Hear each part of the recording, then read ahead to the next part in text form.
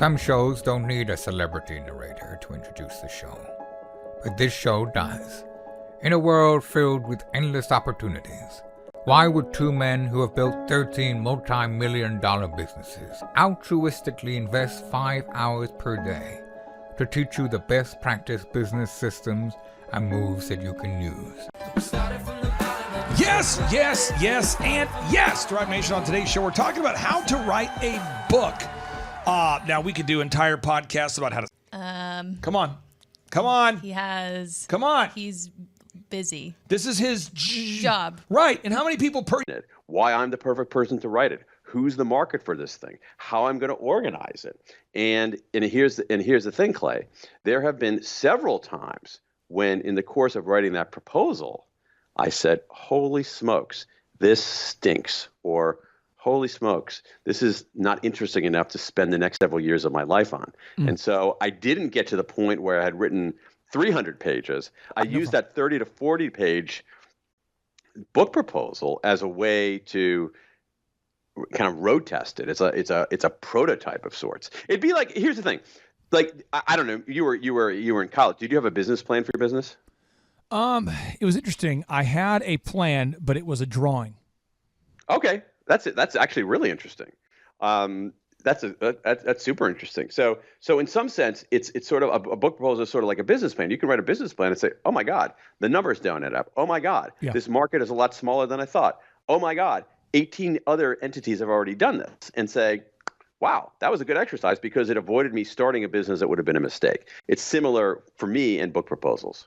Now, what I want to do is I want to take the listeners through sort of a highlight reel. As a DJ, a lot of times you buy a CD, and it's got, like, back in the day, you'd buy a CD and have, like, the best of the Eagles. Sure. You know, like the best of the Doobie Brothers, the best of. Once you got to the part of your career where you were starting to book casino gigs, you know, the Journey is now at a casino of the Doobie Brothers. Once you got to that casino I like Journey, phase, though. I actually am a Journey fan. Okay, so once you get to the casino phase of your career, you realize what we got to do. You're coming to him saying, make a book cover. 2. Right. So he's going to hit you for $5 to 10 grand. Yeah. All right. Now, step number 19, you got to decide on the typesetting style of the book. So I'll put example. Let's do a best of album. I mean, Garth Brooks from Oklahoma here, he's been doing a best of every year at Walmart for, I think, about a decade. Now, so in your book, Drive, I want to go through the best of. This is interesting. It's like a best of with an author who's still putting out current relevant stuff. In your book, Drive, you write, grades become a reward for compliance, but don't have much to do with learning. Meanwhile, students whose grades don't measure up often see themselves as failures and give up trying to learn. I am a person who took algebra 3 times. I took my ACT 3 times. I used to stutter as a kid, and now I've been approached to syndicate our show we've been doing for 6 years. And so I think anybody out there who got beat up in school and started to see themselves as a failure can resonate with and can connect with what you just said. Break down why you wrote that and what that means to you. Yeah, so that book, Drive, is about the science of motivation and what really motivates people. And one of the things that happens, especially in schools, is that well, here's what we know about motivation in general. One of the greatest motivators in that people have, an intrinsic motivator, is knowing why you're doing something and making progress in doing it. And so in our schools, many schools are so incredibly grade conscious that grades are the point of the exercise. Grades ought to be feedback on your performance and some ways that you can get better. And so what happens is that the kids who are, more or less good at school. Here, just so we have a little meat on the bone, okay? Example number 1 would be like Purple Cow. It's a small book. Have you read Purple Cow there, Devin? Yes. Okay, it's a very small book. Which is, a very peculiar ability. Kids who are good at school are just totally compliant. They know what you need to do to get the grade. True. And kids who are less good at school get bad grades and think that they don't have the capacities. They don't have what Carol Dweck, the Stanford psychologist, calls a growth mindset. And so for you in algebra, there is no doubt in my mind, having talked to you for 11 minutes, that you can master that young you could have mastered algebra. I agree. It was just basically you weren't in a setting that was prizing learning. It was prizing performance. And let me actually make a simpler way to describe this. I'll talk about me. All right. I was actually a pretty good student in school, because when I went to school, if you gave the authority figure what he or she wanted on time and neatly, you could do pretty well. And so let me give you an example of French. All right. I took French for 6 years, 4 years in high school, 2 years in college. I got straight A's in French. Wow. Every marking period, I got straight A's in French. But here's the thing, Clay. I can't speak French. Why? Because I was going for the grade, not the learning. I could conjugate verbs. I could get the answers right on vocabulary quizzes. But I was doing the French for the grade. And one of the things that we know about the psychology of motivation is that performance goals, that is getting an A in French, don't always and often do not lead to learning goals, mastering French. So I had a purely performance goal, and that doesn't lead to a learning goal. If I had been smarter and I Okay. Yeah. Small book, great book. Then you have search engine for dummies, search engine optimization for dummies. We interviewed Bruce Clay on our show. That's a big book. People oftentimes wish that I had been. I would have focused on learning French. I would have learned French and probably would have done just fine on the tests. There was a Napoleon Hill quote that set me free. I was probably 19 there, Dan, and it said that failure is a prerequisite to success.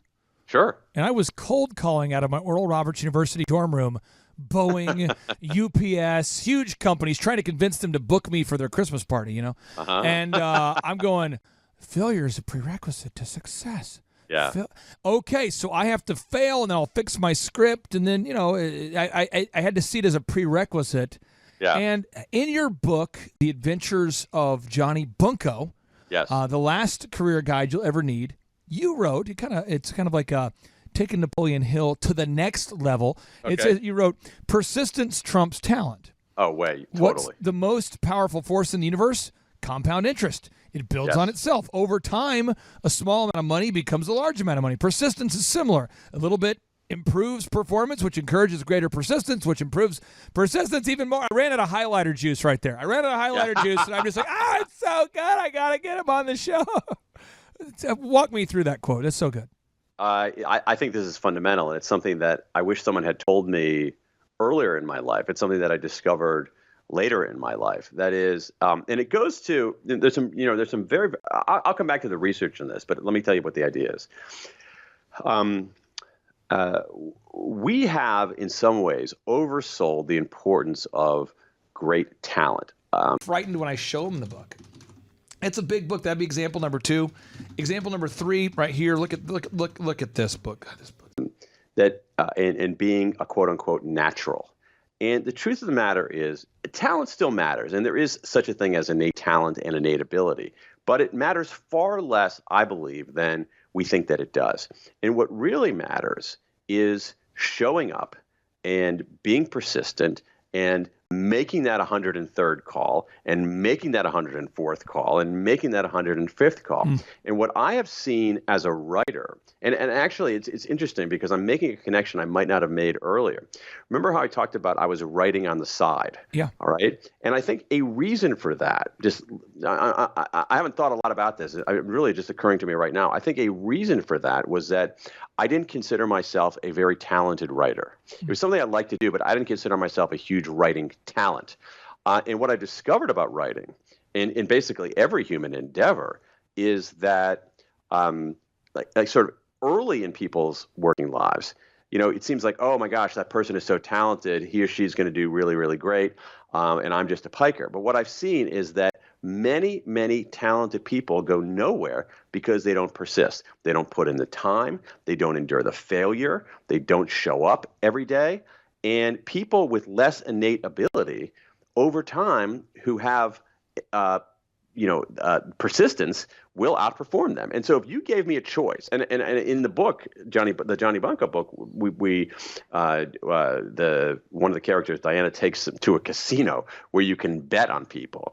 And so you can have, so you take two people. I love this book. I get emotional thinking about this book.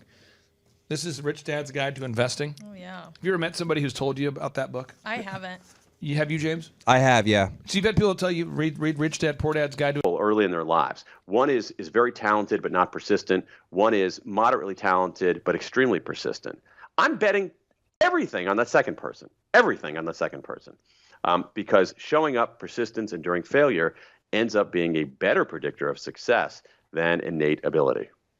You have so many knowledge bombs per capita. When I go through and edit this show, I'm going to have to just marinate on this rotisserie style for several days. I want to ask you this because, Andrew, you know this as you're taking the show notes here. You know I never want to try to one-up a guest. Right. No, but never. Please do. Never would want to do it. But this is what I thought about. I thought, I have 5 kids, and Daniel, I think you have 3, right, Dan? You have 3? Yes, I do. Yes. Okay. But Dan, though, he's written 4 best-selling books, and I have written 0. But I'm due. You know what I mean? I'm due. Totally. I built multiple multi-million-dollar companies, 6. I don't know how many you've built, but you seem to be the wiser man. No matter how many we look, you have these notable quotables that are powerful, and it seems like I'll read a little line, and it's like 3 lines, and it changes my year. So I'm going to read a notable quotable from the book Drive. Okay, talk to me. That changed my year. All right. And so I give you the mega points. You win. Here we go. It says, so get rid of the unnecessary obligations, the time-wasting distractions, and useless burdens that stand in your way. Here's where I was when I read that. What year did that come out? Do you remember what year Drive came out? I think that was 2005. There we go. See, I sold DJ Connection 2000 and like... No, 2008. Investing? Well, not that one, but his other book. You know why no one has told you to read Rich Dad's Guide to Investing? Why is that? I think I sold DJ Connection 2008-9. So it's like right in that window. Yeah. But Okay. I read this and I'm going, I am the head of the Tulsa Bridal Association. It was like a wedding show, organization. I'm going, why? Like, how many leads do I get by networking with other wedding vendors? I mean, honestly, let's look at this. Yeah. And I'm going, I would rather spend the time, there's one meeting a week, the 52 hours a year. I'd rather just buy a billboard or a mailer. Right. Free myself. And there was so many things where I said, why? Why am I going to that networking group? Why? Dan, why do we get all so caught up in these unnecessary obligations? And where do you see most entrepreneurs wasting their time? Well, so some of it is not a complete waste of time. Okay. Because and I'll tell you why. Because we do make mistakes in this realm too, and it's worth trying stuff.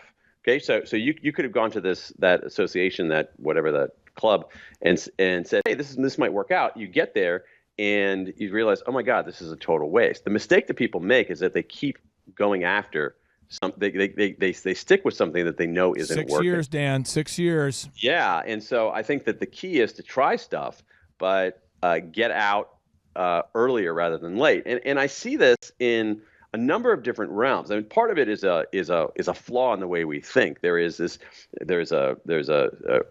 called the sunk cost fallacy, where we feel like if we've invested in something, then so let's say we buy tickets to a basketball game.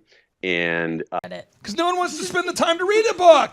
Look what I've done to this book. Yeah. I have the highlights. Look at the cliff notes. How would you just describe this, Devin, to people? It's like there's stapled sticky notes, highlights, check. On the night of the game, it's raining and you feel terrible and don't want to go. You say, well, I need to go because I spent money on the tickets. I spent money on the tickets. But the truth is like whether you go or not, you're still going to have spent money on the tickets. That's a sunk cost fallacy. And so what we do is we deepen our commitment to things that don't really matter. What we need to be doing in many cases, and I see this in many realms of businesses. One boss that I saw, and you're entrepreneurs, and maybe you yourself, Clay, have had this experience. Told me, he says, the biggest mistake I made in managing my business is that I always kept the pitcher in too long. That is, I didn't fire people soon enough. I knew it was a mistake. I knew this pitcher was going to keep getting hit, but I didn't pull the pitcher early enough. And I think that we should have that kind of. It's interesting. We want to be able to experiment and test stuff, but we have to be able to say, you know what? That is a noble failure, and I'm going to chalk it up to experience and information and feedback and move on. That right there is something that somebody needed to hear. If you're headed down the path of certain defeat, there's no need to continue going. Just pivot, make the change. Your book you wrote, so many books, but To Sell is Human. To Sell is Human. In that book you wrote, if the person you're selling to agrees to buy, will his or her life improve? Right. When your interaction is over, will the world be a better place than when you began? If the answer to either of these questions is no, Marks, it's like you can tell it's been read through over and over and over and over and over again. Right. Yeah. It's got some miles on it. Yeah. Right, and it's just what you. and you're doing something wrong. Dan, what do you Totally. mean by this? Well, I mean, here's the thing. I wrote that book To Sell is Human for a couple of reasons. Number one, and one of the big reasons was that I had in writing about business, I had met a lot of people who were in sales, and they were nothing like the stereotype. We have this view of people of sales as like sleazy and dishonest and duplicitous and not that sharp. And in fact, the people I met who were in sales were super sharp. They were very smart. They were very good at what they did. And it got me thinking about how sales has changed over the last several years. Sales used to be a world where the seller always had more information than the buyer. That's a world of buyer beware, right? Why do we have buyer beware? Because sellers had the edge in information. But now there's so much information out there that they're at an even playing field. We're now in a world of seller beware.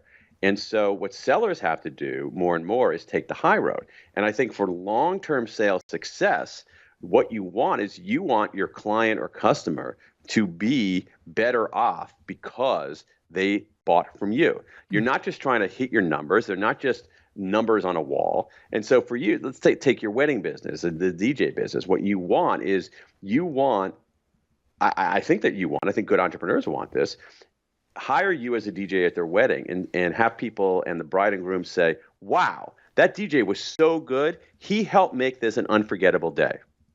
That is definitely what we wanted. I would say that I told everybody, all my DJs, our whole theme was we want to take every event and take it from ordinary. Again, you got a book like Purple Cow that's small, petite, easy to read on a plane. Second, like Search Engine for Dummies. And then you got something the middle length. Okay, this is like a middle length. Ordinary to extraordinary. There you go. Because every wedding is somebody's big day. Absolutely. And I think that having that kind of standard, it's not saying, oh, wow, we got to do 3 more deals this month. What can we hustle up? I think that taking that approach over the long run is better. It's better morally, no question. But I actually think that it's better business.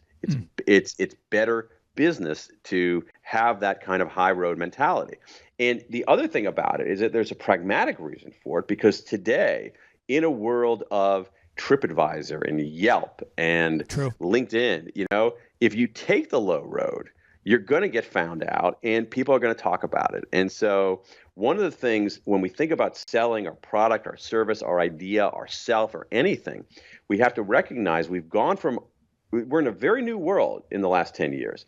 15 years ago, 20 years ago, the seller of anything had versus the buyer. The buyer of anything had less information than the seller, not many choices, and no way to talk back. Today, buyers have lots of information, as much as the sellers, lots of choices, and all kinds of ways to talk back.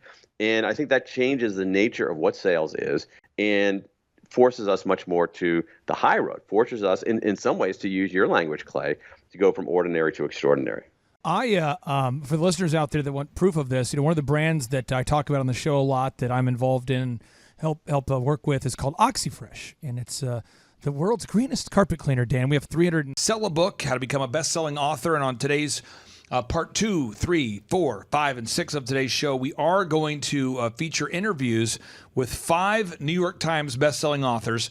And this would be like Rich Dad, Poor Dad, the original version, and that's a small book, Rich Dad, Poor Dad by Robert Kiyosaki. And still people will say to me, Clay, how do you find that? Okay. 96 locations now, franchises all over the country. Okay. And we hit today 147,000 Google reviews. So if somebody types in... Oh, my gosh. Yeah, I think it's the most reviewed company in the world. Seriously. So if you type in carpet cleaning quotes on your computer, Dan, or on any computer out there, we come up top. And wow. I could sit there and say that, but every show's transcribed, every show's downloaded by a lot of people, and people read the reviews. They just do, and it doesn't matter if you're going to have someone come clean your house or come clean your hotel, you're going to read those reviews, and that wasn't a thing back in '99. That wasn't a thing in 2001. And that's why I think that this book that you wrote many years ago, what year did you write To Sell Is Human? 2013. I'm looking this up right now. Yeah. This is incredible. You see that 140? I see, well, two different things. I see 149,139 reviews. So I lied to you by 2,000 short. It grows all the time. We have a haircut chain called Elephant in the Room that I own. It's a men's grooming lounge. And if you type in Tulsa Men's Haircuts, you'll find us. And we have I want to say 30 times more reviews than our nearest competitor, or 20 times. I mean, it just, if you treat people right, people read those reviews. And it's just, Absolutely. Your book is actually becoming, in my opinion, more relevant every year. And in this book, you said, when both parties view their encounter as opportunities to learn, the desire to defeat the other side struggles to find the oxygen it needs. Oh, I'm not into tattoos. I know a lot of millennials are. A lot of listeners are. Would you be opposed to a millennial tattooing an entire arm sleeve? Time to read. It's crazy. It's like the 80s. I tell my wife, I tell my kids, I hope you're seeing a pattern. Don't call me. Why? I'm reading a book. I'll talk to you at the end of the day. No one dies. It's crazy. It's crazy. I don't put with that quote. That's a good quote, Dan. What does that quote mean? Hey, thanks. But here's the thing. One of the things that I think we missed. I think good entrepreneurs know this. I think that a very narrow and kind of twisted view of business views business as zero sum. If I win, you have to lose. And the truth is that most encounters are not zero sum. They're positive sum. And so this is one of the things about negotiation. Whenever I'm in a negotiation, I say, what does the other side want? How can I help the other side win? How can I help the other side get what it wants? And not thinking of it as, oh my God, one of us is going to win and one of us is going to lose. And that's not to say, negotiations of anything can be contentious. Yeah. And it's not like, you don't want to be a pushover. But if you if you realize that there are many creative ways for encounters, and I think inherently in many business encounters, to be positive sum rather than zero sum.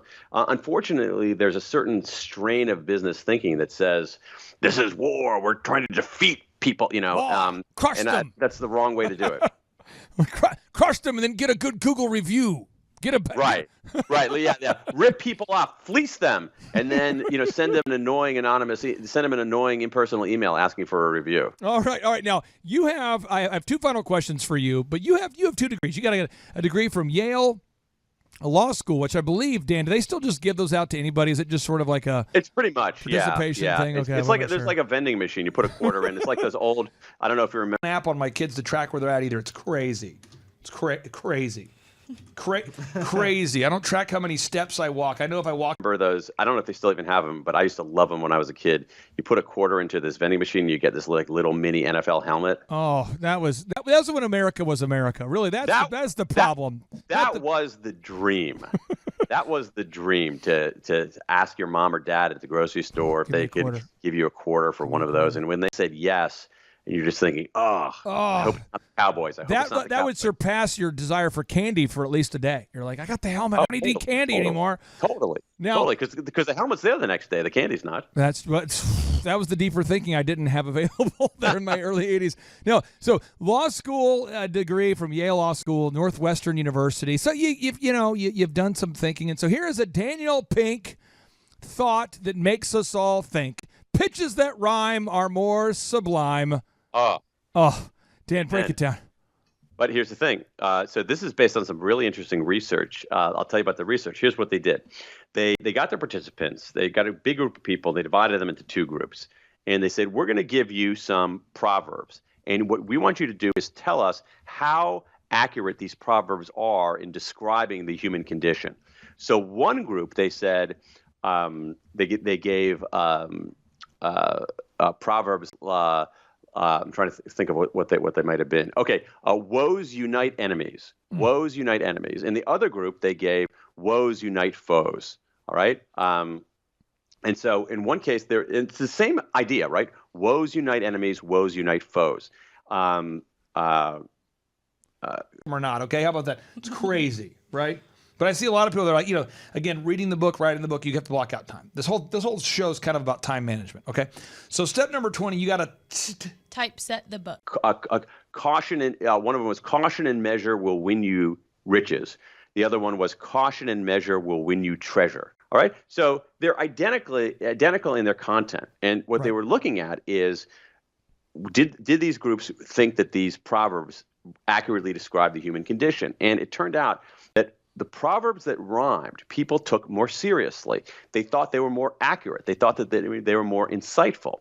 And what's going on here is that rhymes increase what linguists call processing fluency. The message goes down easier.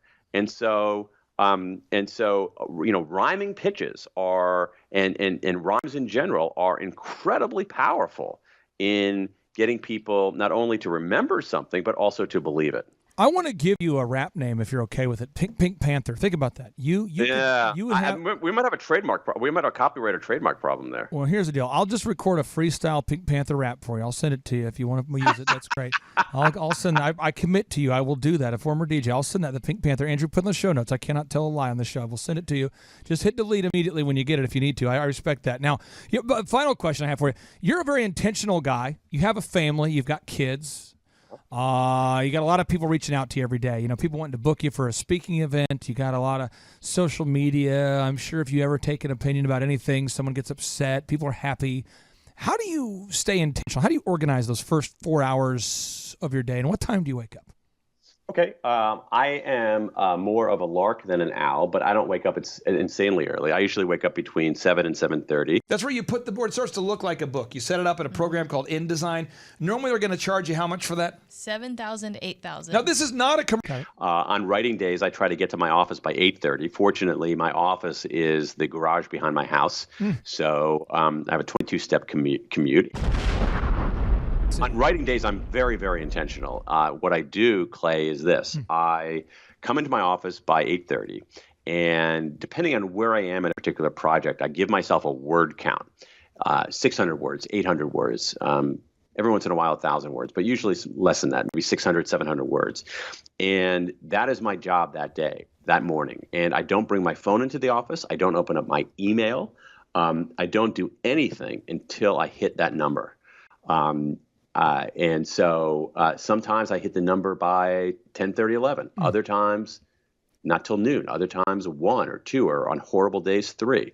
But for me, that's how I maintain the intentionality. On writing days, I have a quota that I have to hit. I treat writing the way I would treat a job like bricklaying. What's my job? I come in and I lay some frickin' bricks. What do I do the next day? I come in and lay some more bricks. What do I do the next day? I come in, fix the bricks that are now out of line, and then lay some more bricks. And to me, that's the discipline it takes to write. And it goes back to our idea of persistence and trumping talent. There are a lot of people who just aren't willing to show up and aren't willing to do the work. And if you show up and do the work in general, you're going to be fine. Asking you to pick your favorite book is, I'm sure, like asking you to pick your favorite child. Right. What is a book, though, one of your books? Commercial for me to sell you the book writing services that I offer. I'm not doing that. You asked me, James, you said, I have somebody I know who wants to know how to write a book. Right. That's what this show is. You've created this problem. Thank you. But it's not the thing where, like, You'd say, if all the listeners out there, a lot of entrepreneurs are saying, you know what? I've heard a lot about this guy. I like today's interview. I'd like to check out one of his books. I'm just a click away on Amazon. What's the book you'd say? That's a good entry into the Dan Pink experience. Yeah, that sounds like an amusement park or like a Disney ride. The Dan Pink experience. I don't know, actually. I think the latest one, a book called When, about the science of timing, is pretty fresh. Okay. It's really, it's just out in paperback, and I think that a lot of the ideas in there are really, really fresh. It's stuff and research that a lot of people don't know about, and there's all kinds of tools and tips and takeaways in there for business people. Dan, I appreciate you more than you know for coming on here. I know you're rebounding from a cold.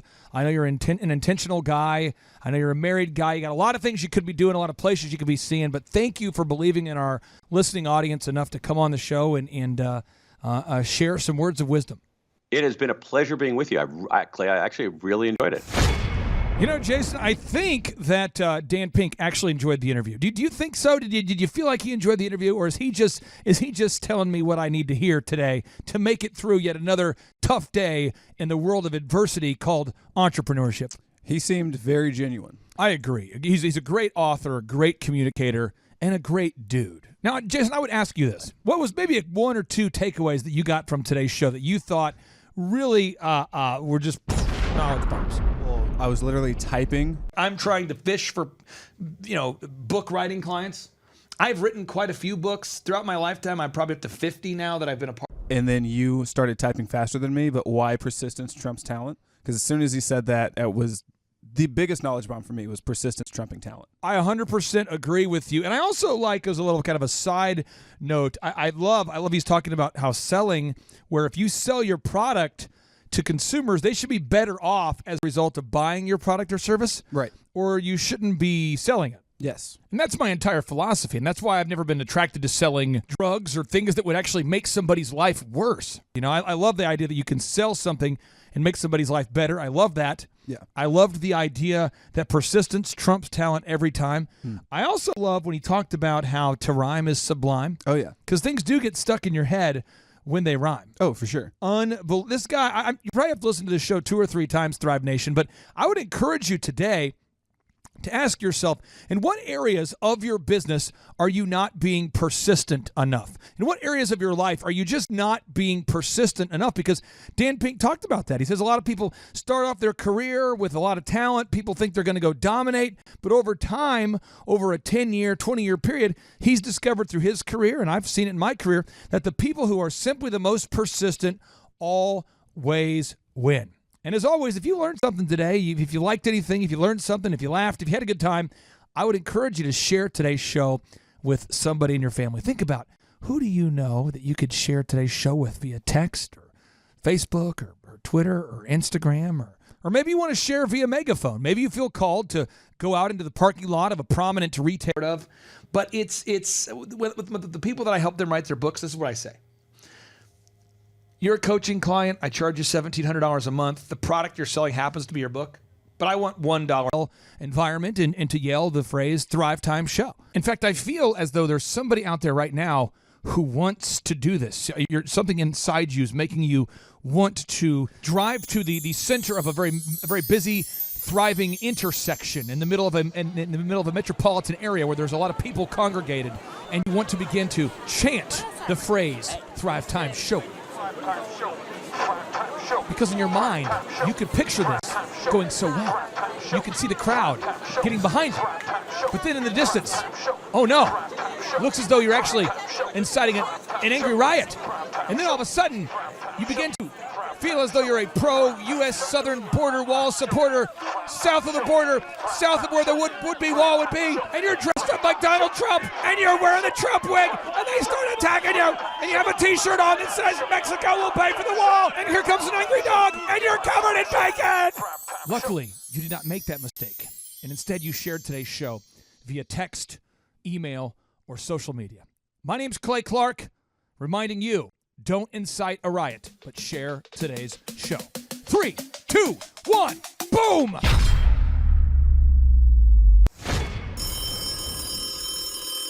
John Maxwell's office. Hello. Help you, I must. Yeah, this is Clay Clark. I'm trying to reach John Maxwell. Yoda. You seek leadership, Yoda. I guess you could call him that. I mean, he has sold 20 million books, and he's been the speaker of choice for the NFL, Keller Williams, Delta Airlines, per book. And every time you sell a book, I want to make $1. And I'll typeset it, I'll do the cover, I'll do it all for you. And you know how often that's turned out to pretty much everybody? Is he available? In due time, take you to him I will. But first, we must eat. This is a live call-in podcast kind of a deal. I don't know that it's going to go over super well, with all of our hundreds of thousands of listeners listening to you and I eat. No. Impatient you are. Please, I promise, if this goes well, you and I are going to get together in the future, and we can levitate rocks together. It's going to be awesome. Patience you must have, my young Padawan. Transfer you now, I will. Some shows don't need a celebrity narrator to introduce the show, but this show does. 2 men, 8 kids, co-created by 2 different women, 13 multi-million-dollar businesses. Ladies and gentlemen, welcome to the Thrivetime Show. 3, 2, 1, here we go!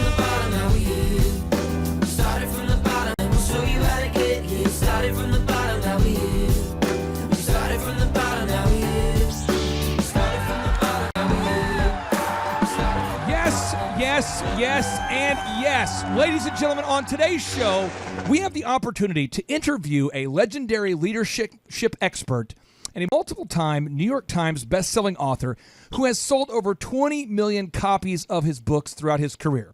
Throughout John Maxwell's career, he has served as a senior pastor of multiple churches, and he's been the keynote speaker of choice for the United States Military Academy at West Point, the National Football League.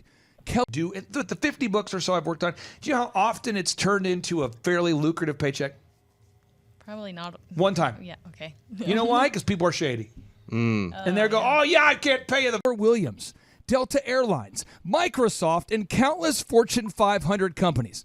I first read John's book, The 21 Irrefutable Laws of Leadership, on a 7-day Caribbean cruise in 2003 when my multi-million-dollar company, DJ Connection, was imploding as a result of great marketing and great sales and poor leadership and management skills. John, your book sincerely changed my life. Ladies and gentlemen, let's welcome Mr. John Maxwell onto the show. How are you, sir? Oh, I'm excited to be with you, Clay. My gosh, I mean, with that intro, why wouldn't I be excited? I think everybody's excited. So good to have some time with you and your listeners, that's for sure. John, I remember being on the cruise ship. It was a Princess Cruise Line. I'm reading through the book, and as I'm flipping through the pages, I'm going, oh no, everything that he's telling people to do, I'm not doing. And so I'd like to start with the law of the lid. That was the one that I read, and I go, uh-oh. Can you please explain to the listeners what the law of the lid is all about? Yeah, I sure can, Clay. It's life-changing. The law of the lid basically says how well you lead determines how well you succeed. And to illustrate it the best way I can is if from a 1 to a 10, I'm an average leader, I'm a 5, well, then that 5 represents my lid. And what that means is my organization is going to be a 4, a 3, a 2, or 1. It's impossible for my organization to rise above that lid. So whatever I am as a leader is going to contain what I'm leading. And as well as 3 ongoing Thrivetime show consulting clients that we have worked with or that we worked with for $1 per book because we're starting to sell 100,000 copies, and I want to see if I can just buy out the agreement. Wow. Sure. After I spent a year of my... but if that's discouraging to a person, the encouraging part is that you can learn to lead. You can learn to grow as a leader. You can be better. So you can go from, if you're average, you can go from a 5 to 6 to 7 to 8. And every time I raise my lid, I raise the potential of my organization also. And that law has... clear back when I was 25, I became convinced that everything rises and falls on leadership. That if leadership's good, good things happen. If leadership's bad things happen. And so that law has been kind of my life stance in leadership for a lot of years. I just know it's to be a true law. And so I love leadership, and I love helping people learn to lead. And what I really help doing is lifting the lid for people and helping them go higher. So hopefully after you read the book on the cruise, you got the lid lifted a little bit, buddy. Well, I highlighted pretty much every part of every page in the book. And I got back to Tulsa, and I thought, I've got a lot of work to do. And one of the things I did is I did a deep dive into you because the laws you were teaching were really, really powerful. But I thought, but who is John Maxwell? I think a lot of people know your name, but they don't know your background. And I certainly didn't at the time. Could you share with the listeners a little bit about your background before becoming the best-selling author and leadership expert that people now know you as today? What were you doing before that? Well, I was a pastor. I'm a theologue, and So again, I do that deal. I don't know why I do that deal. I do that deal. I think I do the deal because I hope that humanity changes. I know it won't. It's probably for the same reason that someone's out there trying to stop poverty right now. And grew up in a leadership home, but grew up in a home where my father was a pastor. And so when I graduated from college, I went to my first little church in Hillham, Indiana, and had 3 people the first Sunday, and 2 of them were my wife, Margaret, and me, and away we go. Nice. Of course, I didn't know anything about leadership. And but I realized very quickly if I was going to grow that church, I was going to have to know a lot about leadership. And so I began to be consumed by it and read it and study it and practice it. And the more that I did dive into leadership, the more I realized that that was essential. So by the time I was 29, I had the 10th largest church in America, and people were coming to me and asking me how I did it. And really, I did it by leadership principles. And by the way, everything I know, Clay, about leadership, everything is out of the Bible. Everything. In fact, when I'm in a secular conference and I'm doing some interactive Q&A, whatever, and sometimes, once in a while, not often, my faith will come up or whatever, and I'll just basically tell them, everything I know about leadership I learned from the Bible, and I'll see this kind of disappointment look on their face, and then I'll say, no, let me explain something to you. Everything you know about leadership came out of the Bible too. And it's a huge exercise. I'll say, okay, give me your greatest leadership thought, and I'll give you a biblical principle right off of it. And it's, oh my gosh, it's like magic, because all of a sudden now, or someone's out there trying to stop illiteracy. There's probably someone right now who's going, that's what I'm doing. There's someone there right now. They're saying, wow, you mean this has biblical roots? Yes, it does. Yes, it does. So I was a pastor, and I started writing books to help pastors learn how to lead, because I had 3 degrees and never had a leadership course in any of my 3 studies or degrees. And so I thought, I've got to somebody's got to teach these leaders how to lead, these pastors. And so I started writing books for them. And I was with my publisher, and we were having a publishers meeting in 1995, and my books were really doing well. And so they had done some research on it. They came and they said something that shocked me. They said, 2/3 of your book are not bought by the Christian community at all. They're bought in secular bookstores by the business community. Literally at that moment, I knew I needed to make a leader shift. I needed to go over there, because I have a heart for sharing my faith in evangelism. And I thought, wow, this will give me an opportunity to have an audience that very few people in my area get. And so I made plans, and I had a large church in San Diego. So it took a couple of years for me to put that church where it needed to be so I could make that change. But then I crossed over into the secular world, and that's where I've spent, the last 20 plus years. I've been just trying to be salt and light over there. I would like to get into your new book that you are releasing here. I'm super excited about it. I'm excited to read the book, to dive into the book. I had an advanced copy, so I was able to. now who's like, I'm trying to stop poverty. I'm trying to stop racism within the black community. I'm trying to stop racism in the white community. I'm trying to stop racism in the Latino community. I'm really take some notes and put some questions together. But I promised Pastor Randy Frazee and Pastor Brady Boyd I would tell you hello. I interviewed them yesterday, and they said, you got to tell them hello. So hopefully you know those guys. Hopefully they're not randos. I'm just not making up names here. No, both those boys they're the real deal. And I'll bet you had a great time with them, didn't you? I did. But here's the deal.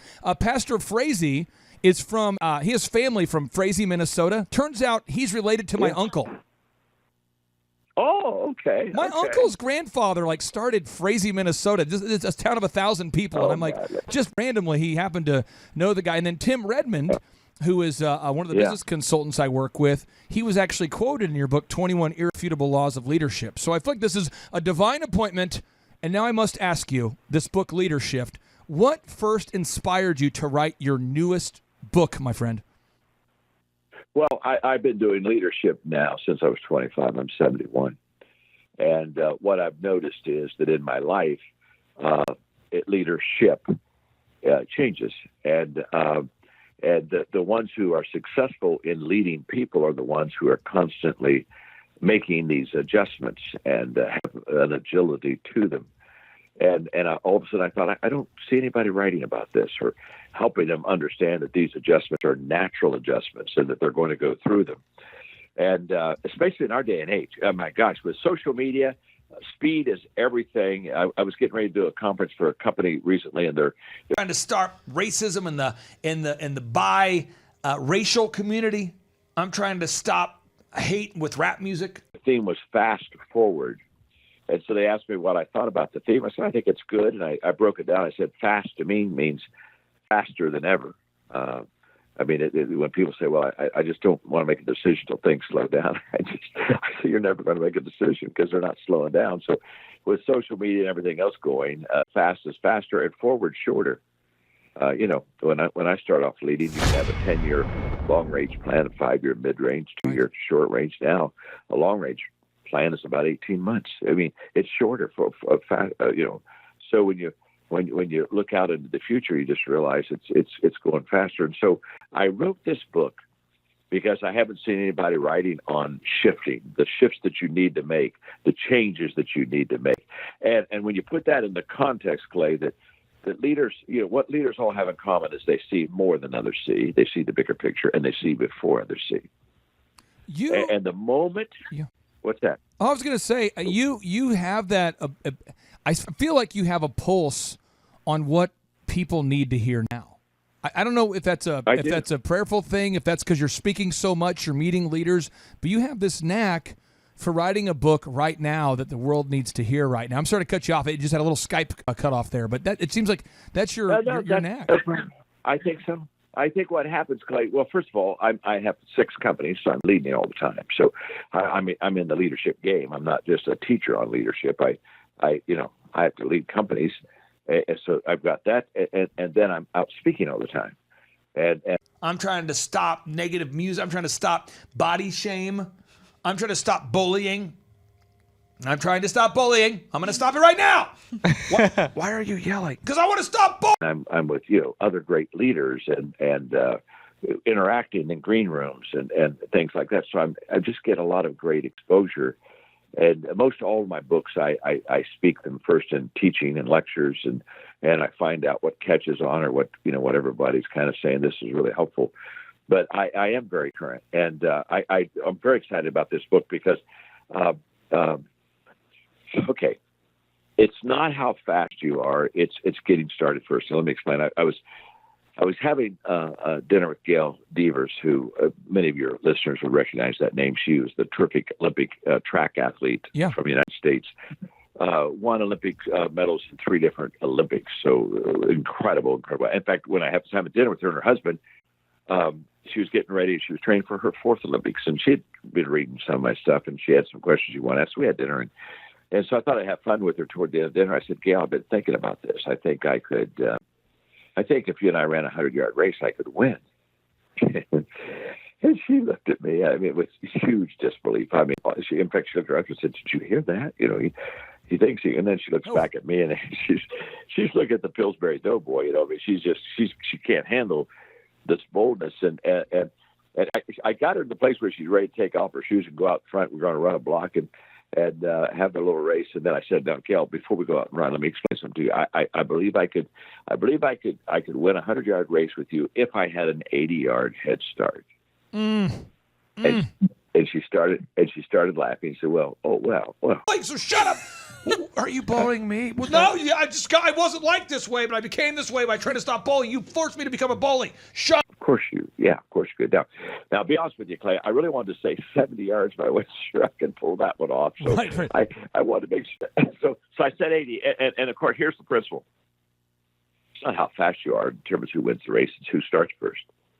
And excuse me for a moment. And so leader shifting, it's all about starting first. If you see more than others see and you see before others see, then what you need is you need to start. You need to start shifting. You need to start moving in that direction. You need to be fluid. And so in the book Leadership, I talk about 11 of those shifts that I have made in my years of leadership. And those aren't the only 11. There are probably 30 or 40. But I'm telling my journey, and the 11 that I went through, I know this. Anybody wants to lead well, they're going to have to go through those same shifts in their life. So I just had a blast laying it out and kind of basically just talking out of my experience of what I've learned and how a person could really kind of be adjustable and agile and move quick and take advantage of this day that we live in. John, did Gail Devers still have these super long fingernails? Yes, she did. Okay, Yes, curious. she I'm did. just curious. I wanted to know. That's something I've always wondered. So I'm just curious if she decided to. She still has long fingernails even post track career. Yeah, not for me. I mean, she didn't change it for me, that's for sure. Well, I didn't know because I mean she's super fast. I didn't know if it would mess with her aerodynamicness with the long fingernails if she'd ever I have no change them. idea. Okay, now I have no idea. Your book. I just know that I can win a race with her if I have an 80-yard head start. That's what I know. Well, you Stop bullying. Right? You see that? Yeah. People that have signs that say stop hate yelling at people. Oh my goodness. Wilder hate Yeah, yelling it's at horrible. Be tolerant. That's why only people that hate America can live in this neighborhood. as a writer, what makes your book so fun to read is you put stories in there, you put quotes in there, and there's a ton of research. You put the stories, you put the quotes, you put the research, and then there's actionable items. There's things you can do. You're not sitting around going, well, this is fascinating. What do I do? It's very specific. What did your process look like for writing this book, The Leader Shift? Well, the process was very simple. I just went back in. I went into myself, first of all, and said, okay, what shifts did I make? And I started writing them down. And then I always stay inside long enough to say, now what personal illustrations do I have? And then what I always do is I start talking to my leadership friends. And I start talking to them about my idea and asking them what they think and bouncing off of them.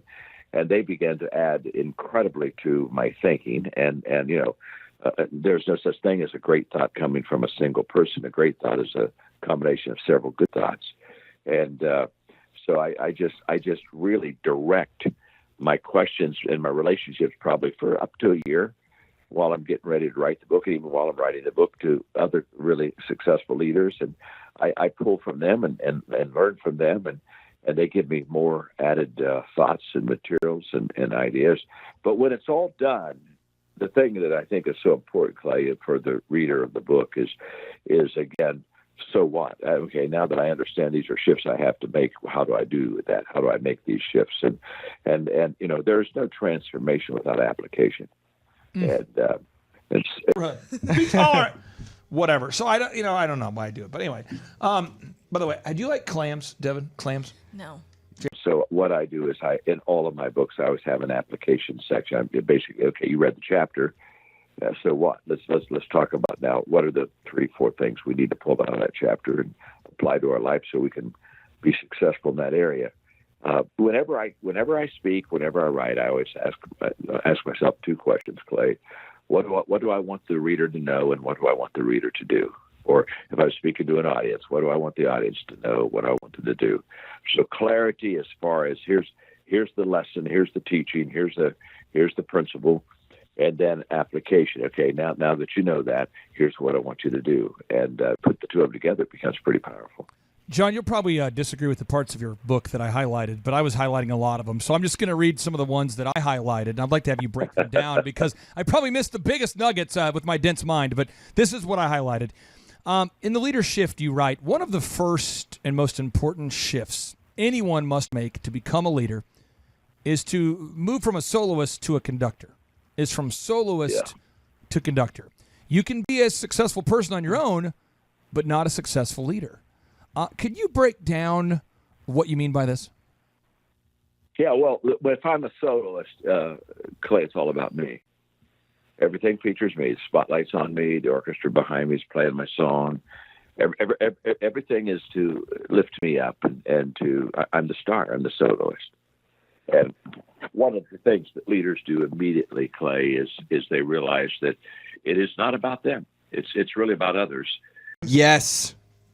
My daughter asked me the other day, Havana said, Dad, why do you like clams? I said, I've never had that thought. But I think now I like them because most people don't. I think that's what it is. If I And so a lot of people never make that shift because they want it to be about them. And so I think almost the first shift every leader has to face is, do I want it to be about me, or do I want it to be about others? If I want it to be about me, if I lead, it'll be a very small group. If I want it to be about others, then wow, it could become huge.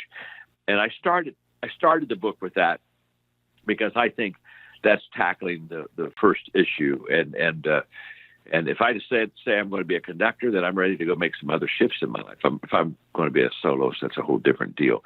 I love the statement that I use in my Laws of Teamwork book that says, one is too small of a number to achieve greatness. And it really is. And if you're going to climb Mount Everest, you're going to have people around you. You got to have a team. If you're just going to take a hill out back behind your backyard, you can probably put on your tennis shoes and climb the hill by yourself. But the big stuff, you can't go by yourself. And so the shift has to be made sometime.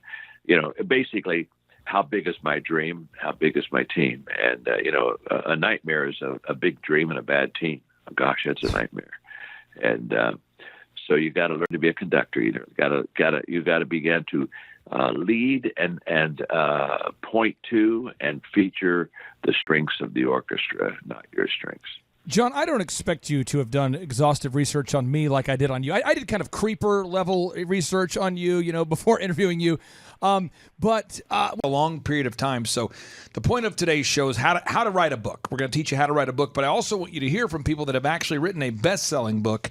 And if you write a book, it turns out you have to sell a book if you want to think about it. I think I'm just a counterintuitive dude.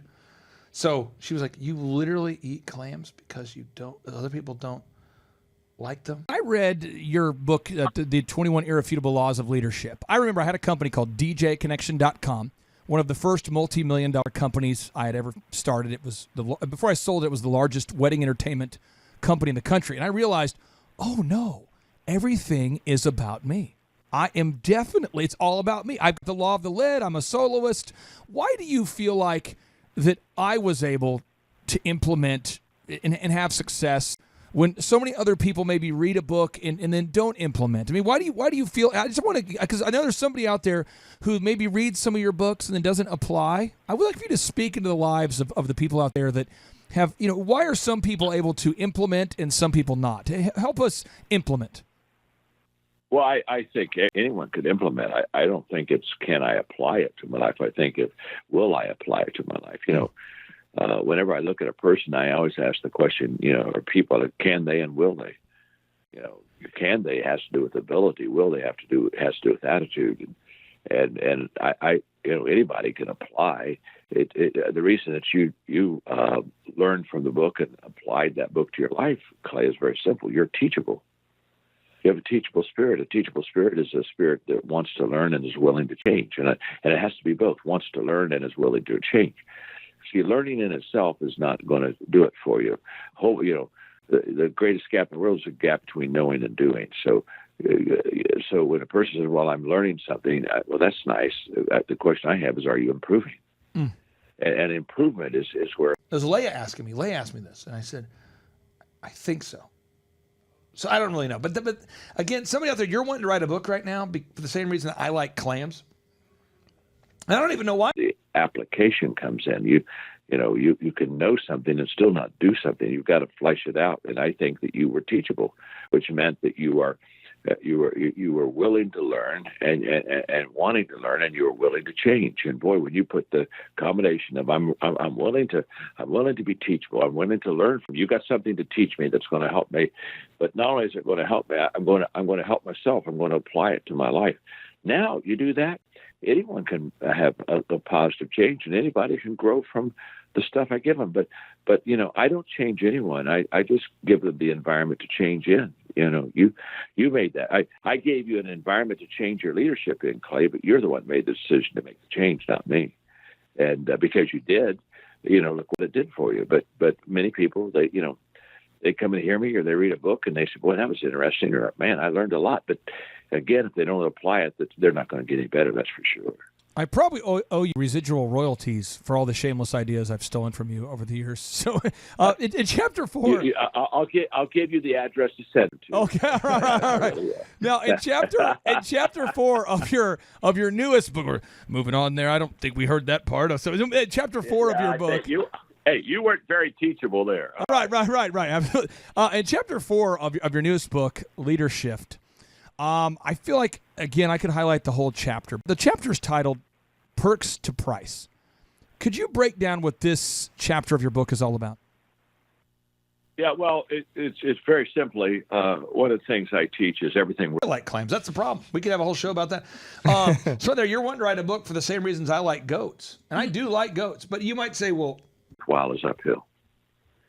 And it's a phenomenal principle. And in fact, when I teach it to an audience, I just raise one of my arms and as uphill, and I just hold it for a while and say everything that you need to know about success in life is visually right before you right now. And so they're just looking at my arm raised in the air, and I let it sink in visually, and I say, now everything worthwhile, it's uphill.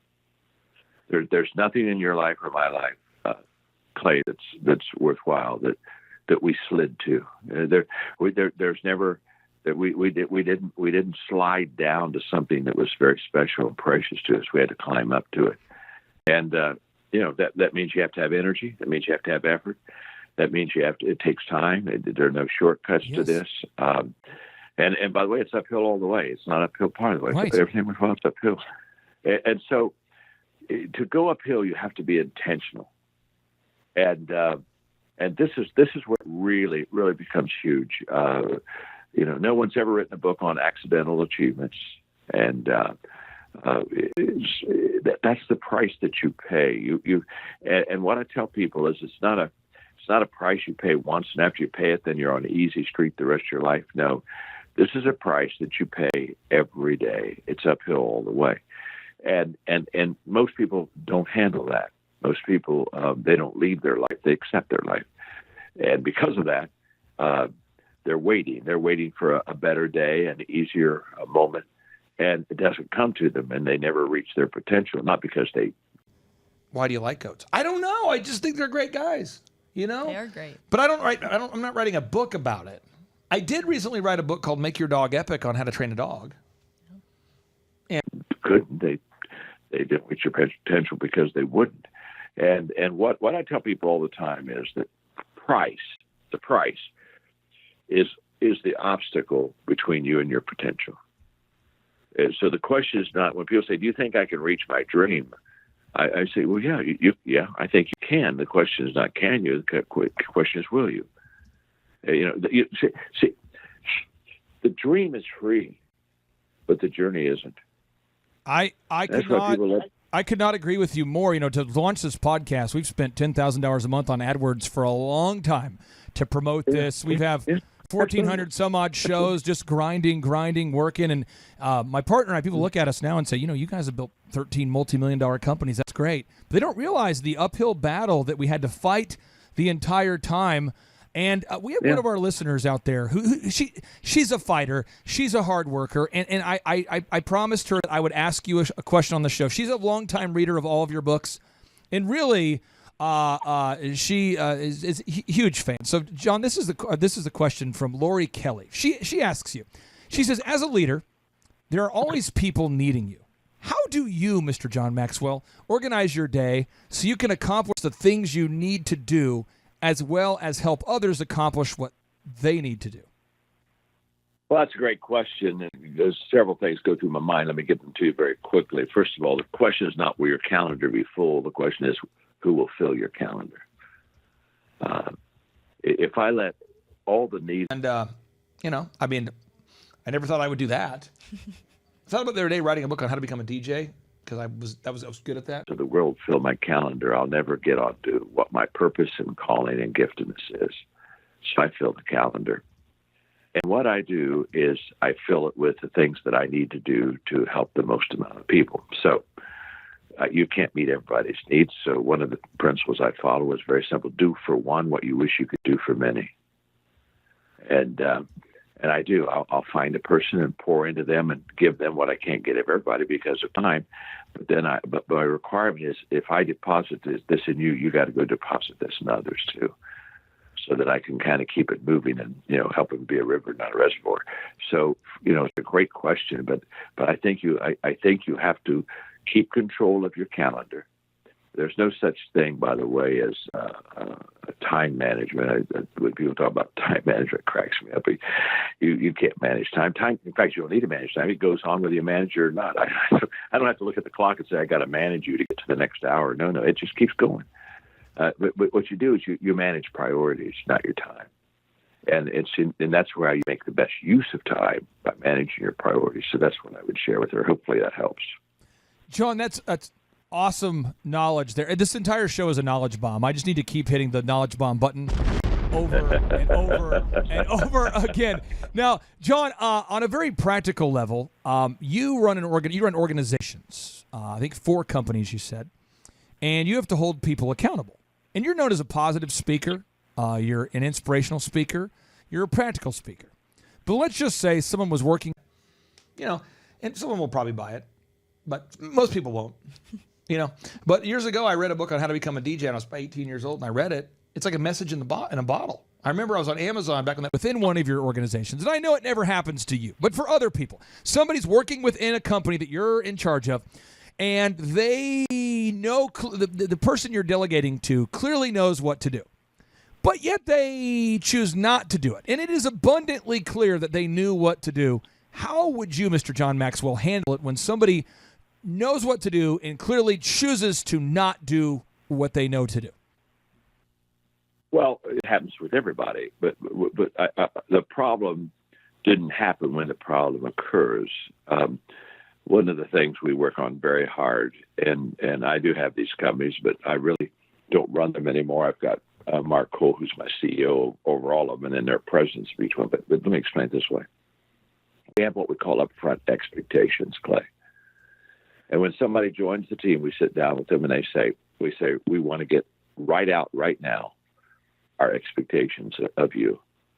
And so there are not a lot of them, about 6 of them, that we say, you have to understand that this is upfront. And you don't have to buy into it. We don't have to have you on the team. So this is the way it's going to work. And these are the upfront. And one of the upfront expectations is we will have tough conversations. And we let them know right in the very first moment before they ever sign on, join the team, that we'll have tough conversations. And whenever somebody doesn't perform like they need to perform, we won't wait for performance review. We'll sit down right then and say, hey, this is not acceptable. Remember, we said we're going to have tough conversations. This is one of them. And it could get a lot tougher unless you kind of make some changes here in your life. First came out, and I bought this book called How to Become a DJ. And I read it, and it was written by a best-selling DJ, not a best-selling author. And what I found out is if you have upfront expectations, it's huge. Max Dupree said, the first responsibility of a leader is to define reality. And I think upfront expectations does that for them. Hopefully it does. That's how we do it.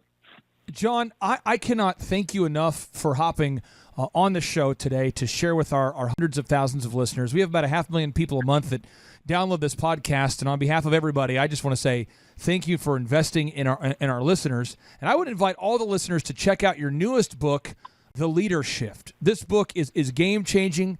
John, thank you for sending me an advanced copy of the book. And I hopefully this podcast did not fail to meet your expectations, my friend. I loved it. I love being with you, and let's do it again, okay? I tell you what, I will circle back to you.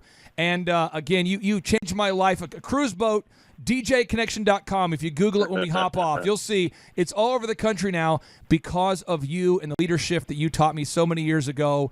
And I hope you have a blessed day, my friend. Yeah, well, let's keep in touch, okay? All right, you take care. Blessings. Bye-bye. Bye. Thrive Nation, after 15 years of chasing the leadership Yoda around, there it is. John Maxwell on the Thrivetime show, and that deserves a boom. So here we go. Without any further ado, 3, 2, 1, boom. What if one awkward... A best-selling, she was a heavily booked up, she owned a DJ company in New York City. And I thought, whew, this lady's teaching you how to do the electric slide in a book. Whew, to the right, to the right, to the left.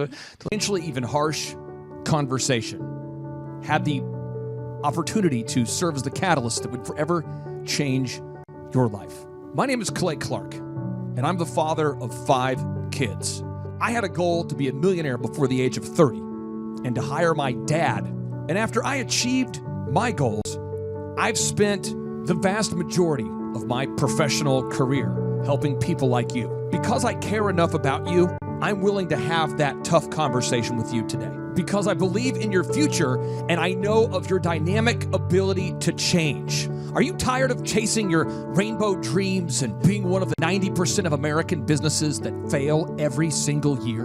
Are you tired of feeling stuck and being one of the 70% of Americans that hates their jobs? Are you looking to build a real business that will realistically create both time and financial freedom for you and your real family while you're still on earth and healthy enough to enjoy it? Are you done with the pyramid schemes, the get-rich-quick hype programs, the no-money-down real estate scams, and those quasi-religious, feelings-focused motivational seminars? Are you looking for the practical and actionable business systems and processes and the strategies that both Dr. Zellner and I have used to build 13 multi-million-dollar real businesses? My friend, these are real companies. We're talking about a real multi-million-dollar optometry clinic, a real multi-million-dollar wedding photography service, a real multi-million-dollar durable medical equipment company, a real multi-million-dollar men's grooming franchise, a real multi-million-dollar marketing company. Half the back, half step forward, half step back, around. It was like, wow, this is incredible. She's teaching the cha-cha slide in the book. She's teaching a real multi-million-dollar auto auction, a bank, a top 10 iTunes podcast in the category of business, and an Amazon best-selling book. So are we lucky? Do we just know how to pick the right industry, or do we know the proven path? My friend, why do 90% of businesses fail, yet all of our businesses don't? What if you knew the proven systems too? Would you too earn financial freedom? But will the system work for you? Well, I don't know. Call Rachel and Tyler Hastings with the Delricht Clinical Research in New Orleans. These folks have implemented our systems over the past 22 months, and they are now making an incredible monthly profit with Delricht Clinical Research of over $100,000 per month. Will the system work for you? I don't know. Call Thomas Crossan with Full Package Media in Dallas, Texas, and ask him what it feels like to go from being a startup to grossing over $100,000 per month with his real estate photography business within 26 months of joining our program and implementing the proven business strategies. But will the system work for you? I don't know. Call Rachel and Ryan with Tip Top Canine and ask them what it's like to grow their dog training business from just one location to over 8 locations within just 24 months, implementing our proven business coaching system. But will the system work for you? I don't know. Call Aaron Antis with Shaw Homes and ask him what it feels like to be Oklahoma's largest home builder and what it feels like to increase the amount of inbound leads that he receives by over 300% within just 18 months.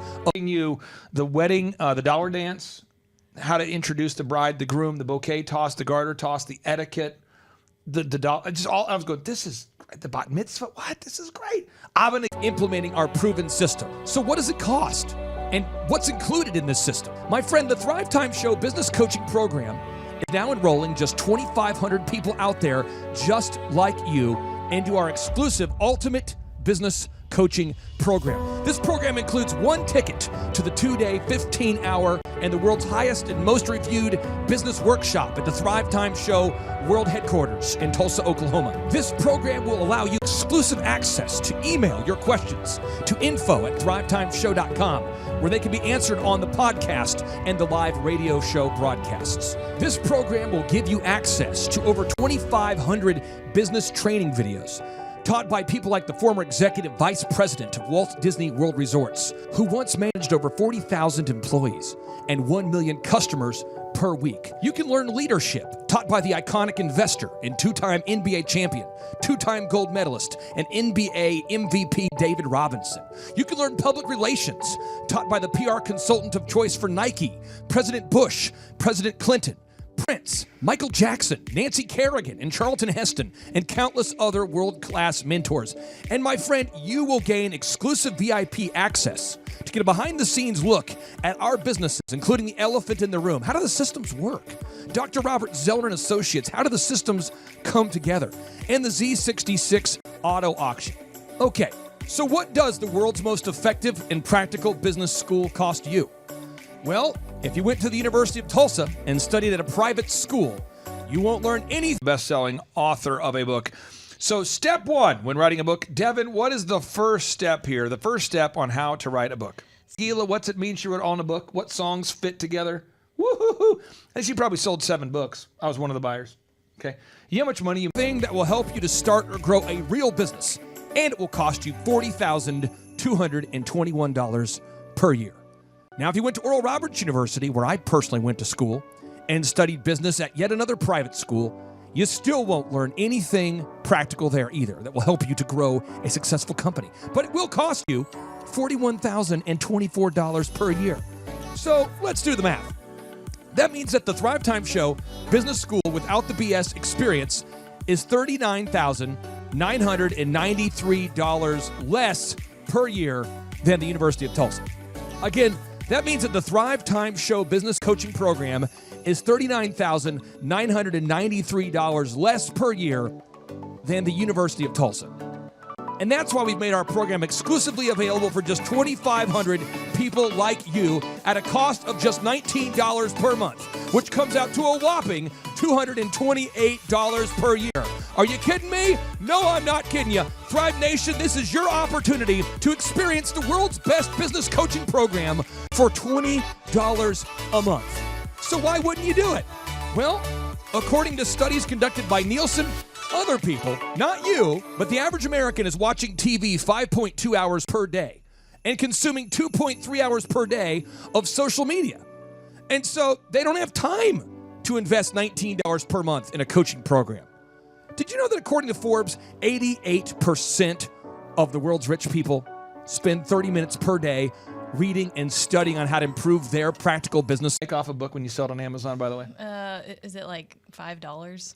About 2.5, and usually but you usually make less than Amazon makes. Wow. So you as an author usually keep 1/3 of what Amazon makes. Skills. My friends, I'm a father of 5 kids, and I know that my kids get to enjoy the fruits of my financial freedom, not because I'm a genius, but because I know the proven systems. I took the ACT 3 times. I had to take algebra 3 times just to pass. I got kicked out of college. Trust me, if I can do it, you can too. My friend, you have nothing to lose. But you will lose by default if you do nothing. So are you going to act and take advantage of this exclusive offer before all 2,500 spots are taken? Or are you just going to become yet another sad example of the 90% of American businesses that fail and the 70% of Americans, according to Gallup, that hate their jobs? Reserve your spot and enroll in the world's best business school today at thrivetimeshow.com. It's just $19 a month. Reserve your spot and enroll in the world's best business school today at thrivetimeshow.com. My friend, it's just $19 per month, and there's only 2,500 spots available. Do not miss out on this exclusive opportunity. Well, Thrive Nation, we have an opportunity all the time. We have so many wonderful people that go to thrivetimeshow.com, and they reach out to us to schedule a 13-point assessment. We also have a lot of people that go to thrivetimeshow.com, and they schedule a free 13-point assessment, and they're not a good fit. Because I only work with diligent doers. I only work with people that are willing to actually implement the proven systems that Dr. Zellner and I both teach and implement in our own companies. So people say, I do want to grow my business 7 times faster. I do want to reduce my working hours. I do want to increase my time freedom and my profits. I think we're all in agreement that that's a good thing. However, we can only help people. And for added fun, talk to JT Lawson in our office. Because if you go to jtlawson.com and you buy his book off his website, that are willing to put the work in. And on today's show, we're joined by a man by the name of Ronnie Morales. His company is moralesbrothers.net. I hold him in high regard because he and his family-owned business, they actually are growing. I would call it dramatically. When you look at this, Inc. magazine right now shows that 96% of businesses fail. Inc. magazine says 96% of businesses fail. That's not good. Whereas this guy's business isn't growing by 10%, it isn't growing by 20%. It is growing dramatically.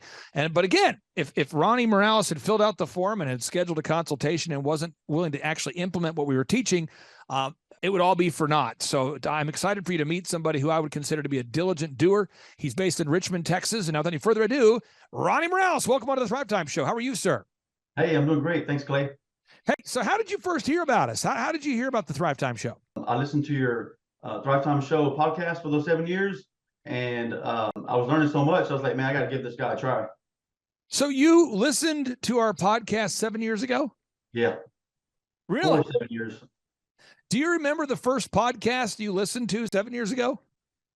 I don't remember. I listened to so many of them. Okay. I listened to, more than once.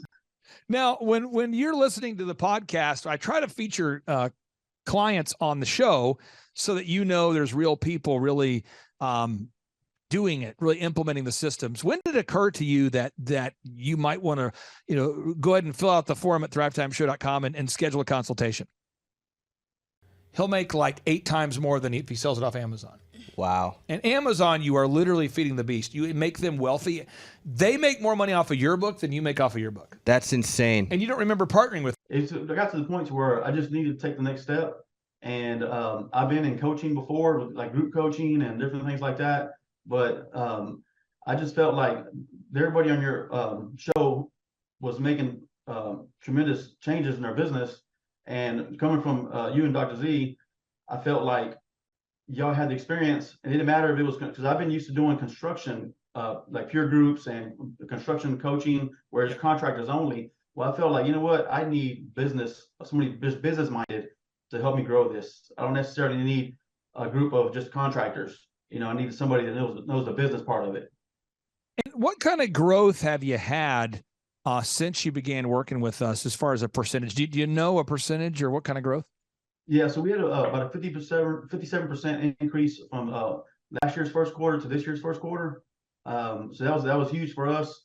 And personal growth too. I honestly, just as a business leader and team member here in my company, I've grown a lot to be a better leader, learn how to delegate better, learn how to get these 15-minute huddles started every morning.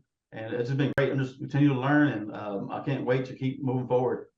Well, people always ask me, they say, what's the most important part of business consulting? And that would be, to me, like asking a baker, what's the most important ingredient in a cookie? I mean, is it the flour? Is it the sugar? Is it the eggs? I would say if you take out any one of those core ingredients, you're going to have a weird tasting cookie. So in our business consulting, we focus on marketing, branding, sales, hiring, leadership. Do you? Okay. So now we move on to step 23. You got to write the what, Devin? Front jacket cover. Come on now. Now, again, step 21, just to recap, that was where you management, accounting, all of those things. So let's kind of go through the process from just a branding perspective and a marketing perspective. How has the business consulting impacted your company? It's been great. The branding, the marketing. I mean, people around town are telling us, "Hey, I've seen your trucks here and there. I see you all over the place." When people are searching Google or whatever it is, they're finding our videos and they're reaching out to us. I think one of the biggest parts with business coaching for me has been the accountability. Like just having somebody to tell me, like, "Hey, get this, and this done, and have it done by this day," and we move on to the next step. So it's been great. Now we have a weekly meeting. The purpose of a weekly meeting is so that you have a week to get your homework done. We have a week to do our homework. I mean, we do photography, videography, web development, search engine optimization, and you and I meet on Saturdays at 6:30 a.m. I find a lot of my clients like to meet in the mornings. How important is it to have that weekly meeting? Because I'm 42, but when I was 21, I was hiring business consulting programs that would do quarterly meetings or oftentimes even monthly meetings. And I found that nothing got done. How important is it for you to have a weekly meeting? I think it's very important as a business owner to have that weekly accountability to make sure you're staying on schedule. Because as a business owner, you wear so many hats. It makes it difficult to get the important things done that you need to get done, but that you want to put on the back burner. But when you have somebody to be accountable to, and it's a weekly thing, and they're steadily putting in your ear, like, you got to get these things done. Get the reviews. Get the video testimonials. Edit book to be better. Step 20 was? 20. Typeset the book. Let's go back. Step 20, you typeset the book. Yep. How much should it cost? $7,000 to $8,000. Step 21, Juan. Edit book to. It just makes it to where, you have an assignment and they just get it done. Now, at the business conferences, we walk people through the entire system. This is the system we teach from. This is from my newest book called A Millionaire's Guide to Becoming Sustainably Rich, which everyone can download for free right now at thrivetimeshow.com/millionaire. You and I, we track the numbers every week. So box number 1, we establish those revenue goals. We do that. We know the break-even numbers. We know how many hours you're willing to work. This is crazy. You're married. Your wife loves you. You love your wife. I'm not ever advocating during our coaching meetings, like, forsake your family and grow your company. Can you talk about that, how important it is to work with maybe a coach that understands that you want to have a healthy family and a healthy company? Oh, I think it's very important. Like yesterday, I had a good dinner with my wife, and we had a good evening with live music and really enjoyed each other's company. I took my kids camping twice this month already for 4 days, and we're enjoying the summer. But I think it's very important that as a business owner, as you put the hours in, put the hard work in, that you also take the time to spend with friends and family. I mean, it's important, you know, rising up early to get in my meditation time is very important to me too. So I think just, again, having somebody that knows the value of these things is important. Yeah, as we go through, I mean, you are knocking it out with the marketing and the branding and all the things we have to do to optimize your website and make the ads work. We've determined your unique value proposition. We've improved the branding. We have a three-legged marketing stool. We know how to generate leads online and offline and referrals. The sales process, and I'm not picking on you, but I mean this. Be better. Step 22. Go to sleep and wait a week. Step 23. Right front jacket cover. Step 24. Right back jacket cover. You got to do this. You're like a super humble guy. So I feel like that the sales process was something that once you learned the proven process, you kind of took to it right away. But I think a lot of contractors don't want to come across as too aggressive or too passive or too whatever. And I feel like the sales process of your team really doing a good job of calling all the leads, and the calls are recorded for quality assurance. I feel like that's been a big needle mover for you. Maybe I'm wrong. I'd love to get your thoughts on that. Yeah, no, it's been great. I had my own way before I joined your team.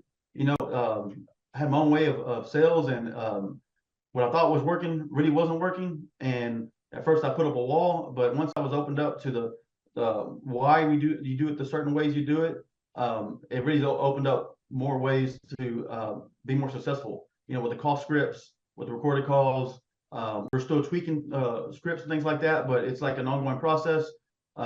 But it's been great, and I think that it has helped us a lot. We call our leads back right away, within hours, a few hours, most of the time, and it's just important. And we've gotten a lot of leads, and where I needed to hire my first sales employee.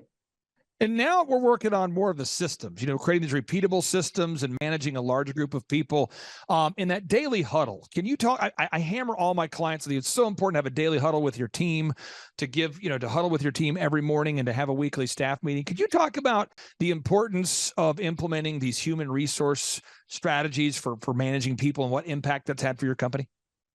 Yes. So I don't know how to write a back jacket. You know what I do every time I want to write a back jacket? I go get a book with a back jacket, I look at it, and I try to do it better than what that author did. All right? Yep. Step 25, you what? Right The impact of daily huddles have for my company is that it brought the team together. All of our employees, which is 17 of us full time, it's brought us all together to where we're getting to see each other in the mornings and grow together. We start off with some wins, keep it brief. We go over company updates. Then we go over all our projects, and we ask like, you know, how's that client doing? Is the project on schedule? But what it did, it helped us a lot with the daily interruptions with, hey, so what's going on here? And these questions that could be answered in the morning. So they learn to answer these important questions in the morning so that there's less interruption throughout the day. Now, the final two areas I wanted to cover here is, you know, there's so much to growing a company, and that's what we talk about on our weekly coaching calls. But building a sustainable and repetitive weekly schedule, you know, like every week we're doing the group interview. Every week we're gathering objective reviews from clients. Every week we're gathering before and after images. Every week you're gathering testimonials from your happy clients.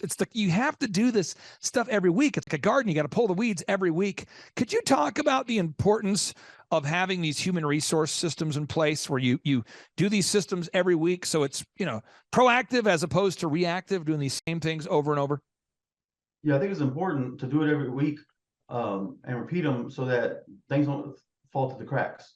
And if you get too relaxed on not doing it, or you go 2 or 3 weeks without listening to recorded calls or whatever it may be, you start to slack off a little bit. The next thing you know, you're in trouble. And now you're putting out another fire that wouldn't have been there if you would have been on track and keeping up with the systems and processes. Production or dedication. All right, now this right here, this is going to cost you probably $10,000 here. Sometimes you can get one for 20. So just doing it repeatedly helps with building that system. Everybody knows it's this day at this time. Our morning huddles are every day from 7:07, you know, last 15 minutes. And everybody knows to be there. And it's just been great.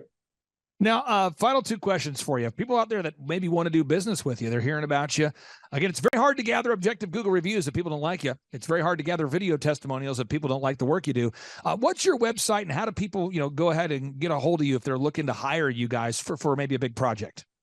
Yeah, so our website is moralesbrothers.net, and you can definitely just fill out our get in touch form to reach out to us.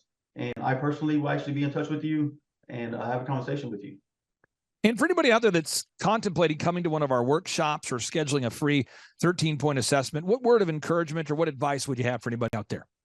Well, I would say don't wait any longer. Jump in, because if I would have jumped in 7 years ago, I would have been in a whole different place today. So I guarantee you would be. I'll say this though, and I'm not prophetic. I'm saying you're on pace. You're on pace to have a business that's going to be about 5 times larger than what it was when I first met you. And I say that because the first thing you see is the leads coming in, and you start to see new teammates joining your team, and you're building that foundation for success. And I totally see you guys going to a great place right now. So I wish I would have met you earlier. That's my only complaint. But that's Ronnie Morales. Ronnie, I really appreciate you. I'll give you the final word. What do you want to say to everybody out there that's maybe contemplating taking their business to the next level? Like I said, guys, don't wait any longer. Reach out to Clay and the team. That's where you pay a celebrity to say the book is awesome. Now, let me tell you a little secret.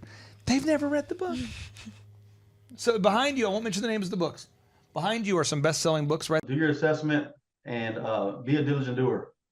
Amen to that. Ronnie Morales, take care, sir. Have a great day. Thank you. Bye. The number of new customers that we've had is up 411% over last year. We are Jared and Jennifer Johnson. We own Platinum Pest and Lawn and are located in Owasso, Oklahoma. And we have been working with Thrive for business coaching for almost a year now. Yeah. So what we want to do is we want to share some wins with you guys that we've had by working with Thrive. First of all, we're on the top page of Google now. Okay. I just want to let you know what type of accomplishment this is. Our competition, Orkin, Terminex, they're both $1.3 billion companies. They both have 2,000 to 3,000 pages of content attached to their website. So to basically go from virtually non-existent on Google to up on the top page is really saying something. But that's come by being diligent to the systems that Thrive has, by being consistent and diligent on doing podcasts and staying on top of those podcasts to really help with getting up on with their listing and ranking there with Google. And also we've been trying to get Google reviews, asking our customers for reviews. And now we're the highest rated and most reviewed pest and lawn company in the Tulsa area. And that's really helped with our conversion rate. And the number of new customers that we've had is up 411% over last year. Wait, say that again. How much are we up? 411%. Okay, so 411% we're up with our new customers. Amazing. Right. So not only do we have more customers calling in, we're able to close those deals at a much higher rate than we were before. Step 1, write the title, subtitle, and table of contents. Right. And people say, well, how? Eventually, somebody has to just sit down and write the book. So there to your right, James, right behind you to your right, those books are best-selling books. And I happen to know the people that wrote the books, okay? And I'll tell you. Right now, our closing rate is about 85%, and that's largely due to, first of all, like our Google reviews that we've gotten people really see that our customers are happy, but also we have a script that we follow. And so when customers call in, they get all the information that they need. That script has been refined time and time again. It wasn't a one and done deal. It was a system that we followed with Thrive in the refining process, and that has obviously the 411% shows that system works. Yeah, so here's a big one for you. So last week alone, our booking percentage was 91%. We actually booked more deals, more new customers last year than we did the first 5 months, or I'm sorry, we booked more deals last week than we did the first 5 months of last year from before we worked with Thrive. So again, we booked more deals last week than the first 5 months of last year. And it's incredible. But the reason why we have that success is by implementing the systems that Thrive has taught us and helped us out with. So. Some of those systems that we've implemented are group interviews. That way we've really been able to come up with a really great team. We've created and implemented checklists. That way everything gets done and it gets done right. It creates accountability. We're able to make sure that everything gets done properly, both out in the field and also in our office. And also doing the podcast, like Jared had mentioned, that has really, really contributed to our success. But that like I said, the diligence and consistency in doing those, and that system has really, really been a big blessing in our lives. 3 dirty secrets about those books. The authors of those books did not write the books. 2, the person who wrote the foreword for the book didn't read the book. And 3, most people who bought the book didn't read the book either. And also, it's really shown that we've gotten the success from following those systems. Yeah. So before working with Thrive, we were basically stuck. Really no new growth with our business. And we were in a rut, and we didn't know. The last 3 years, our customer base had pretty much stayed the same. We weren't shrinking, but we weren't really growing either. Yeah, and so we didn't really know where to go, what to do, how to get out of this rut that we're in. But Thrive helped us with that. They implemented those systems. They taught us those systems. They taught us the knowledge that we needed in order to succeed. Now it's been a grind. Absolutely, it's been a grind this last year. But we're getting those fruits from that hard work and the diligent effort that we're able to put into it. So again, we were in a rut. Thrive helped us get out of that rut. And if you're thinking about working with Thrive, quit thinking about it and just do it. Do the action, and you'll get the results. It will take hard work and discipline, but that's what it's going to take in order to really succeed. So we just want to give a big shout out to Thrive, a big thank you out there to Thrive. We wouldn't be where we're at now without their help. Hi, I'm Dr. Mark Moore. I'm a pediatric dentist. Through our new digital marketing plan, we have seen a marked increase in the number of new patients that we're seeing every month, year over year. One month, for example, we went from 110 new patients the previous year to over 180 new patients in the same month. And overall, our average is running about 40 to 42% increase month over month, year over year. The group of people required to implement our new digital marketing plan is immense. That's insane. But if you want to read a book about the power of getting a book endorsement, it's called Think Big and Kick Ass by Bill Zanker. Have you? Starting with a business coach, videographers, photographers, web designers. Back when I graduated dental school in 1985, nobody advertised. The only marketing that was ethically allowed in everybody's eyes was mouth-to-mouth marketing. By choosing to use the services, you're choosing to use a proven turnkey marketing and coaching system that will grow your practice and get you the results that you are looking for. I went to the University of Oklahoma College of Dentistry, graduated in 1983, and then I did my pediatric dental residency at Baylor College of Dentistry from 1983 to 1985. Hello, my name is Charles Colaw with Colaw Fitness. Today I want to tell you a little bit about Clay Clark and how I know Clay Clark. Clay Clark has been my business coach since 2017. He's helped us grow from 2 locations to now 6 locations. We're planning to do 7 locations in 7 years and then franchise. And Clay has done a great job of helping us navigate anything that has to do with like running the business, building the systems, the checklists, the workflows, the audits, how to navigate lease agreements, how to buy property, how to work with brokers and builders. This guy is just amazing. He's this kind of guy has worked in every single industry. He's written books with like Lee Cockrell, head of Disney, with the 40,000 cast members. He's friends with like Mike Lindell. He does Reawaken America tours where he does these tours all across the country where 10,000 or more people show up to some of these tours. On the day-to-day, he does anywhere from about 160 companies. He's at the top. He has a team of business coaches, videographers, and graphic designers. Read this before there, James? No. The story goes like this. I'm learning how to read. Bill Zanker, okay? Bill Zanker. He wanted to write this book called Think Big and Kick Ass, okay? Web developers, and they run 160 companies every single week. So think of this guy with a team of business coaches running 160 companies. So in the weekly, he's running 160 companies. Every 6 to 8 weeks, he's doing Reawaken America tours. Every 6 to 8 weeks, he's also doing business conferences where 200 people show up, and he teaches people a 13-step proven system that he's done and worked with billionaires, helping them grow their companies. So I've seen guys from startups go from startup to being multimillionaires, teaching people how to get time freedom and financial freedom through the system. Critical thinking, document creation, putting it into organizing everything in their head to building into a franchisable, scalable business. Like one of his businesses has like 500 franchises. That's just one of the companies or brands that he works with. So amazing guy, Elon Musk kind of like smart guy. He kind of comes off sometimes as socially awkward, but he's so brilliant and he's taught me so much. when I say that, like Clay is like, he doesn't care what people think when you're talking to him. He cares about where you're going in your life and where he can get you to go. And that's what I like most about him. He's like a good coach. A coach isn't just making you feel good all the time. A coach is actually helping you get to the best you. And Clay has been an amazing business coach. Through the course of that, we became friends. I was really most impressed with him is when I was shadowing him one time. We went into a business deal and listened to it. I got to shadow and listen to it. And when we walked out, I knew that he could make millions on the deal. And they were super excited about working with him. And he told me, he's like, I'm not going to touch it. I'm going to turn it down because he knew it was going to harm the common good of people. And that was his vision. And he wanted to do it. And the thing is, nobody wanted to buy the book. So he went to in the long run, and the guy's integrity just really wowed me. It brought tears to my eyes to see that this guy, his highest desire was to do what's right.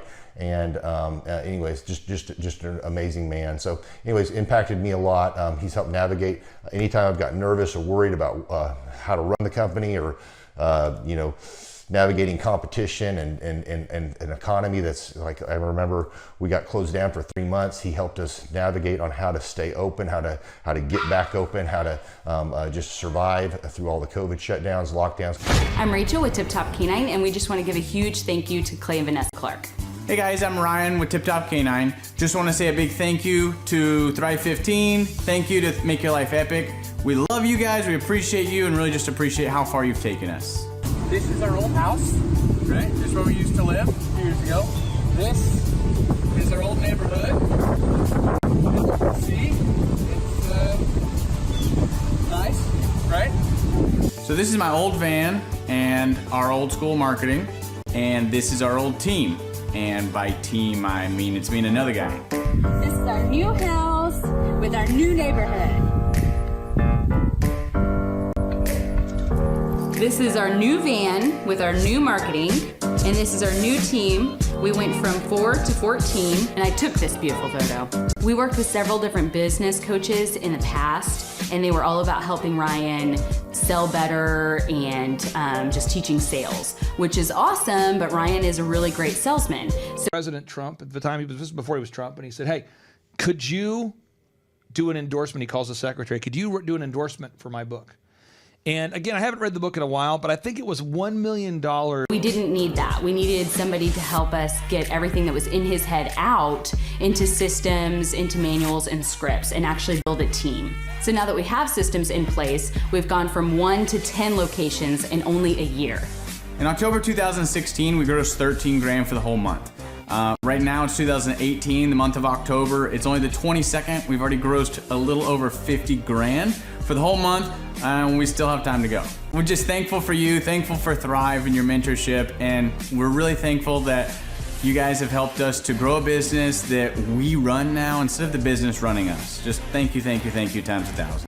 Clay, my honor to be on your show, and thank you for all you do. I hear the ripple effects from you are good ripple effects. You know what I mean?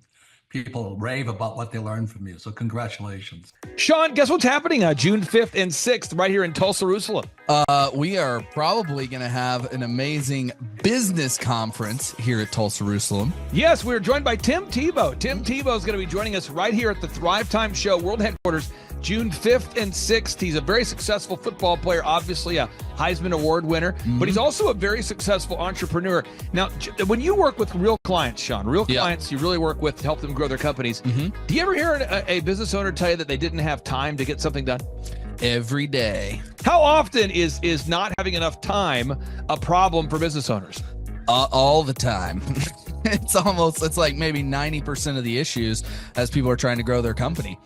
Well, this was what the offer was. So the secretary says, Mr. Trump would be happy to talk to you about the book, and he'd write a book with you, but it's $1 million. Tebow's going to come join us here at the in-person Thrivetime Show 2-day interactive business workshop, and he's going to teach us time management and his approach to personal self-discipline and getting things done. Also at the workshop, I'll put it up on the website so people can see it here.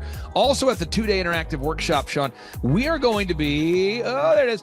We're going to be teaching accounting, systems creation, marketing, human resources, how to hire, inspire, train, and retain great people, accounting, social media advertising, search engine optimization.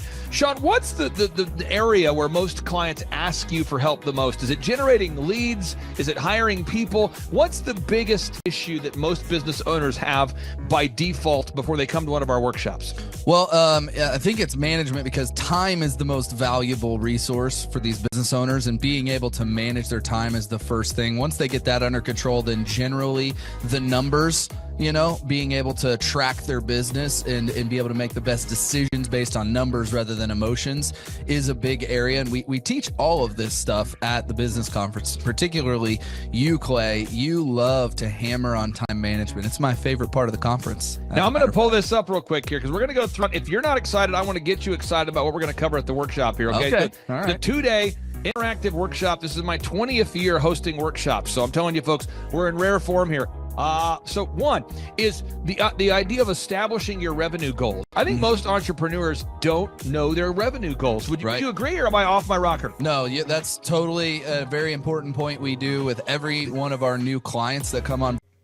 And so he says, I don't have $1 million. She's like, well, I suggest that you get $1 million, then come back. So long story short, he finds a way through loans in a variety of ways. Is we have to establish the revenue goals, and generally speaking, we have a vague idea but not an exact idea that can be engineered down into like the daily goals for sales, and so that's a really big one. Now next is the break-even numbers. What kind of sales do you have to do to even break even? Yeah. Third is how many hours per week do you want to work? What is your ideal schedule as an entrepreneur? Box number 4, how do you stand out in the clutter of commerce? What makes your company unique from all the different businesses? In a world of brown cows, herds of brown cows, proverbial brown cows, the analogy of brown cows, how can you be the purple cow that stands out? How can you be the squeaky wheel that gets the oil? Box number 5, branding. How do you improve the perception that people have of you, your business, your brand?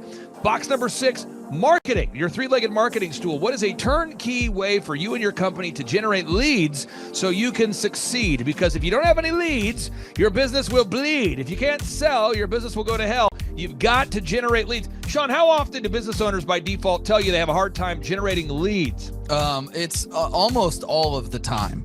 It's really a huge struggle. And many times they may be creating leads, but just through word of mouth. So they get to a point where we've implemented systems, and then they need to create more leads, but they've never had to do it. So there's a lot of different scenarios where business owners are like, how do you create leads? Something we hammer on at the conference a lot. Box number 7, create a sales conversion system. Again, box number 7, create a sales conversion system. Sales scripts, recorded calls, one-sheets to get Trump to write the foreword for the book. And he's on the cover, and it's Trump, and it says, think big and kick ass. Written emails, lead trackers, all of the sales tools, the sales print pieces, the one-sheets, the big screens that you see inside the business. Whether you're a doctor, you're a dentist, you're a lawyer, you got to have sales systems in place. We help you with that. Box number 8, what does it cost you to get another customer? Step number 8, what does it cost you to actually acquire a customer? Step number 9, it's hard to build an organization if you're not organized. We're going to teach you how to create repeatable systems, processes, file organization.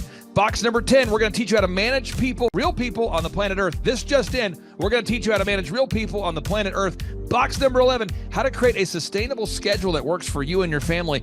Step number 12, how to create human resources systems for recruiting, hiring, training, and retaining great people.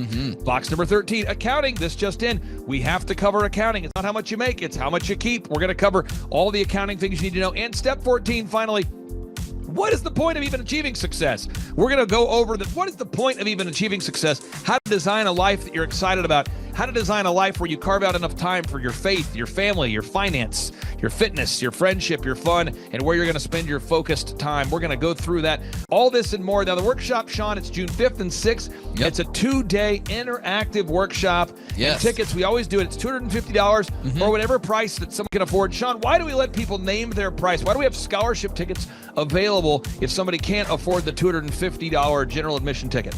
Well, we don't want anybody to miss out on it. You know, you could be at a startup phase or you could be, you know, way along in your business, but we want to make it accessible for everybody. I think it actually goes back to a... If you picked up a copy of the book, Think Big and Kick Ass, you would think that the book was written by Trump. Yes. It looks like it was. It says by Donald Trump and Bill Zanker, but when you get a story of your dad, and like it goes all the way back to how you've always done this as a business coach, trying to make sure that, you know, your average people out there have access to the things that work. Now, 7 a.m. to 5. Sean, why do we go from 7 to 5 both days? I mean, it's 10 hours a day, 20 hours of training over 2 days. Why do we do 10 hours a day, Sean, of back-to-back workshops? We do a 30-minute teaching session, we do a 15-minute question and answer session, and then we take a break. 30 minutes of teaching, 15 minutes of question and answer, then we take a break. Why do we do that format, Sean? That format is so that we can keep people engaged and not just sitting there listening, but also getting involved. We really encourage people to ask questions, and that's really where the juiciness of the conference comes out, is you can put your personal situation and your questions on the board, and Clay will tee off and give you direct advice. Even without being in our coaching program, you can get direct coaching from Clay. It's really a very engaging format. I enjoyed it a lot. Sean, final 60 seconds, pop quiz here. What date is the conference? June 5th and 6th, 2025, this year. Question number 2, who's our keynote speaker coming to the conference there, Sean? Tim Tebow is our keynote speaker. Sean, question number 3, how much does it cost to come to our in-person 2-day interactive business workshop right here in Tulsa, Oklahoma? I think it's, did you say it's $250 or whatever you can afford? That's right, $250 or whatever you can afford. Sean, how do you spell Eric Trump backwards? P-M-U-R-T-C-I-R-E.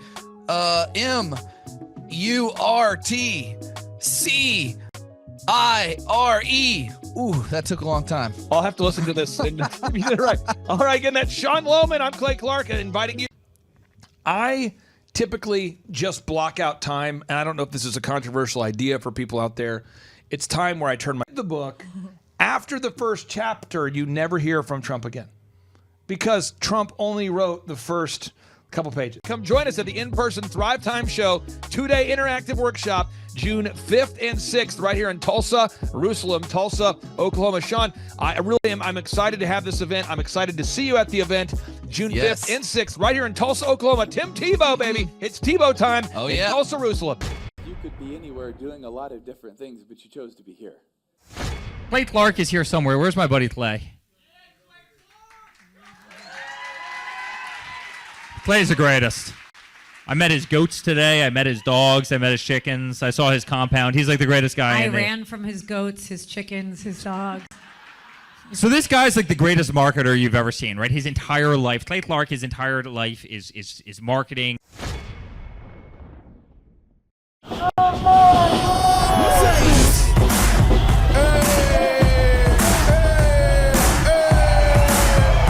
Hey guys, Luke Erickson here with the Thrivetime Show. As you can see behind me, we've got all kinds of energy going on. People are starting to show up for the conference, and it is hot in this place. We got grill guns over here. We got people playing the drums. We've got a fire breather, and man, people are so excited as they come in. The conference is kicked off. This house is packed. We've got Aaron Hansis with Sean Holmes up there. We've got Steve Currington with Total Ending Concepts up there talking about what is possible when you just implement, when you do the proven system. It's so exciting. People are going crazy. And that book allowed Bill Zanker to become a best-selling author, and then his whole career was launched from that point forward. And that book is essentially about how he convinced. With the Thrivetime Show here with you. It is day 2, and the energy is high. People are so excited to be showing up. The team is ready. Come on, let's see what it's like to go on in for day 2. Follow me. I'll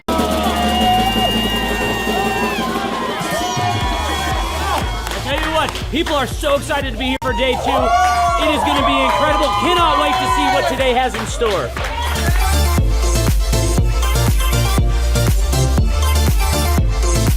Right now, here at the conference, we've broken into groups going over search engine optimization. I know for most of us, myself included, if you hear that term, you go, what is that? What does that mean? That's too techie for me. Well, our experts are breaking it down for people so that you can clearly understand how to come up top in Google. It's doable. It's possible.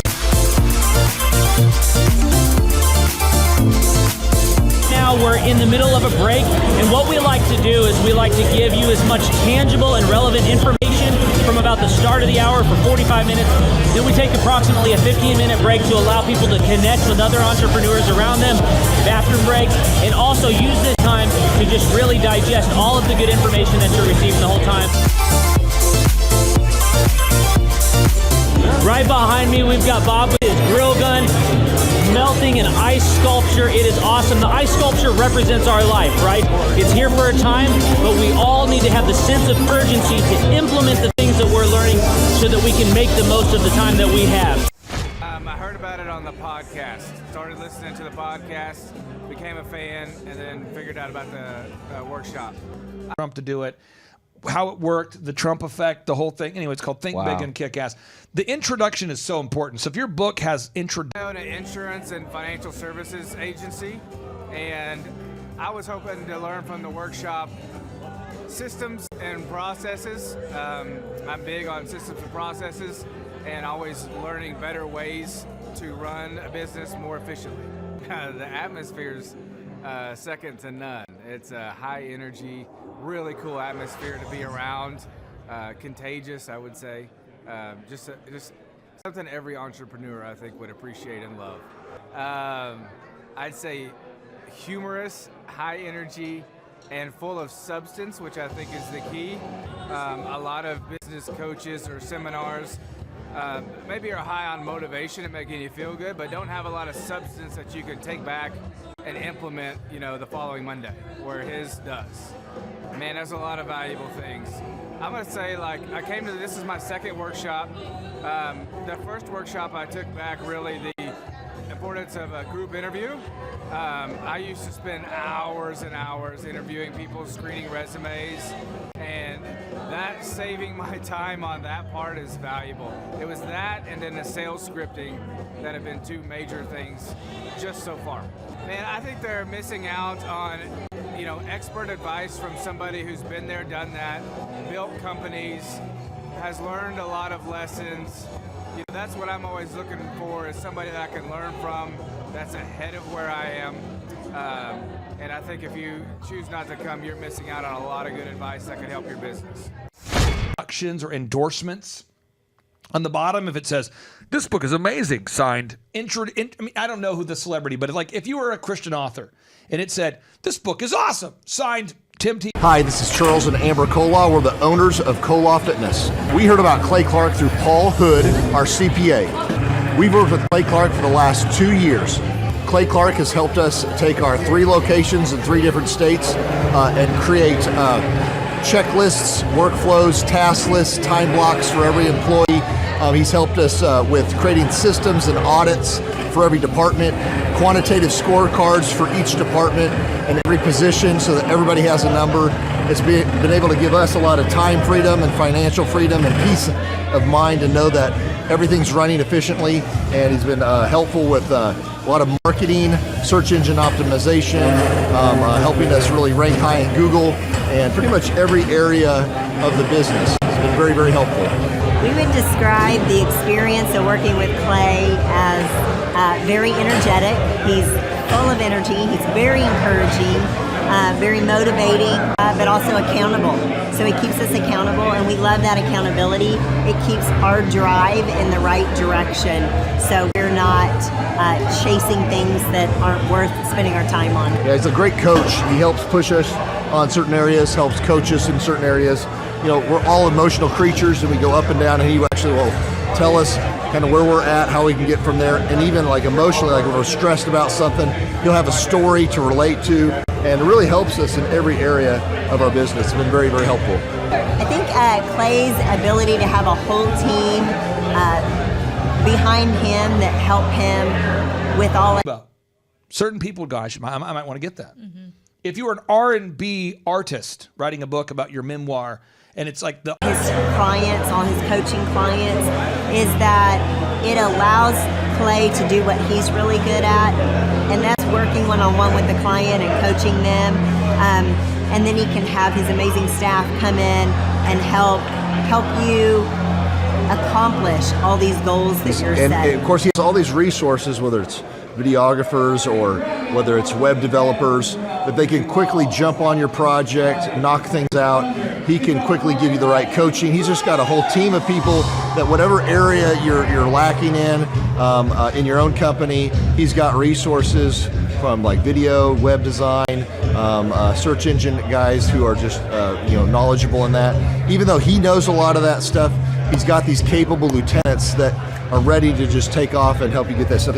More stuff gets done on a weekly basis than you would on like probably most than the individual or some other. We've worked with several companies before, and it's just not as many things get done on a weekly basis. So it's been very helpful. Well, the conferences for me, I'm a slow learner, so I have to learn like over and over again, hear things over and over again. I've been to like, I think 8 different conferences, and each time you come, I learn a few new components. Some things are repetitive, but a lot of the stuff just resettles and I get a little bit more depth into each component. So, I mean, I've been to 8 of them. They're all super entertaining. He's very funny, very encouraging. You get to kind of self-reflect a lot. A lot of the stuff is really polarizing. You do a personal inventory of yourself, and you'll think like, hey, I've really got to work on this, really got to work on that. So, the Boys to Men, they write the intro like Boys to Men says a must read, or Jay-Z says you should read this book because, or if you're a culinary guy and Wolf. Time you come, I still get a lot of value out of it. And as much as every conference is the same, it's totally different. So I think we'll hear stories we haven't heard before. He'll have entertainment, or he'll have speakers he didn't have before. And you, like you said, you just always catch a different part of the material that maybe you didn't catch before, or it's worded differently. And it's really cool because some people that you've seen like a year ago at a conference, now they're being showcased as a success story, and you get to see their website, you get to see how their stats, all their metrics have improved and the revenue improved. So it's really cool to see people that just a year ago, that of course we've been here 2 years, that just came, that I met, is now being successful. It's really encouraging to see other people accomplish that stuff. So Clay has helped us optimize our website and helped with really topping the right search engines that we need to make sure that we are very, very competitive with all of our other competitors. He's done, basically he outlines exactly what you need to be accomplishing, and he creates tasks that we have to accomplish and his team has to accomplish. And I would say over the last 2 years, we've totally ramped our website. We're topping Google in every one of our markets. We're just doing, I would say just doing really, really good. I feel very, very confident in all of our future locations and making sure that we're in front of the ideal and likely buyer. It's very encouraging. It's important to me to know when I'm working with Clay, I've been in business for a while and met with him even when I already had three businesses in 3 different states, and to know that what I share with him is... Gang Puck writes the forward. But a lot of these people, for about 10 to 20 grand, they'll do one for you. It's real talk. That's how it goes. In private, he's not sending that out to anybody else. To know that when he's working with me, he's only working with no other gyms that are in direct competition with me. It's very encouraging to have somebody you can trust and rely on, that he isn't going to somehow tell your trade secrets or give information away. Just really awesome that he's a trustworthy guy, really cares about you as a client. For us, it's been a complete mind freedom because Clay has helped us create a lot of different documents and one-sheets for every department, put quantitative scorecards to each department. And so for us, it's been very encouraging and gives us peace. And when, as an entrepreneur, it's stressful. You go to bed at night, you're worried, did we cover this, did we cover that? So he helps extract everything out of your brain, everything from your business, put it into document creation, put it into checklists and workflows for every person in each department, and make sure that everything's getting done every week, every month, and funnel that all into KPIs or key performance indicators that you can see on a weekly basis to make sure you're moving the needle in the right area of your company. So it's very encouraging and give you a complete mind freedom and peace to know that stuff's created so you're easy to duplicate and scale your company. Right, and then we can spend time doing what we're really good at and just trust the system. I honestly believe everybody needs a coach. I think we're all inherently lazy and selfish and carnal. I truly believe that humans are humans. If we're standing, we'd rather sit. If we're sitting, we'd rather lay down. And if we're laying down, we'd rather be asleep. So to have somebody that challenges you, have real active candor, and be honest with... I don't know if people know these things. Okay. Step 26, and by the way, it almost never works not this way. Okay, so step 26. Step 26, buy ISBN from Bo. B-O. On every aspect of your company is really, really encouraging to me, because I want to know, I want to work on what we're weak at. I want to see any areas that we're not doing well in, and see his perspective from a third party, because you can look at your own business and just see the good. It's good to have somebody who does this, who's done this with hundreds of companies. Really look at your company, reflect on your company, and see like little chinks in the armor to make sure you cover that up so your competition can't get to you, and that you're successful overall in the big picture. So yes, I would recommend Clay Clark, because he is a great friend, a great encourager. To me, he's been a wonderful friend. He's also, you can tell he cares, and he has this wealth of knowledge. He's worked with so many different companies and different businesses. He could take a concept that he's used before in the past with somebody totally different industry and see how it would work perfectly for you in whatever niche market you're in or whatever type of service you're providing. And so his brain is just a wealth of knowledge, and just to have that type of perspective on, as a part of your team and your own company is huge, super valuable. So I would definitely encourage people to use him. But one thing is, you got to be coachable. You got to be wanting to get feedback. You got to be wanting to really grow your company. You got to want to put that extra 10 hours a week to working on your business and not just in your business. And so, yes, I would recommend it to anybody who's wanting to grow their company and provide great systems, checklists, workflows, great encouragement, and have accountability. Hi, I'm Aaron Antis with Shaw Homes. I first heard about Clay through a mortgage lender here. WKER.com. Okay, now ISBN number, just so we're clear, this is an international serial book number. In town, who had told me what a great job he had been doing for them, and I actually noticed he was driving a Lamborghini all of a sudden, so I was willing to listen. In my career, I've sold a little over $800 million in real estate. So honestly, I thought I kind of knew everything about marketing and homes. And then I met Clay, and my perception of what I knew and what I could do definitely changed. After doing $800 million in sales over a 15-year career, I really thought I knew what I was doing. I've been managing a large team of salespeople for the last 10 years here with Shaw Homes. And I mean, we've been a company that's been in business for 35 years. We've become one of the largest builders in the Tulsa area, and that was without Clay. So when I came to know Clay, I really thought, man, there's not much more I need to know, but I'm willing to listen. The interesting thing is our internet leads from our website has actually, in a 4-month period of time, has gone from somewhere around 10 to 15 leads in a month to 180 internet leads in a month. Just from the few things that he's shown us how to implement that I honestly probably never would have come up with on my own. So I got a lot of good things to say about the system that Clay put in place with us, and it's just been an incredible experience. I am very glad that we met. It's like the barcode that goes on the book. If you don't have this, you're just not going to have your book findable. Like, people can't find the book. Even if they want to buy the book, they can't, because it's not going to. And had the opportunity to work with Clay.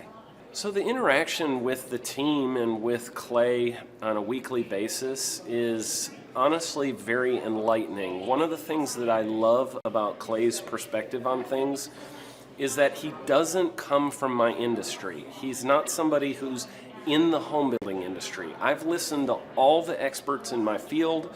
Our company has paid for me to go to seminars, international builder shows, all kinds of places where I've had the opportunity to learn from the experts in my industry.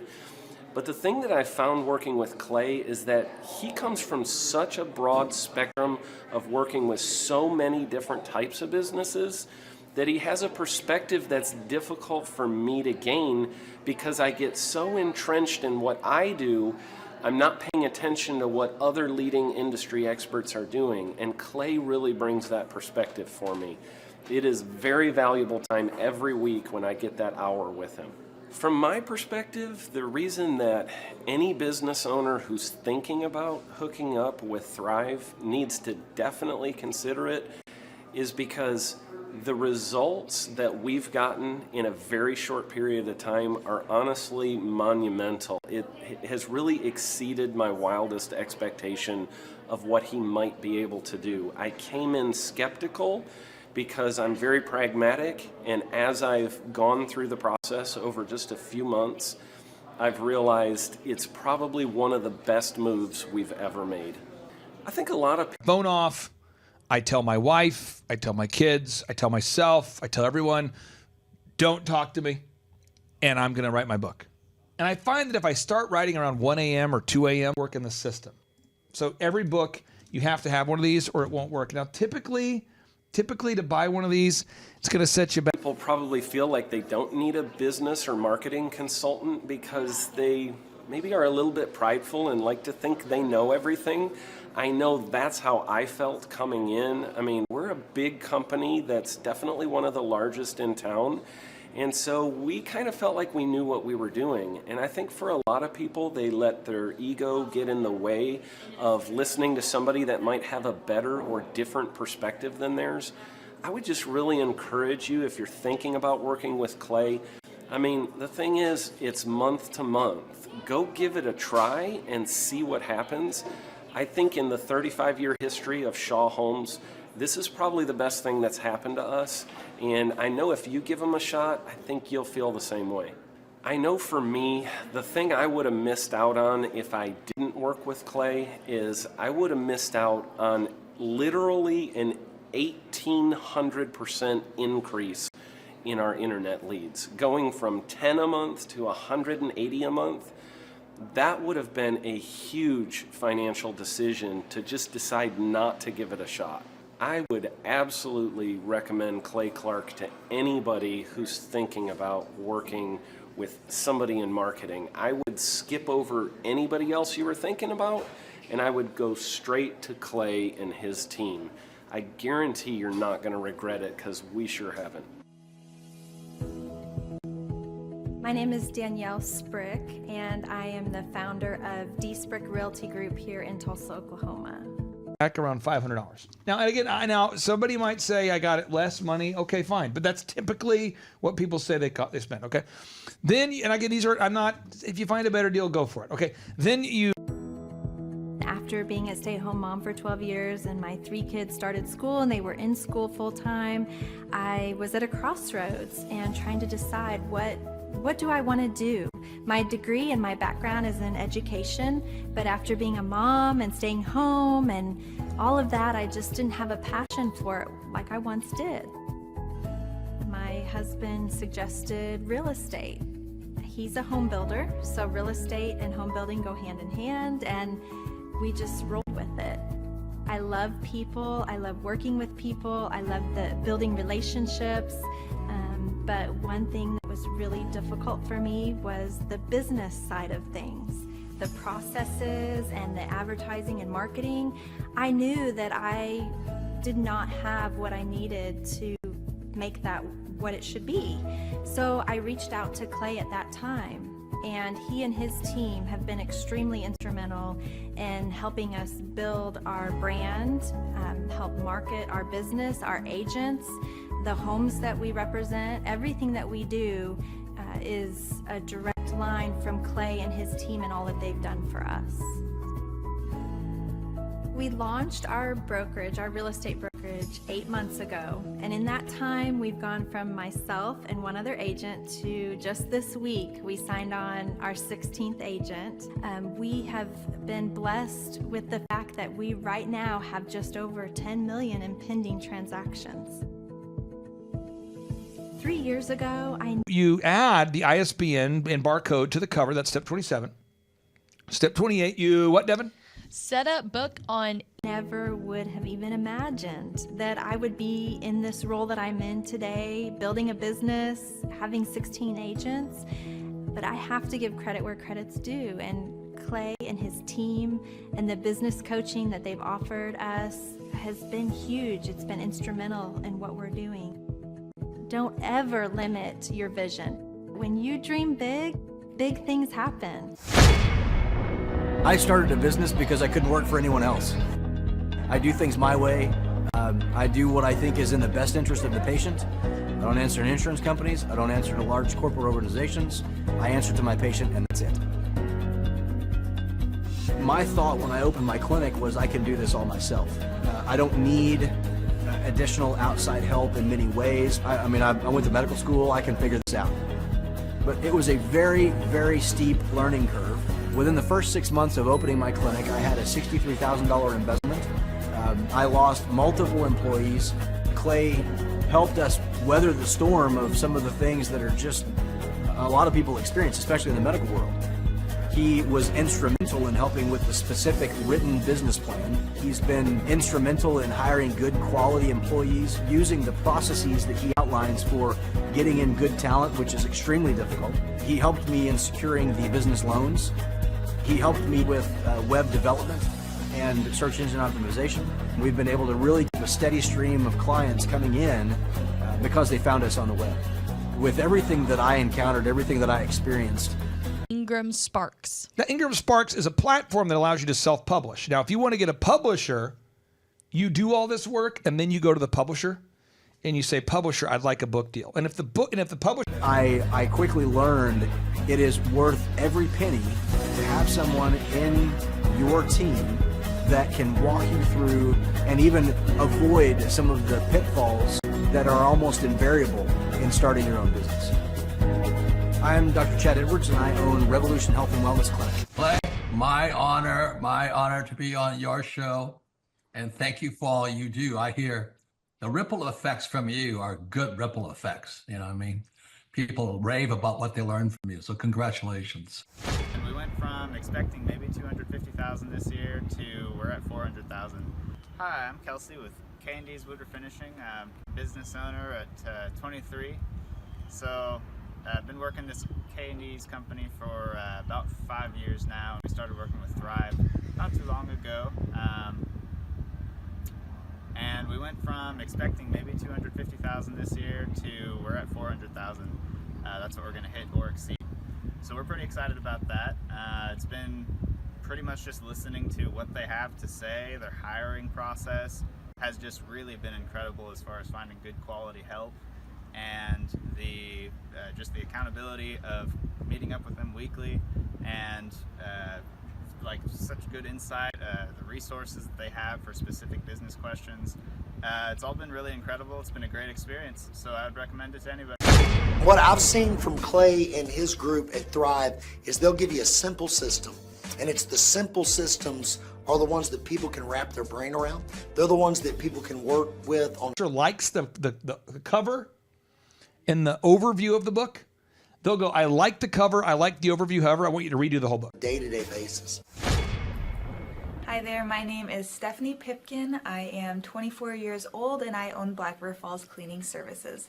We opened in April of 2019 and it is now mid-June of 2020. So I wanted to talk today about the success and growth I have achieved by implementing the Proven Path with Clay Clark's team and my business coach Luke from Thrivetime. It has been insane to say the least. I started working with them in mid-February of this year, so we're about 4 months in of working together, and it has completely transformed my business in pretty much every facet. So I'm gonna check my notes here. So in 4 months, my leads have tripled. I was getting probably like 2 leads a week. Now I'm getting more in the like 10 to 15 leads a week. I have doubled my number of employees. I'm now hitting the highest revenue weeks in the history of the company, week to week it seems like. We went from about 6 appointments today as our highest in February to now 14 to 15 appointments a day. And hiring quality employees has become much simpler and less stressful by using their systems for hiring. I typically only get maybe 2 complaints a month, if that, and everybody shows up to work. I just have really high quality employees now, especially in something people typically consider a high turnover type of work, you know. Typically. They typically don't even want the book you wrote, but you have to have it ready to go in case they do want it. All right? And there's a food. So one of my friends is one of the top literary Cleaning houses, cleaning businesses. I have amazing employees now, and I get rid of the ones who are not so amazing and bring on new ones because of group interviews and interviewing every single week. It's just been great, and I don't waste as much time on low quality candidates anymore. And your coach will hold you accountable. I mean, which I love. Again, the tough love is really great. Luke's like a stern father figure, but he's also nice, but also stern when he needs to be when I'm being lazy and not doing the things that I know I need to do because I don't want to do them. So that's just great. Worth every penny. I mean, I'd pay him $1 million a month if I can, and maybe someday I'll be able to, but I would just say go for it. If it seems like a good fit, just go for it. Do what they say, even if you think it's stupid or ridiculous, just do what they say because it'll work. People, when they look at my business, people in my town, they think I'm lucky. They think I'm just, things just happen for me. And, maybe I am lucky, but it has a lot to do with hard work and, perseverance and, working till you cry sometimes. That's just being an entrepreneur, which if you're a business owner, you understand that. But it's having these systems in place of, of course I'm going to be successful. It's an absolute because I have all this stuff in the background happening, and I have Luke and Clay and everybody on their team working really hard to make sure that I'm a success. And I can tell that they are just so excited every single week when I'm having all these wins and things like that. They're so excited for me. So it's the best thing ever. agents in the world. Actually, two of them are.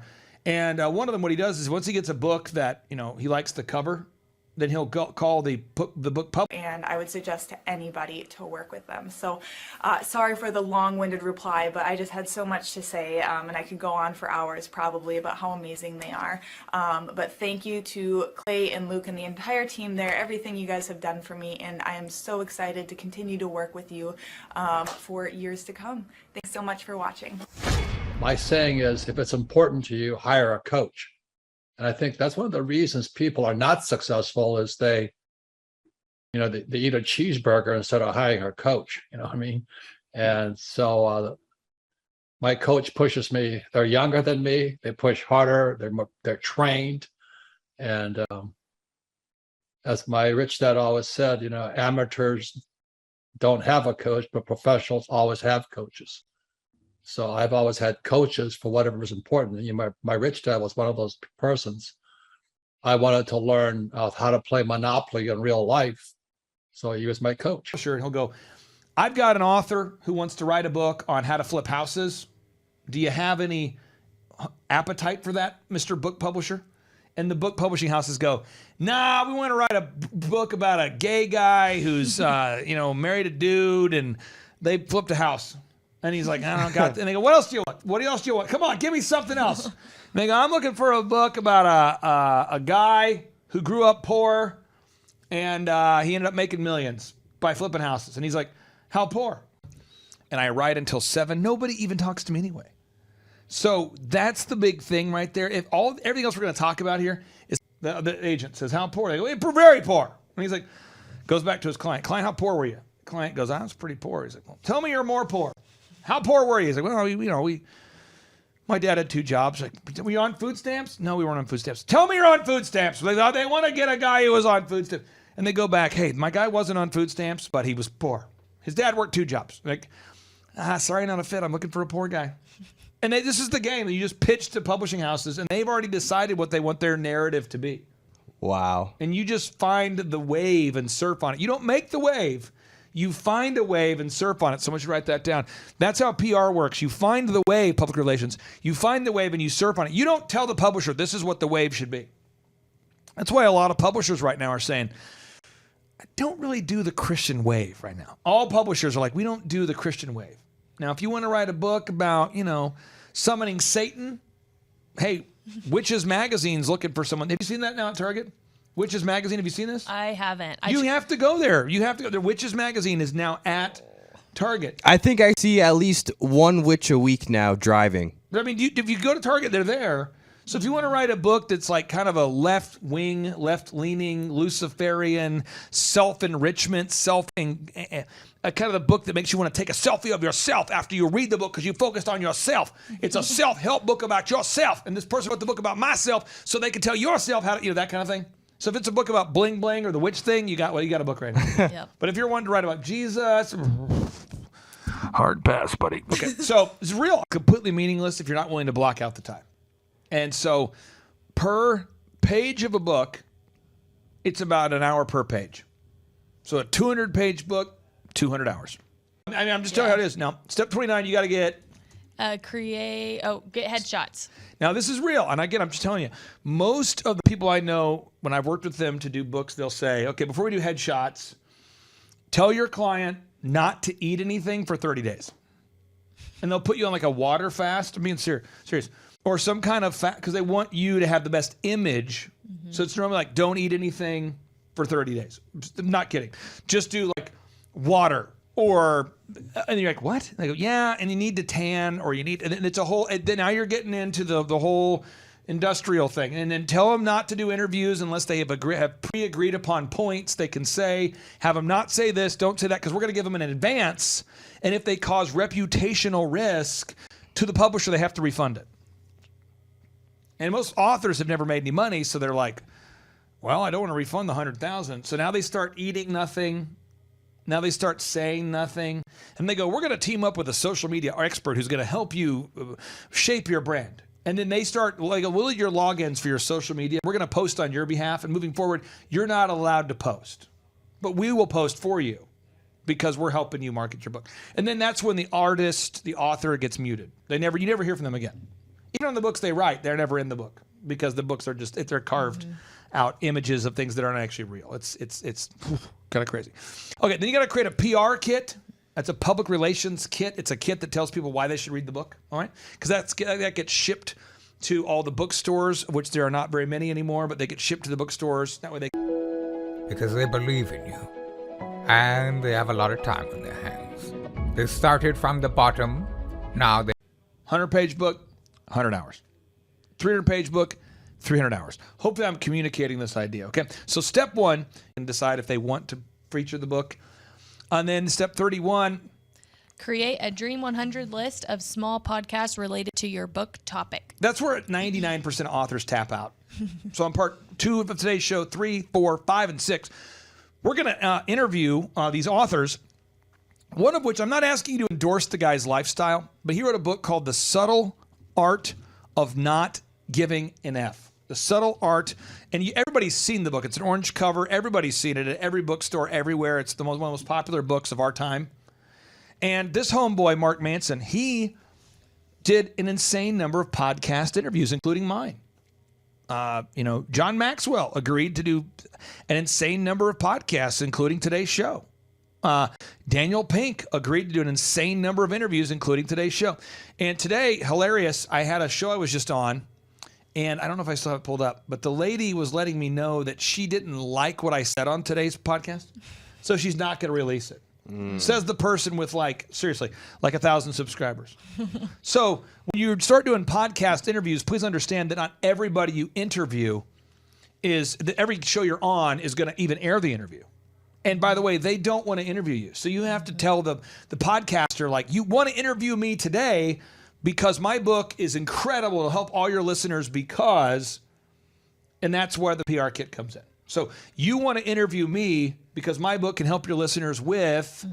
So your product is you're selling your story to the podcaster, right? You write the title, the subtitle, the table of contents, and step 2, Devin.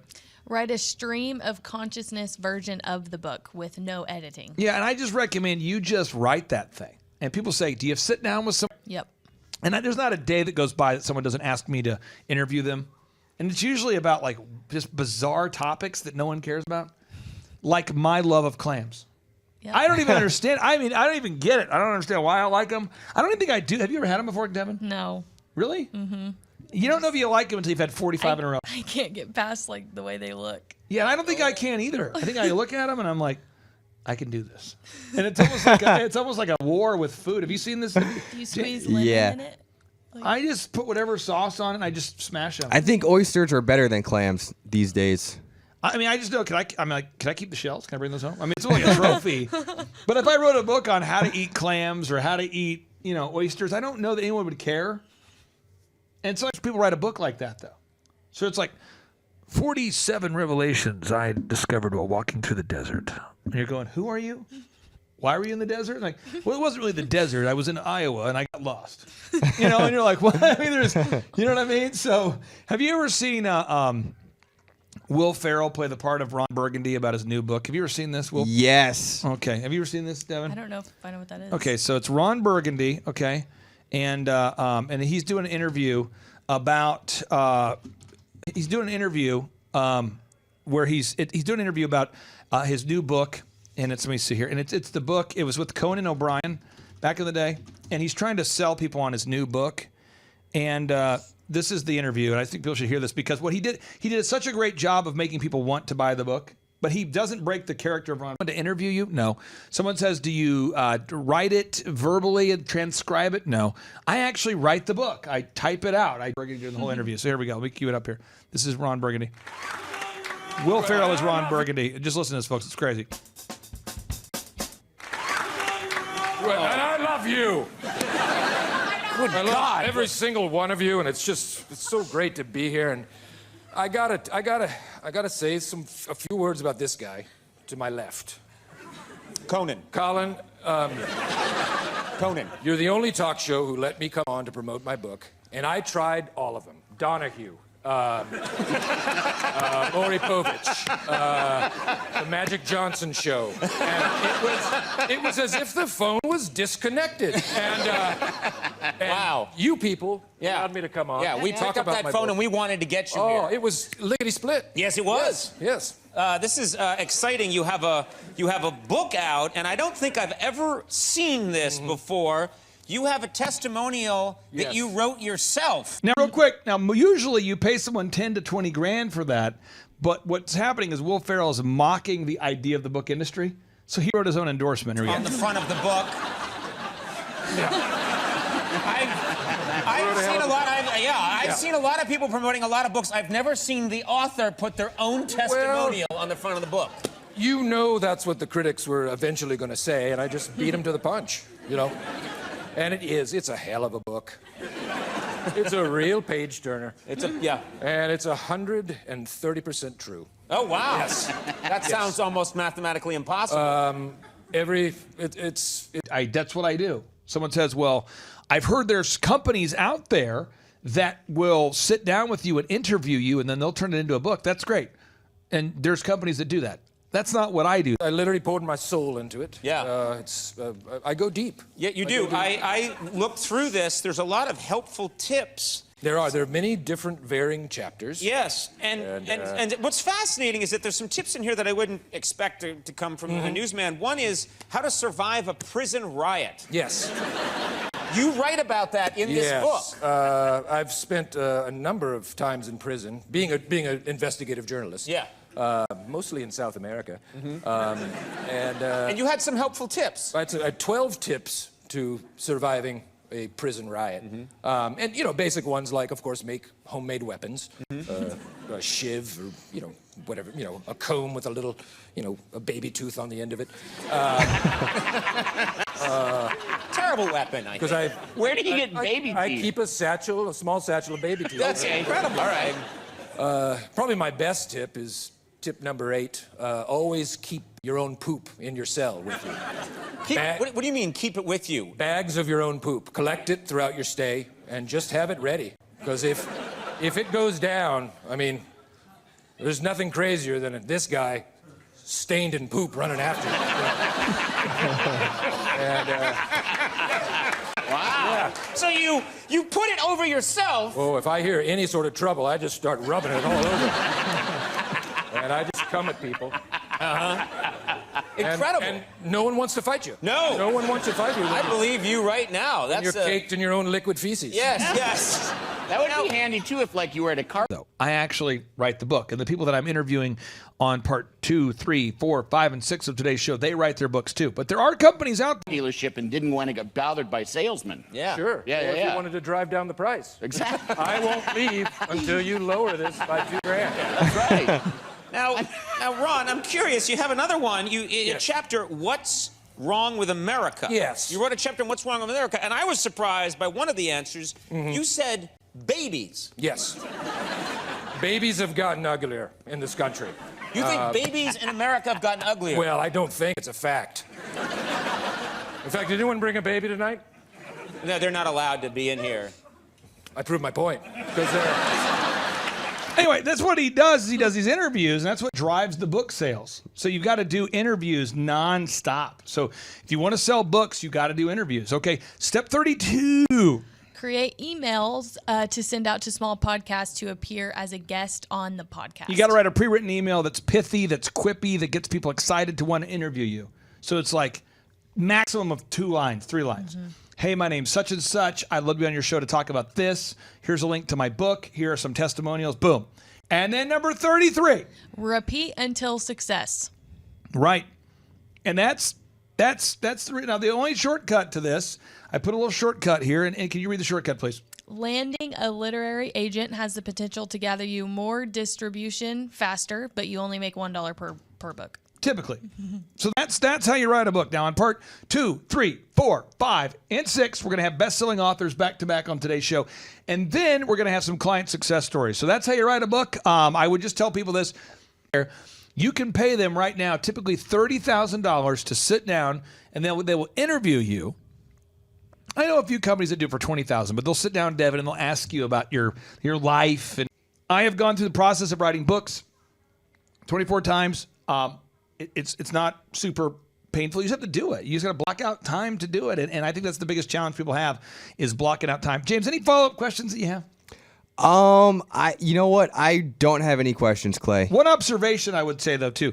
Most of my friends who become best-selling authors, and I have probably 24 friends that are best-selling authors, they all have told me that it's blown their mind that no one reads their books, even the people that buy them.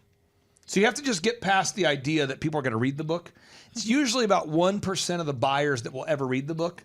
Because people typically buy the book and give it to someone as a gift. They buy the book because they're at the airport. They buy the book because they're excited. They typically put it on their nightstand. They read a couple pages. Then it somehow works its way into the drawer. Then pretty soon they get another book. And next thing you know, the book's on the floor underneath the bed. Then after that, they graduate from college. They get married. After they get married, then the book's in the closet. Now they don't want to throw it away because it's a book. Pretty soon they got more kids. Next thing you know, they're retiring. And so that's what happens with books. Very few people actually read the books. And so you have to embrace that as an author, that the people that do read your books, that's exciting, but most people will not read your books. So hopefully that's the facts that people needed to know. And I'm not trying to say these things to be demotivational or motivational. I'm just trying to make it very vocational so you can learn specifically what you need to do to learn how to write a book. And without any further ado, part 2, 3, 4, 5, 6 of our show and back-to-back client success stories. Here we go. On today's show, Seth Godin, the iconic entrepreneur, New York Times bestselling author, and the man who in 1998 sold his company Yo-Yo-Dine to Yahoo for $30 million. How you grew up, what's going on. And then they take the book and then they write the book based upon those interviews.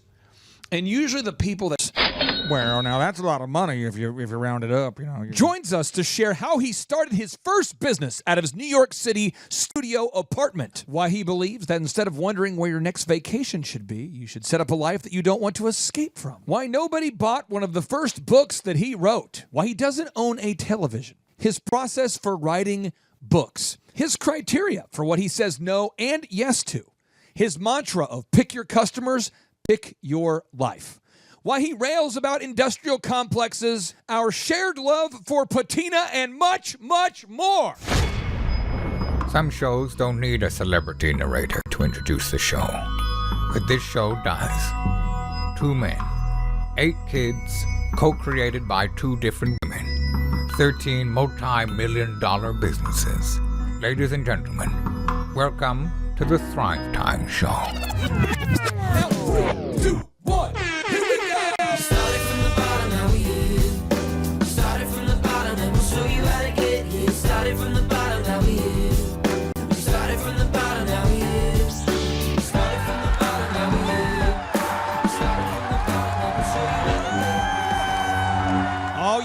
Thrive Nation? Welcome back to another exciting edition of the Thrivetime Show on your radio and podcast download. Mr. Seth Godin, welcome on to the Thrivetime Show. How are you, sir? I'm fantastic, but getting better. Thank you for having me. Well, Seth, you've written now over 15 books. I believe 17 is the official count. Do you have a favorite book? Pay to have those kinds of books written. Usually never read the book that was written. But the good news is most people that buy books don't read the books either. Yeah. So it's just a cycle of jackassery. It's a little like asking about your favorite kid, but I will tell you, the new one is my 19th. The one that I tend to talk about when people ask me that question is the second or third one, which is called Survival is Not Enough. And the reason is because no one bought it. It was a total failure. There are two reasons for that. One reason is because it came out right after 9/11, which was tragic for so many people. And then the second reason is because it's about evolutionary theory. I worked on it 8 hours a day for a year. I love that book, but it didn't work. So you learn a lesson. You know, Seth, you have written a lot about finding your vocation. I don't know if you've ever used those specific words, but the word vocation originally in Latin means your calling, and vacation means to retreat from.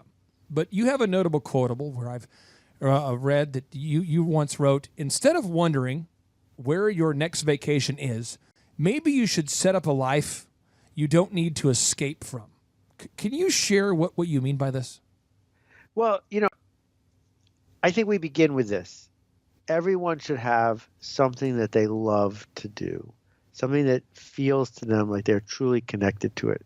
But that doesn't have to be the thing you get paid for. It's just a very happy moment if they turn out to be the same thing. But rather than forcing that thing you do to also be the thing you love, if we give ourselves permission to do both, to say, there's this, I love opera and I'm going to work in my spare time and I'm not. And just so we're clear, I've had some very, very longtime friends of mine, clients of mine, they've said, Clay, woo-hoo-hoo-hoo. I'm going to try to make money from that. And then when I do my job, I'm going to do my job with care and grace, but I'm not going to expect it to feel like opera. We let ourselves off a dangerous hook when we do that, because then we can go to work and act as if our work matters, act as if we are making a contribution, act as if our energy will come back to us many times over. And what I found when people do that is they can turn almost any job into a job where they can thrive.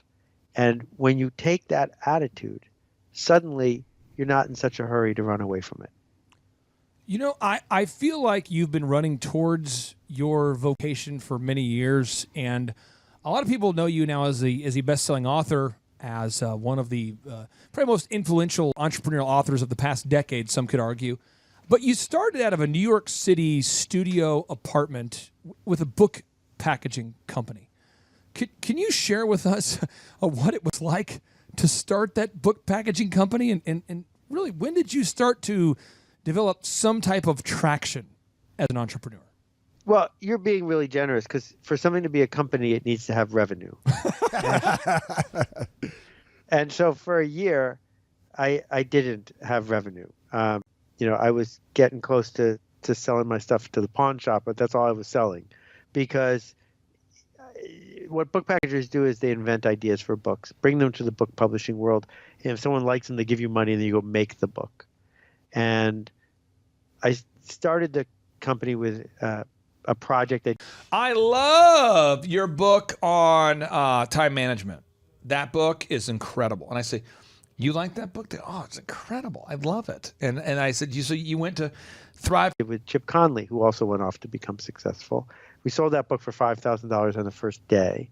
But then I started the company and I didn't sell anything for a year. Oof. Rejection for a whole year. I was working 12 hours a day, shipping out proposals, 850 or so proposals, not one thing sold. And that was really, really hard.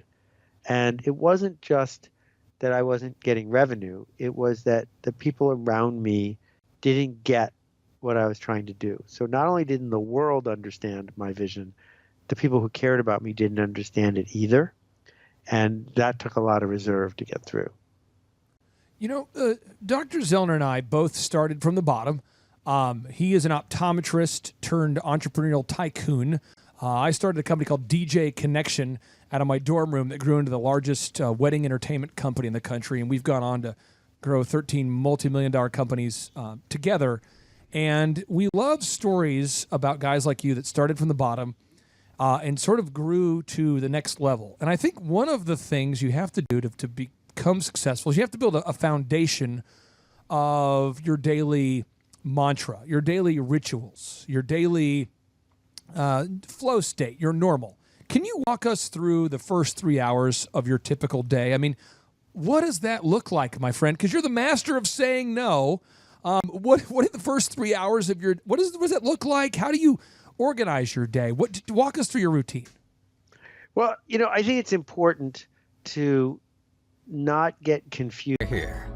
It's the Thrivetime Show starring the former U.S. Small Business Administration's Entrepreneur of the Year, Clay Clark, and the entrepreneur trapped. Timeshow.com, and you bought the book. They go, dude, that book is awesome. I go, okay. What did you like most about it? Used by the specifics, right? So, as you know, Dr. Zellner went to school in Buffalo. I went to school in Buffalo. Does that mean that you have to go to school in Buffalo in order to be successful? I don't think so, right? That's an irrelevant coincidence. What's relevant is, what's the story you tell yourself about the work you're going to try to do? And for me, I was telling myself a really negative story, particularly halfway through the first year. The phone would ring and I say, oh, here comes someone ready to reject me. And the mail would come and I say, oh, here comes some more rejection letters, as if I was hoping that it would happen, right? And I spent a lot of time listening to Zig Ziglar, a lot of time making sure I was feeding myself a different story. And the big shift for me happened when I made the decision that I was now doing work that I get to do, not that I have to do. And that's the biggest thing about my daily ritual. I don't have an alarm clock. I just leap out of bed because I can't believe I get to do this again. And there's not one part of my day where I roll my eyes and go, oh, I can't believe I have to do that. Because if I'm going to do it, it's a choice. And if I don't want to do it, then I can arrange my life so I don't have to. There you go. I don't go to meetings, and none. I don't have a television, because those were things that were winding me down. And instead, I've tried to organize a day where I can't believe I get to do this. Tell me about the process you go through in creating a new book. Now, I don't do this too much, but sometimes I'll just say, what would you like about it? And again, they went to thrivetimeshow.com. They clicked on shop now. They found the book. And they'll say, oh, well, just the idea of the time management. Where do you start, and what does it look like, and then how do you finish it? So the way it used to work is I made a commitment that I was going to do a book a year because I liked the rhythm and the process. So every once in a while I would say, if I'm going to have a book coming out next year, I better have something ready to go soon. And I would look at what the world was saying to me, where I saw a hole happening, where the opportunity was. But I haven't done that in about 8 or 9 books. Now, it's so painful to bring a book to market that I only write a book if the book demands that I do. So my blog lets me off the hook. If I can just write a blog post, then I don't have to write the book. Done.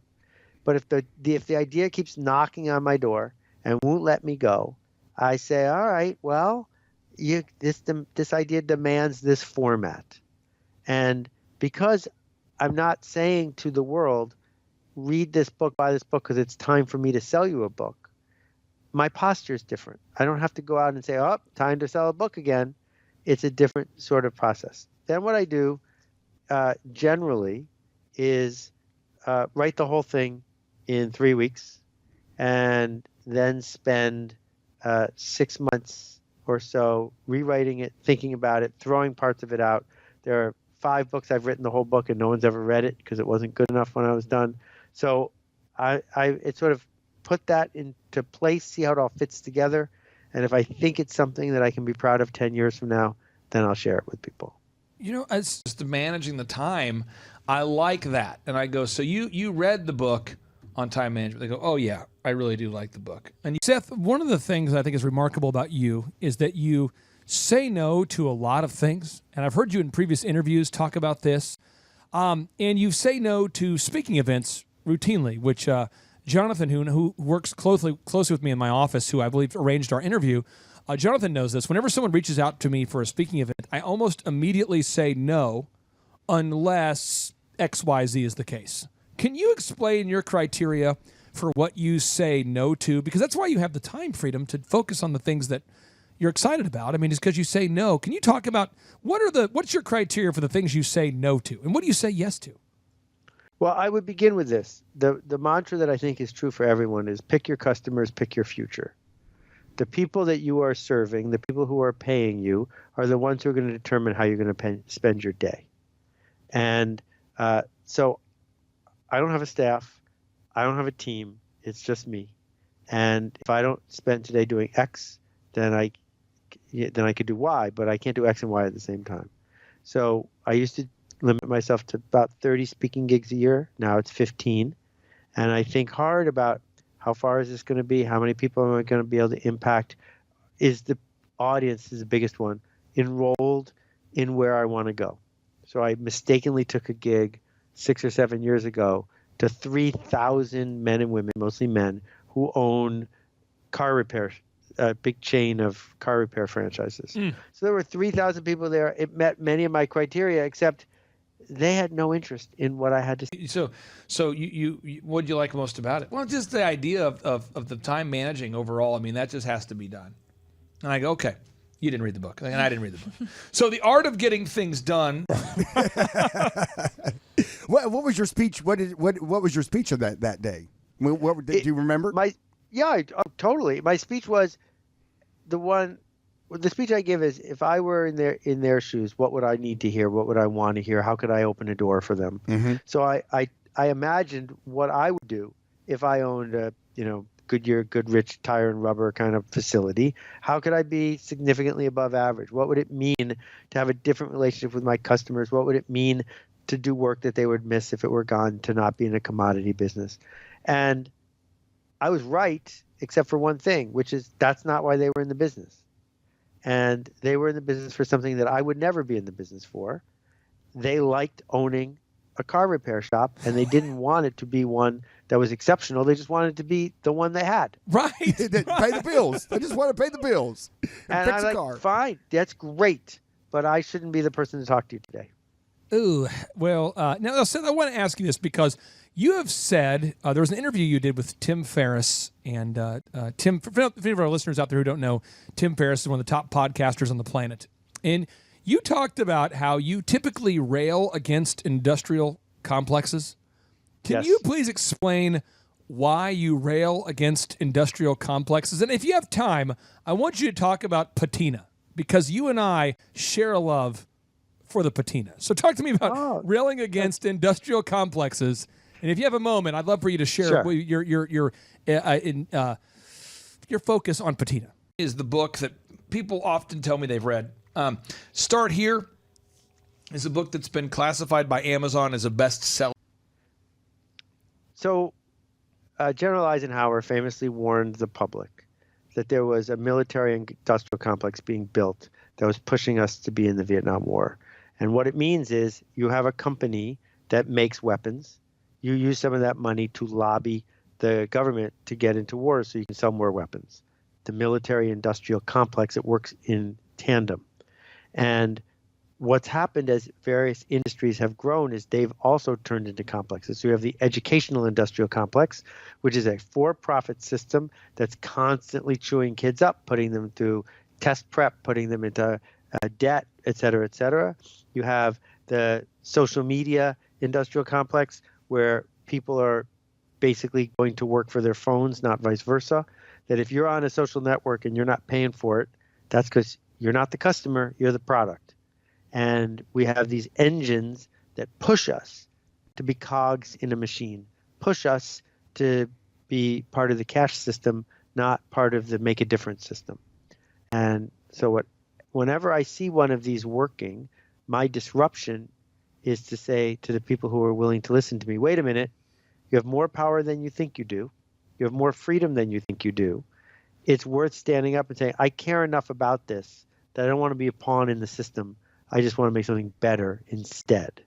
And so I'm against cogs. I'm against people who check their imagination at the door when they get to work and who, work for the weekend, work for the self-storage unit, work for the... But again, I write books that specifically are designed for entrepreneurs to read to improve their lives. I'm not writing a book for most people. TV and the six-pack, because life, I think, is too valuable to waste spending 9 hours at work so that you can spend an hour and a half watching Netflix at night. Can you talk to me about patina? Because I think you and I share... I think we have a Vesica Pisces. I think we have an intersection of our two values. I love patina. Can you talk to the listeners out there? What is patina? Why are you into it? So there's a Japanese term, wabi-sabi. Wabi-sabi is the decay of nature and its intersection with the rest of us. Wabi-sabi, patina, it's the disorganized bookshelf. It's the fingerprints we leave behind.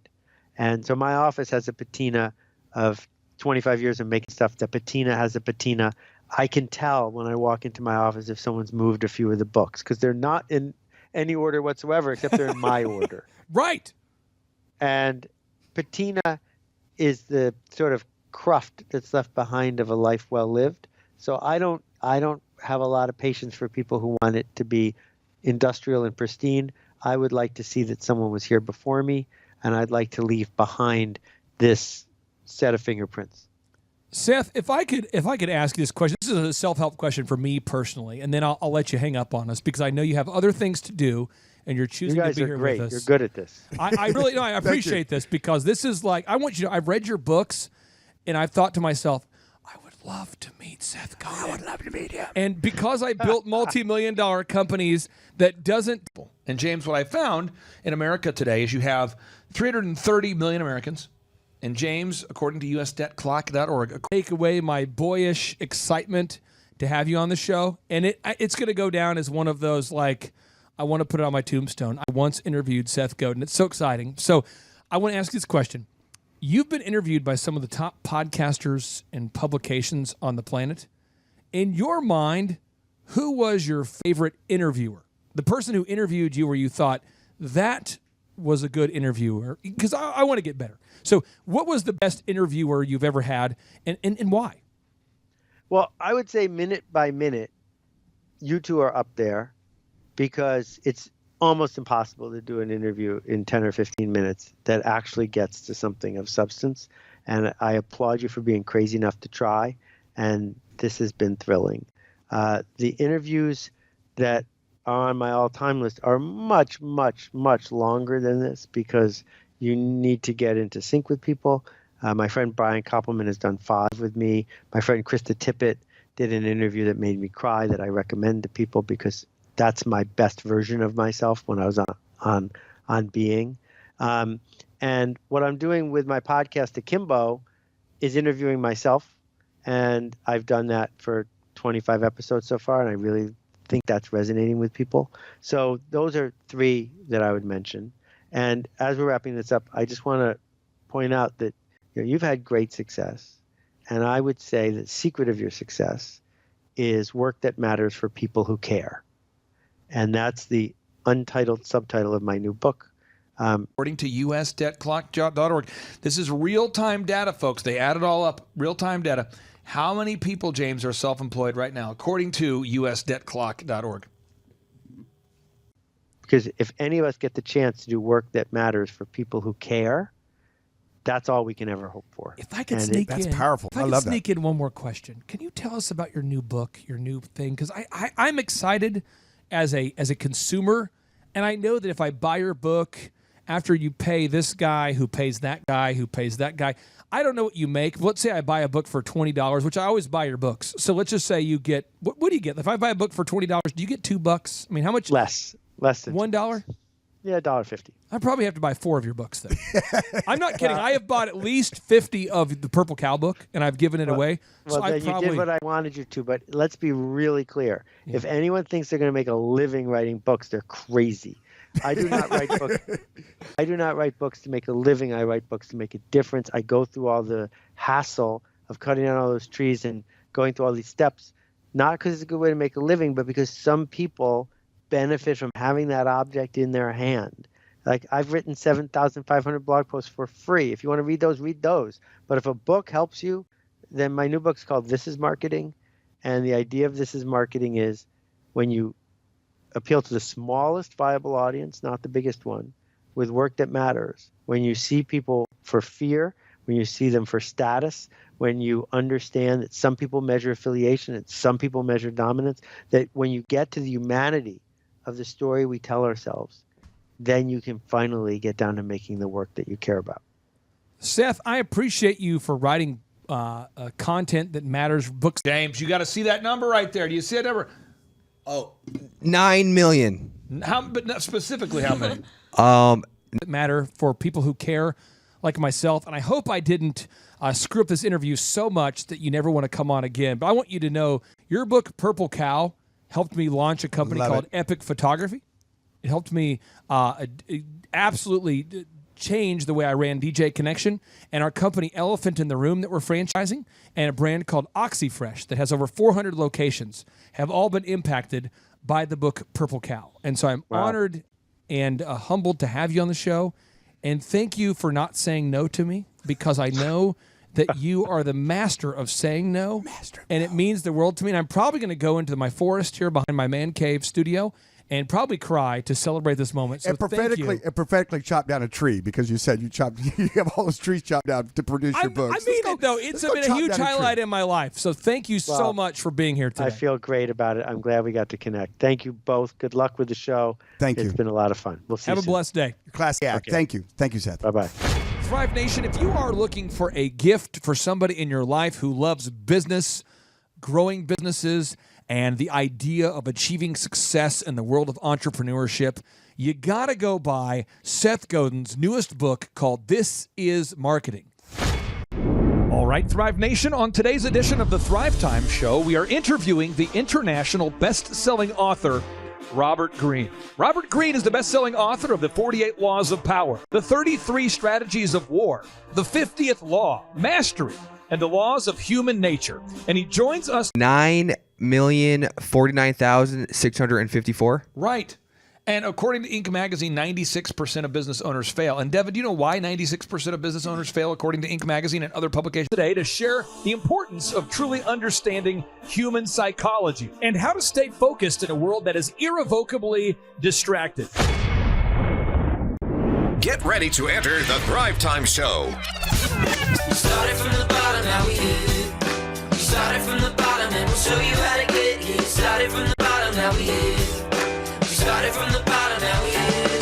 We started from the bottom, now we're on the top, teaching you the systems to get what we got. Colton Dixon's on the hooks, I break down the books. Z's bringing some wisdom and the good looks. As the father of five, that's why I'm alive. So if you see my wife and kids, please tell them hi. It's C&Z up on your radio. And now 3, 2, 1, here we go. We started from the bottom, now we here. We started from the bottom and we'll show you. Yes, yes, yes, and yes.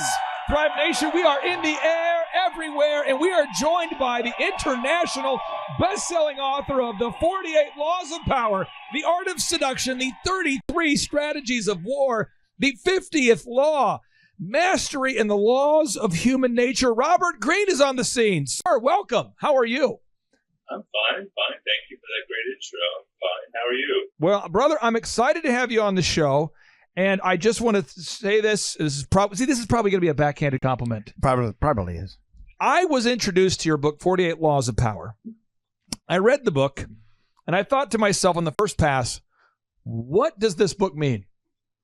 I mean, seriously, it's like a deep book. It's deep. I go back, and I'm going, I think maybe this is a bad book. Maybe this is a book that I shouldn't have read. Inside an optometrist's body, Dr. Robert Zillner.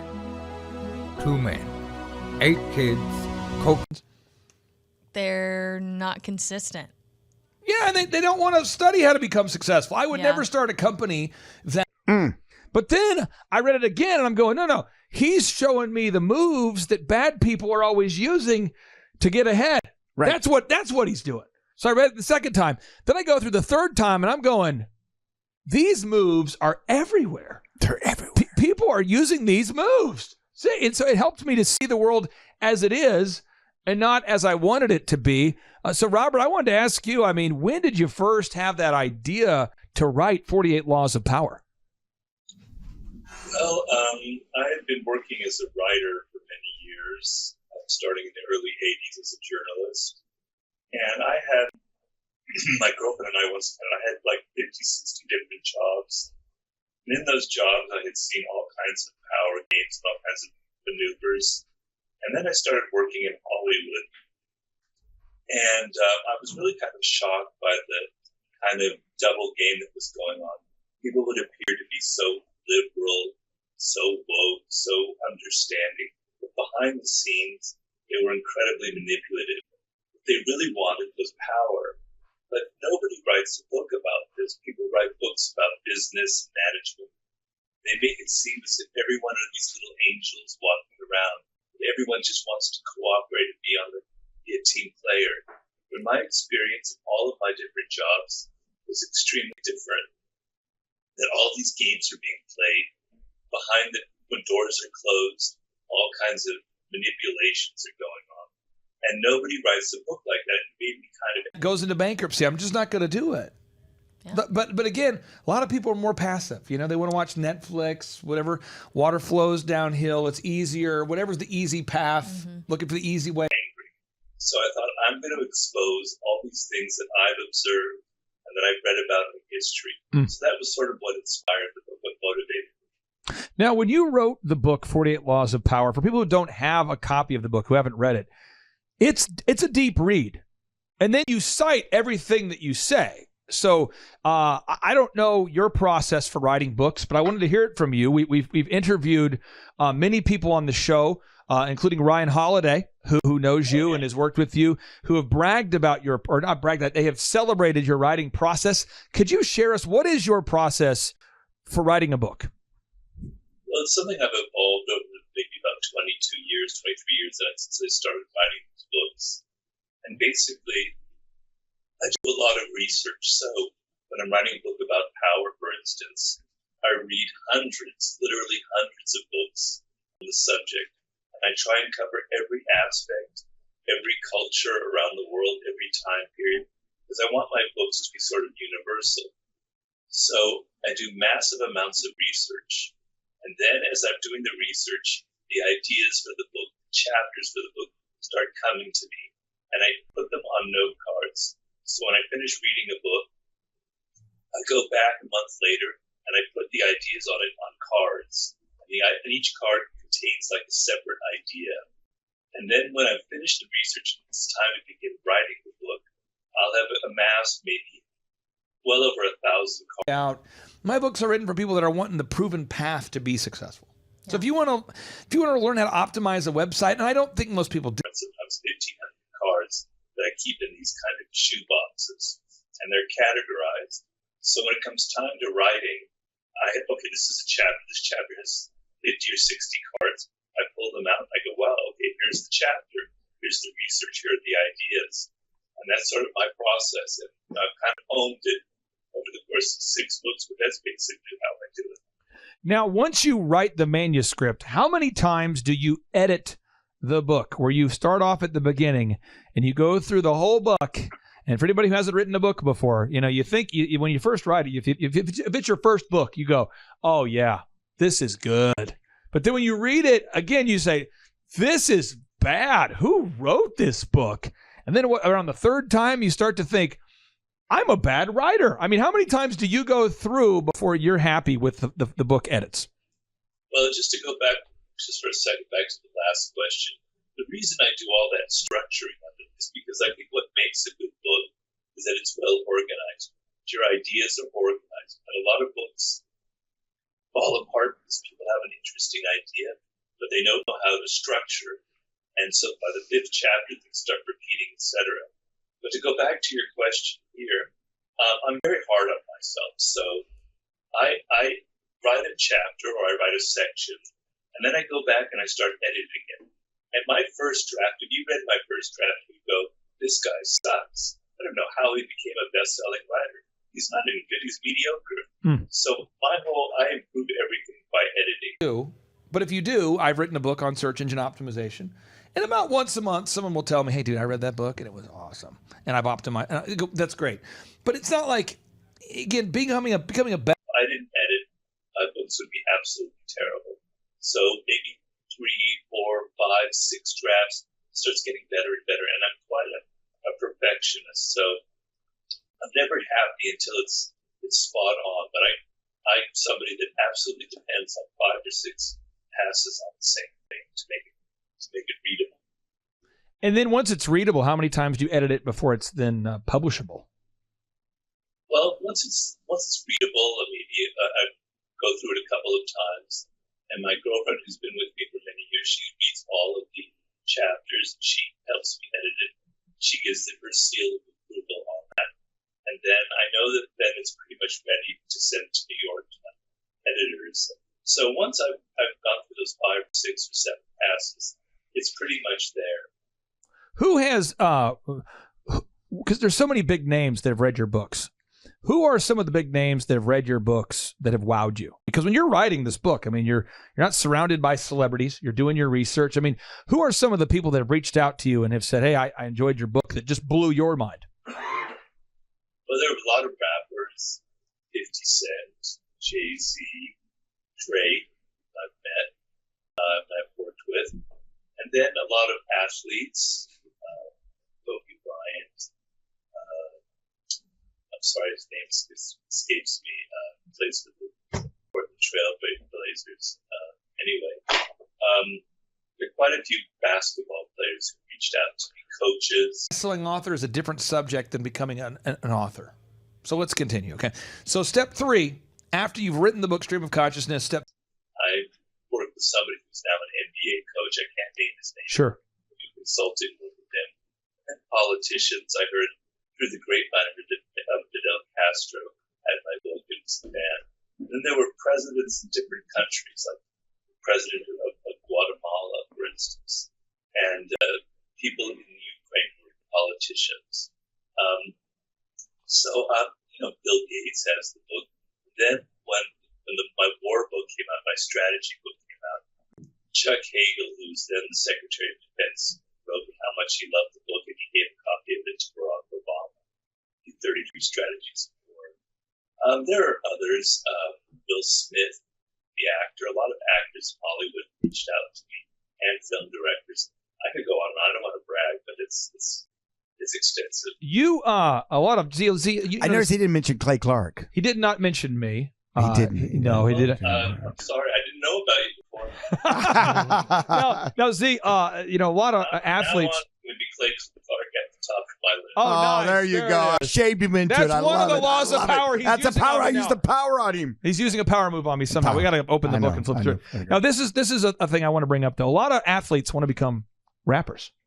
A lot of rappers want to become athletes. It's kind of like singers and actors. Robert, when are you dropping your rap album? When are you dropping the first one? Yeah, what are you? Probably after I'm dead, because I am the world's worst singer. I actually can make a lot of people laugh by how bad a singer I am. And I'm just a really nerdy white guy. What? Go to sleep and wait a week. It's important. I mean, you can go to sleep. You can go to sleep and wait a day. But I find that after you revisit what you wrote, James, what do you think is going to happen on? And I kind of know my place. So okay, that's fair. You have to get me really drunk or high on peyote or something before I start cutting any kind of reps. All right. Well, what I'm going to do now is I'm going to go through a few of the 448 laws of power, just a few, because I want to demonstrate to the listeners how I perceive knowing these laws has helped me with my career. And I want to get Robert's take on this since he's right here. So law number 9 from 48 Laws of Power, it reads, win through your actions, never through argument. To me, it sounds a lot like Proverbs 14:23 reads, in all labor there is profit, but the talk of the lips tendeth only to penury. Why do people need to know that they need to win through actions and never through argument? How is that practical for our business listeners out there? Well, words are a dime a dozen. Words are cheap. Anybody can say anything to defend their actions or try to persuade you what they want you to believe. And so we've all become very distrustful of words. I mean, we're barraged with advertisements. We hear politicians lie all the time. anybody can say anything about about their accomplishments, about what they're going to do. So people are naturally distrustful when you start trying to tell them what your great idea is or how they are wrong. But if you show it through an action, it's much more powerful. It goes directly to the brain. It goes, I've demonstrated to you the rightness of my idea or the wrongness of your idea, for instance. So it's much more powerful.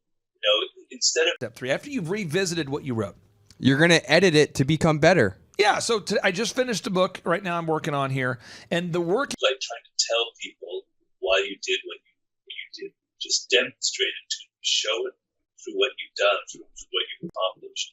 I have a story, I've used it, I believe, in my second book on seduction, where this woman said, when I sat next to William Gladstone, this is in the 19th century, he was prime minister, I thought I was the most brilliant woman in the world.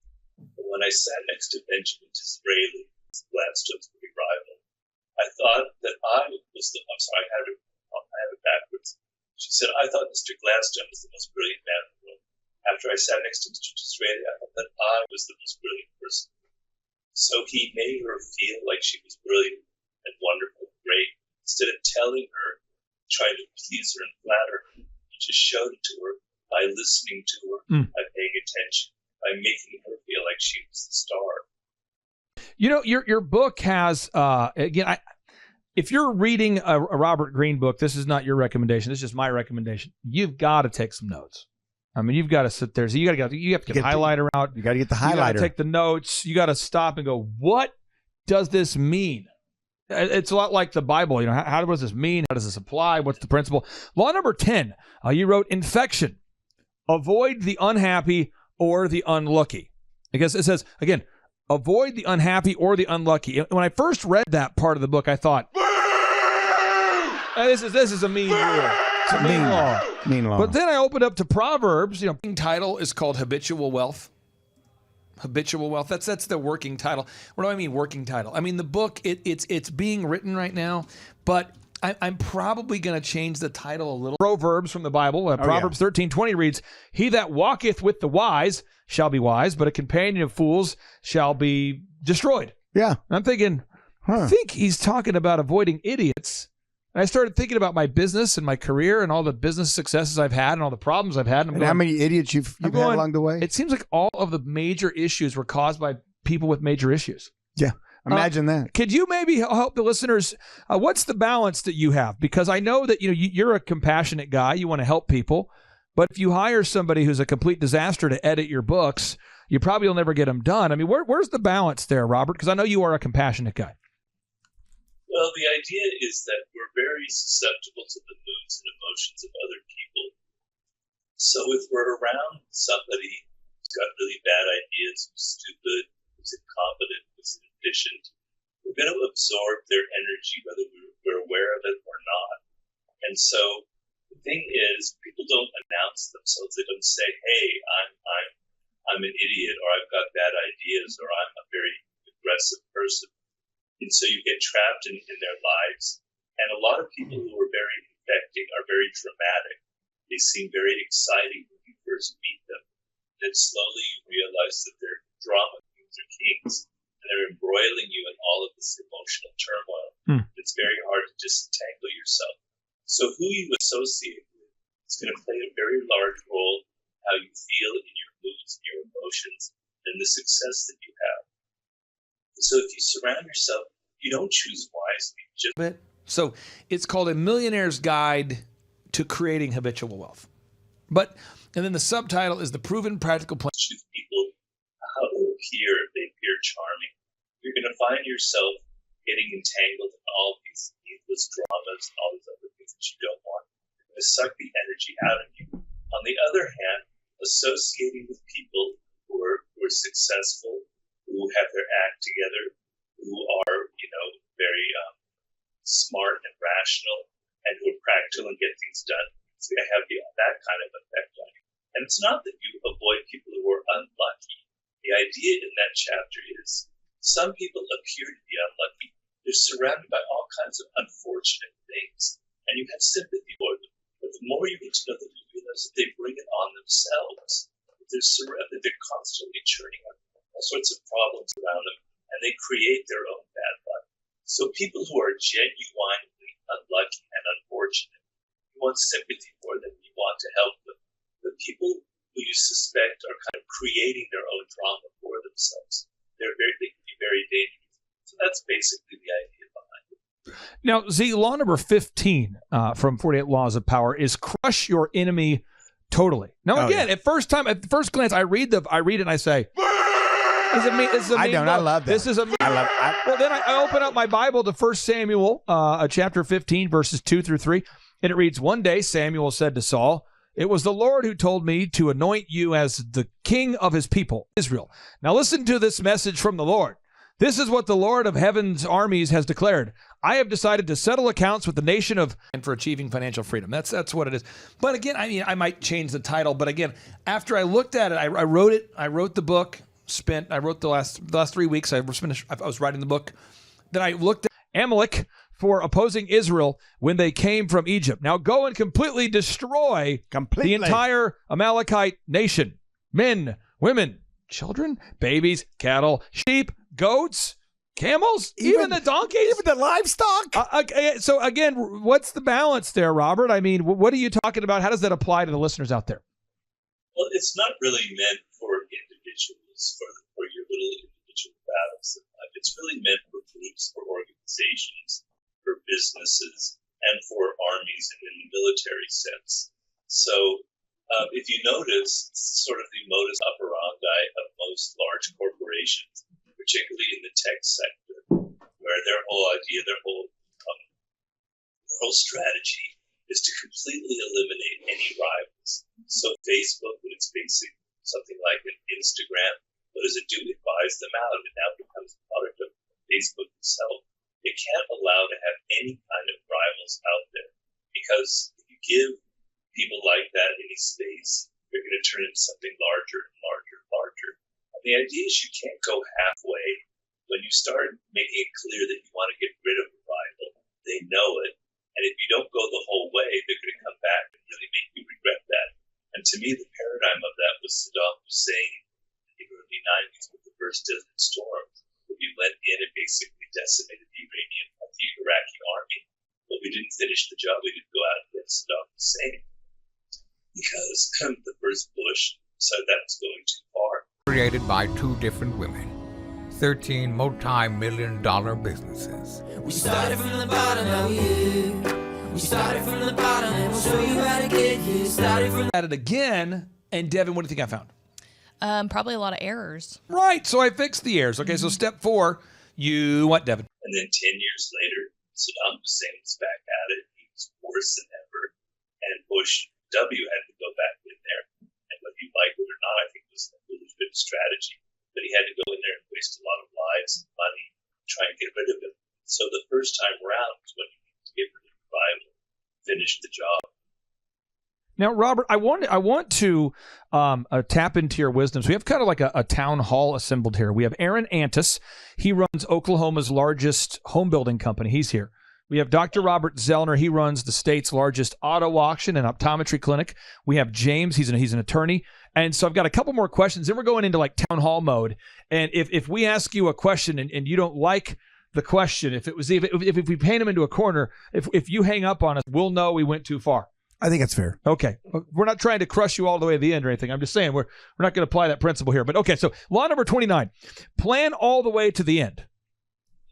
What does that mean, and how do people not do that by default? Well, you basically, the end of your project, your idea is going to contain everything, right? How you finish your job, how you finish your goal, what the end product produces in your business. That's how people are going to judge you. That's what your success depends on. And most people kind of do a kind of half-assed job when it comes to strategizing. They're thinking of the goal that they want to reach, the business project they are launching, or the enterprise they are launching, or whatever it is. And they kind of imagine the end. They kind of have a wish. Read your book and edit it to be grammatically correct. Step number 5, Devin. Edit book to be better. Right. Step number 6. Go to sleep and wait a week. Oh, yeah. Now, you don't have to wait a week. I recommend you wait a day. But you go. This is how it will end, and it'll probably be good. But they're not thinking all the way through. They're not giving it enough attention.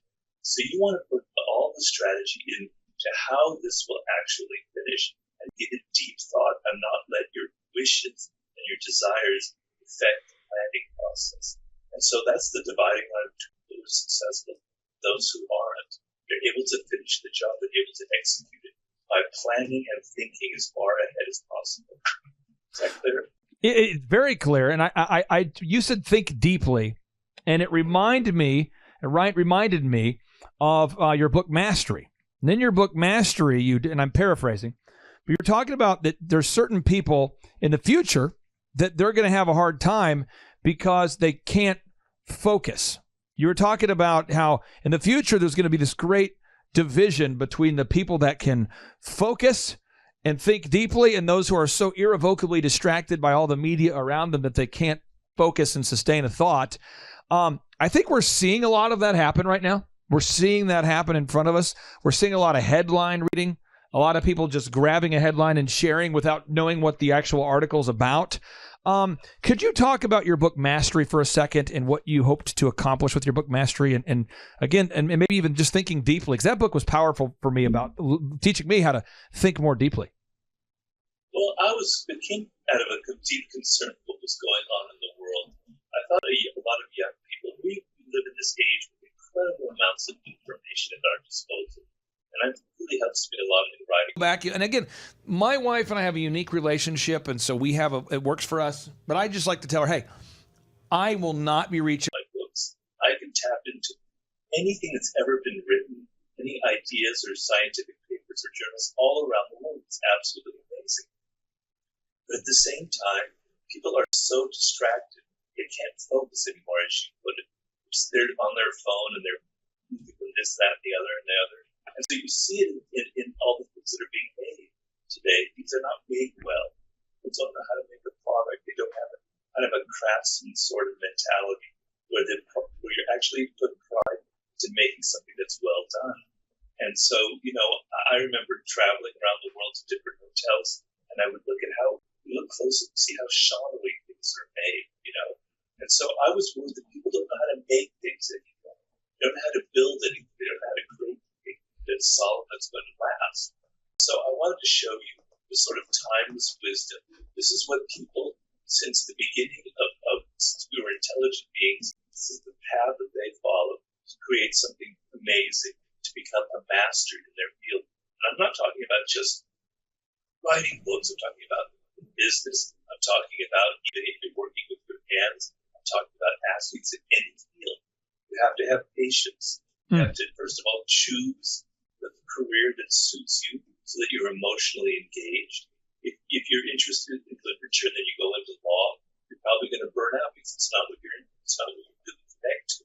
Then you've got to go through a apprenticeship phase where you learn a lot of skills. You've got to be patient. You've got to be willing to take criticism. That is a problem that it's great. It's like the 80s. Like my head won't explode if she can't reach me and I can't reach her during the day. So I just say between the hours of 1 a.m. and 5 p.m. I won't be reachable. A lot of young people have. You can't criticize them. They get all personal. They think everything is about them. And when you're just trying to help them improve themselves, that was what made me glom on Ryan Holiday as my assistant. It was amazing. But I could also criticize it and didn't take it personally. Then you have to understand how to work with people. And then you have to take all of this knowledge and become creative with it. And I take you step by step by step through this process. This is how the human brain works. You follow this path. Yeah. You go through your 10,000 or your 20,000 hours, and the end result will be success. You will accomplish something great. That's sort of the idea behind it. The quote that I was referencing is from the book Mastery that you wrote. It says, in the future, there'll be a great division. It says the great division will be between those who have trained themselves to handle the complexities and those who are overwhelmed by them, and those who can acquire skills and discipline their minds, and those who are irrevocably distracted by all the media around them and can never focus enough to learn. Z, you are a man who has mixed focus with fun. So to the person who doesn't know you very well, funness. Or Funnest. Okay. Funkos. People will see, they'll look up Dr. Zellner and they go, oh man, this guy owns a bank. He owns an optometry clinic. He travels a lot. This guy must really just be 90 miles an hour. This guy's just, but really, you're a guy that knows how to turn on the take it down a notch. Take it down. Focus mode. You make the checklists and the systems and the processes. And once you nail it, Z, you scale it. You do it. So what question would you have for the great Robert? Because you know why? I'm going to write a book. And you know when she wrote her book called Now I See, you know what I told her to do, Devin? Green. Well, first, thanks for being on the show. Love your books. And if I were to ask you this question about, other than your books, because we know your books are awesome and that you'd recommend, what's 2 or 3 or 4 books that really impacted you, have been fun for you to read, that meant a lot to you for our listeners out there? We're going to kind of slide them towards, I mean, obviously, they're going to get yours in the gift pack. There's probably all the books in one pack. But what are some other books that you would recommend? Well, I'm a bit prejudiced, but I think Ryan Holiday's books are really, really excellent. And my favorite book of his is The Obstacle is the Way, which is an idea that I have used a lot in my books, but Ryan really nails it. And it's basically any kind of adversity in your life, any kind of resistance is actually a good thing. You want to push against it. Right. You want to go past it. You want it to be a teaching moment for you. So the negative things in your life, the negative experiences, they're going to enrich you in some deep way. Another book I like that's a little bit different is by Howard Gardner. I don't know if I have the title exactly right. It's something like The 5 Frames of Intelligence. It's something that I used a lot in mastery. And the idea is that basically we tend to think of intelligence as just this intellectual process. People who are great at abstract reasoning, whatever. But he shows that there are these different forms of intelligence. And each person, each child, for instance, is basically primed for one of them. Might be good at 2 of them, but there's really one dominant one. And it's not... Wake up at 1 a.m. and write the book? What do you think I did, Devin? We have 5 kids. You said lock yourself in a room and just do Right. nothing but write the book. Yeah, so I think we checked her into the Renaissance Hotel off of 169. It could be words. It could be patterns and abstract reasoning. It could be kinetic, actually moving your body. It could be music and that sort of thing. It could be social. And the trick and the idea in that book is to discover what your natural form of intelligence that you are suited to and be willing to lean in that the most in your career, choice of a career. And if you're someone who's like word oriented and then you choose something that's not suited to that, you're going to have a life of misery. And I found that book very profound. Which is why you're not a rapper. Is that correct? Yeah, but maybe after this show, maybe I'll change my mind.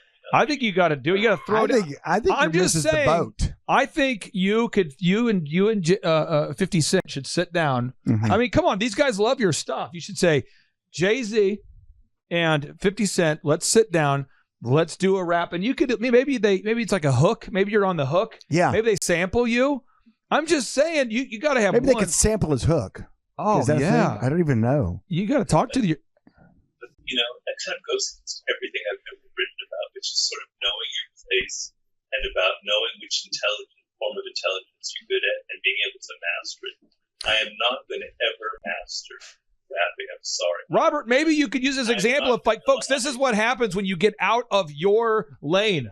Don't do this. Well, what I'm saying is this: he could do the what is the classic Michael? You're the old DJ, the Michael Jackson song Thriller. Thriller, yeah. And then who's the guy that reads in the middle of it? I'm in 71st. I said, just spend your day writing Now I See, and don't talk to me during the day. Don't call me. Don't check on me. Don't talk to anyone. He was an old Vincent Price. Vincent Price. I've been coached by rappers to do that. There you go. That's the move. I remember back in the day there was the rock group Clash, and they had the poet Allen Ginsberg do what you're saying. He sort of read a poem in the middle of one of their songs. So I could do something like that. That's a great idea. Thank you. Well, you're very welcome. Free ideas. You want to write the song for me, Doctor? I will. I tell you what, consider it done.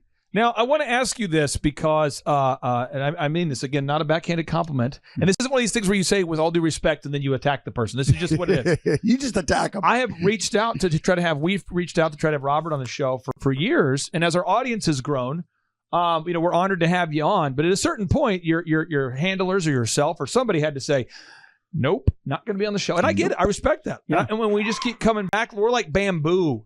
Z, we just keep coming back. You cut us down and we're just like right the next season. We're back cockroaches up of there. interviewing. We keep Yes. coming. So I just want to ask you, what are your laws, your rules that you have, maybe a couple of what you say yes to and what you say no to? Because people are so irrevocably distracted by smartphone updates, emails, text messages, requests for speaking, etc. What's kind of your rules for, okay, I'm not going to, do you have like a rule that you don't look at your smartphone during the day? Do you have certain rules you've done to allow yourself to stay focused?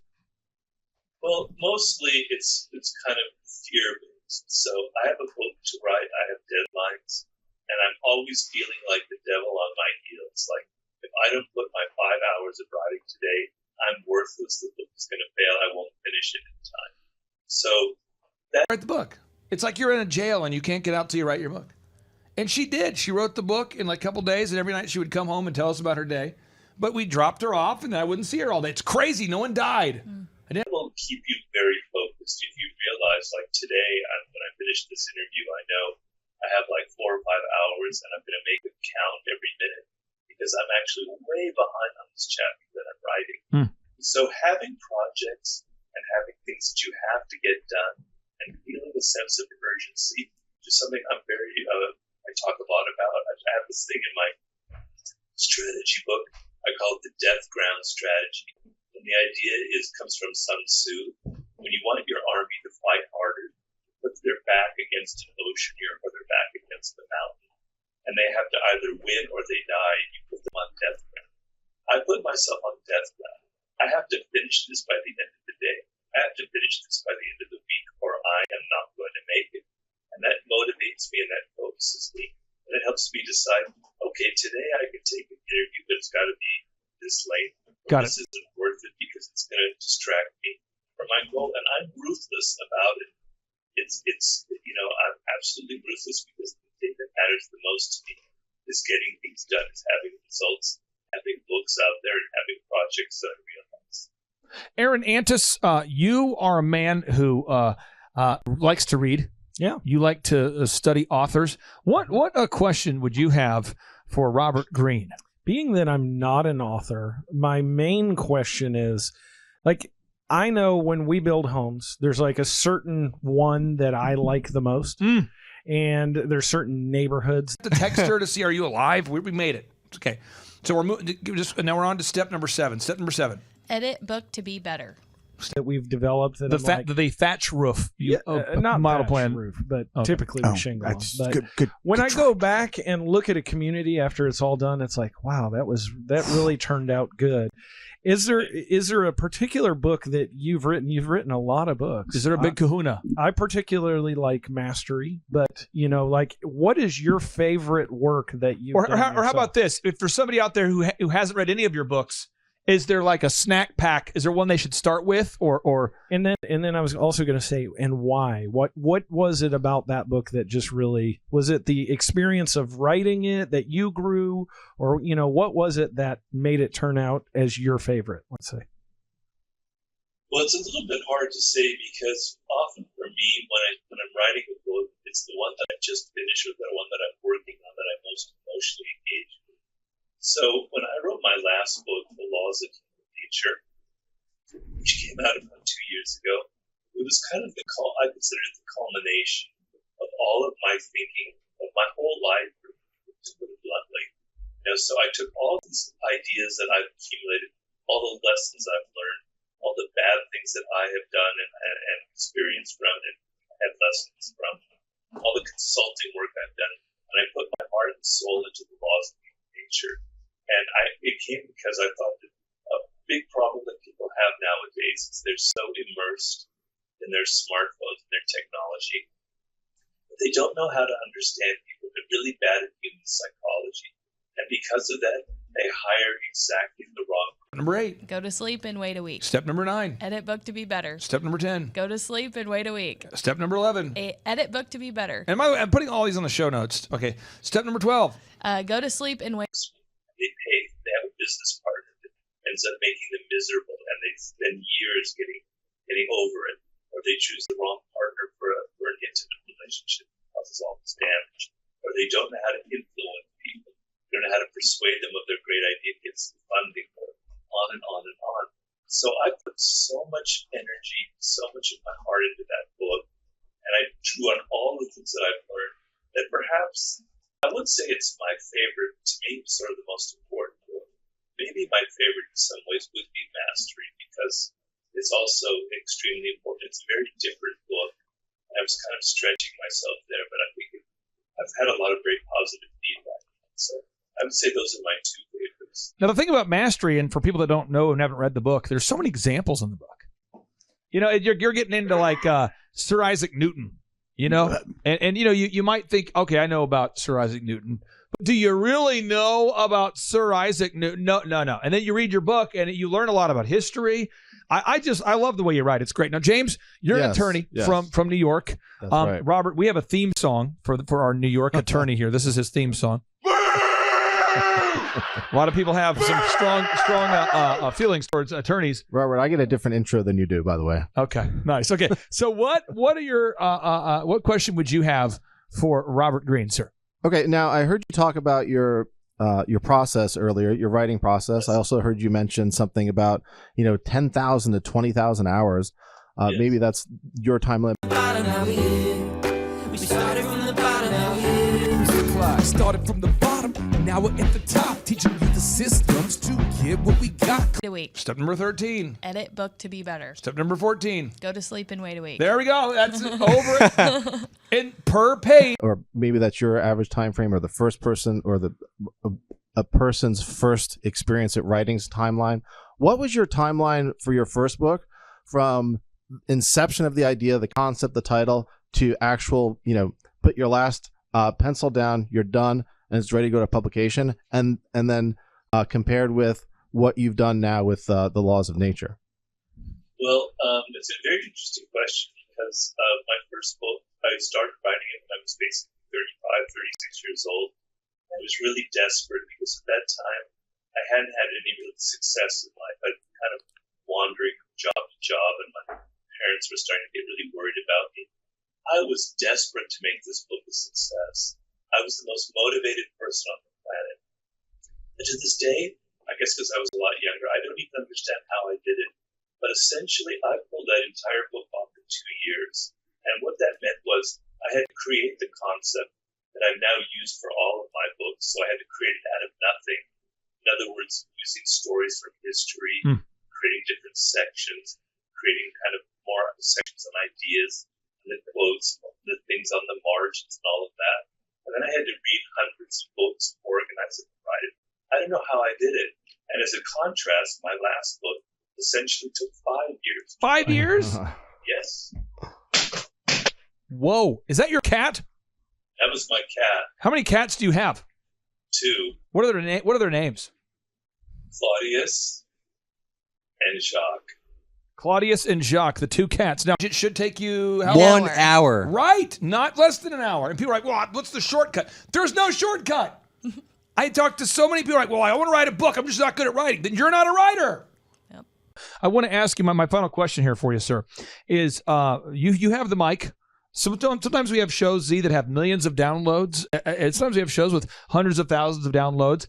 And I want to give you the mic to just share whatever you want to share with the Thrive Nation, and maybe you can tell us where listeners can find more about you. Well, I'm always hungry for new readers for my books, because what really motivates me is there are a lot of self-help books out there, and everybody's interested in kind of changing themselves and improving their lives, becoming better at what they do. But my experience is a lot of these books don't actually affect you. And my whole strategy is I'm trying to get under your skin.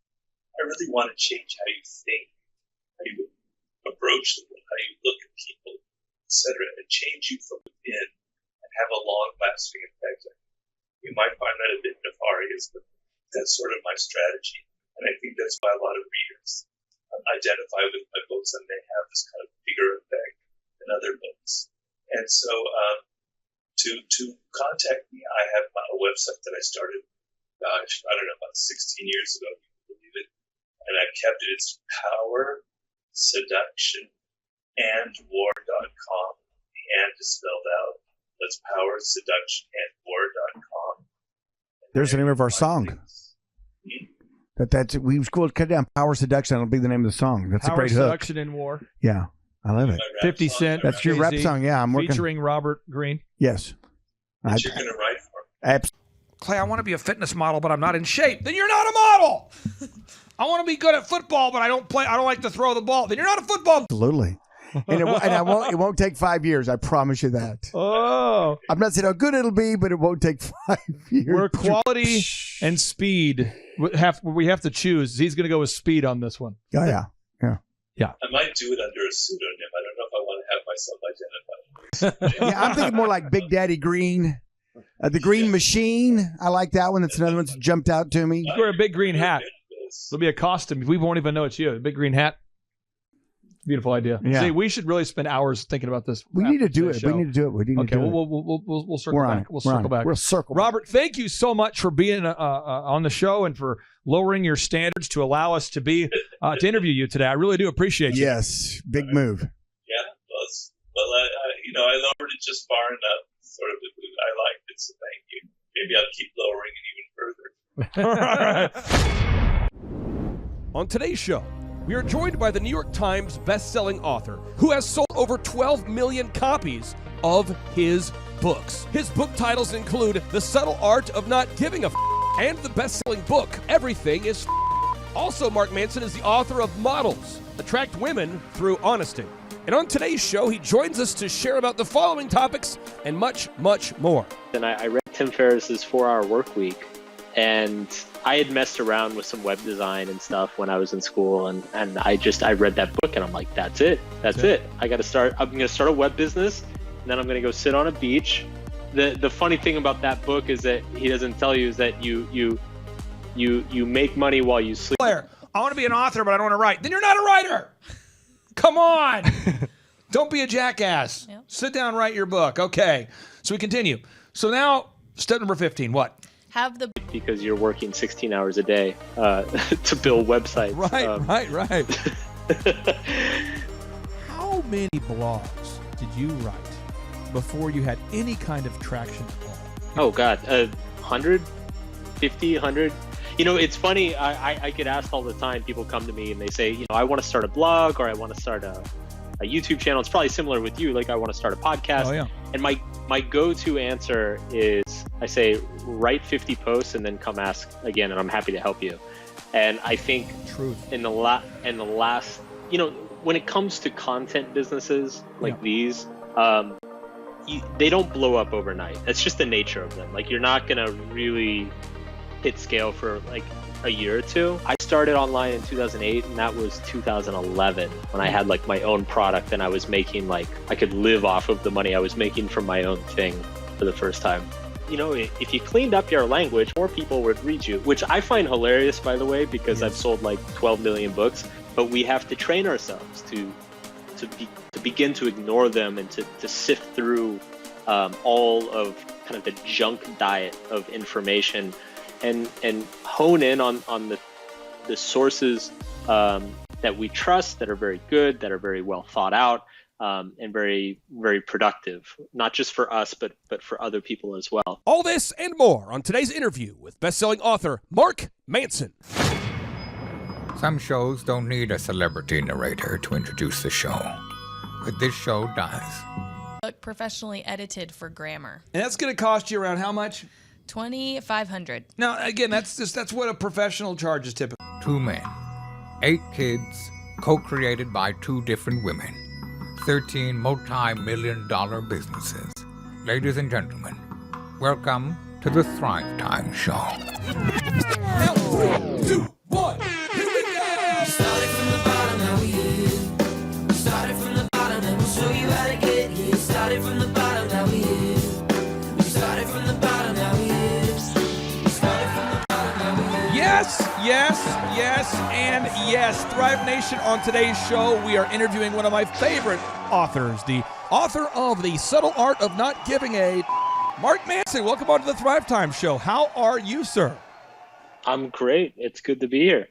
Hey, your little orange-covered book is all over the place. Every time I go to the airport, every time I go to Barnes & Noble, every time I go anywhere, that orange-covered book is everywhere. Does it blow your mind to see your book everywhere? Yeah, it's pretty insane. It's wild. It's wild. I mean, you've had a ton of success, but I'd love to start at the bottom of at the very bottom, the very beginning. Sure. And kind of share your story of how you grew up and when you figured out what you actually wanted to do professionally. Huh. So I had a pretty typical, middle class background. Went to college. When I was in college, I thought I was going to go into finance, and then I happened to graduate into the crash of 2008. So that didn't work out so well. Now, why is a professional going to charge you $2,500, Devin? $2,500 to read a book that's 250 pages. Please tell me. $200 per page. Why?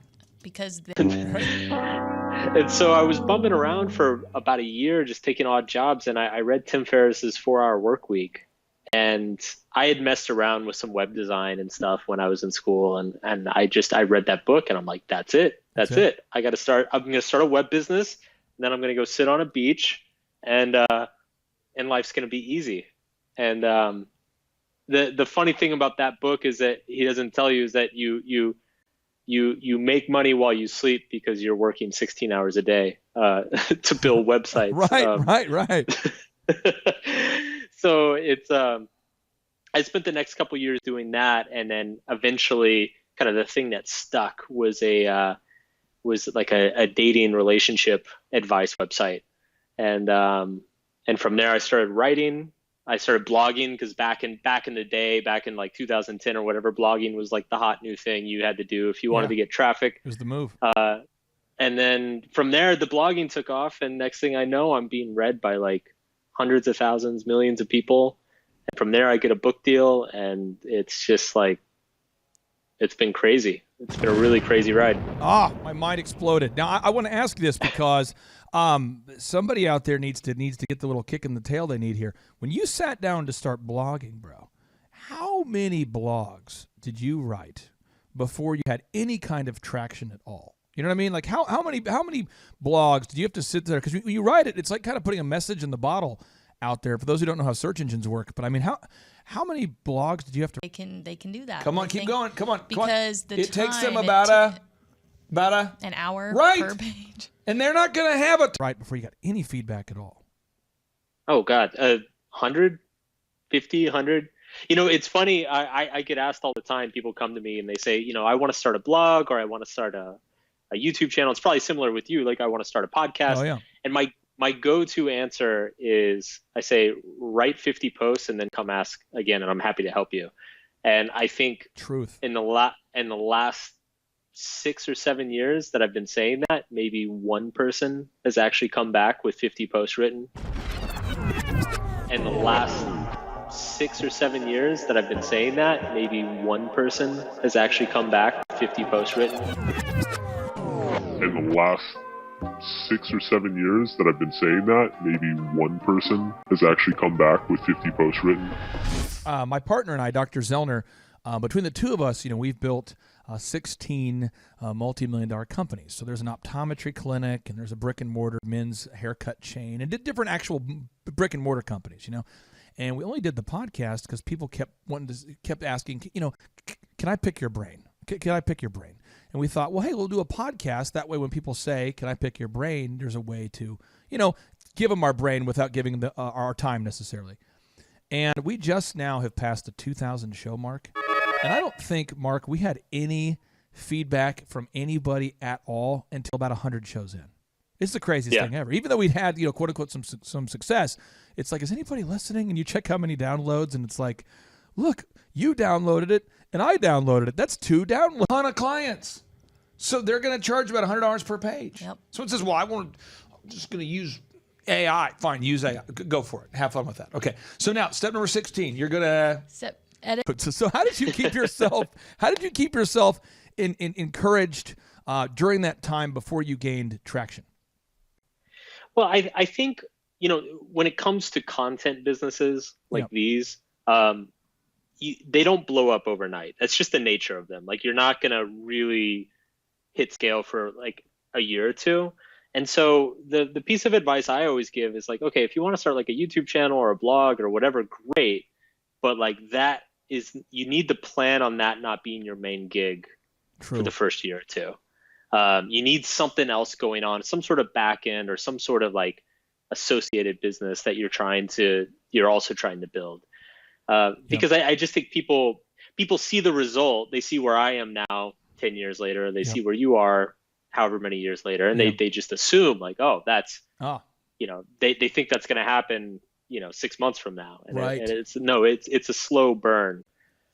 How did you, or when did you first monetize your blog in any capacity? Was it like an advertiser? Was it somebody who hired you for some consulting? Do you remember the first time? I just want to know how long it took you to monetize it in some capacity, because there's somebody out there I want to encourage right now.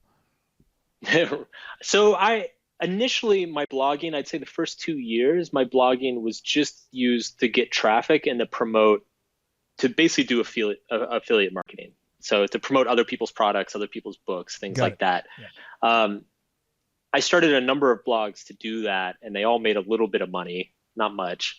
But then the dating book. Wait, step number 16. Yep. Oh yeah, edit book to be better. Even after someone's professionally edited it? Yes. Why? That's why every single book I have. Relationship thing started to take off, and so after a couple of years, I decided, I should create my own product and then start promoting that. And so that was. Yeah.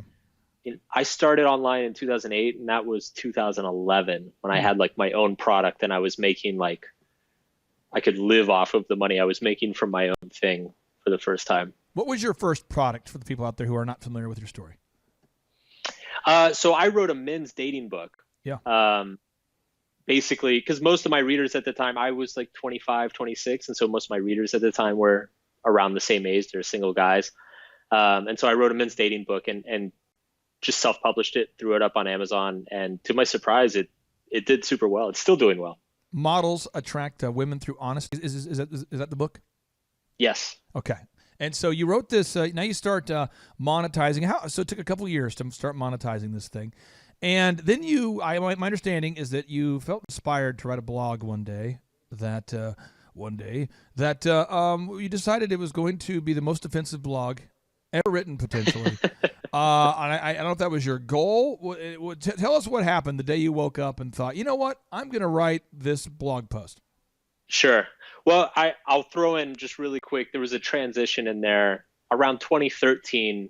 So one thing I always did is I would start with like a super niche market. And then once I kind of saturated that, I would pivot into a bigger market. So, I started with like young men's dating advice, and then I went to just general dating relationship advice for men and women, and then I went from there into kind of the self. Every single book I have, no matter how many times it's been edited, someone says, hey, did you know on page 14 of your book the word "the" is spelled wrong? I go, yeah, I could see that.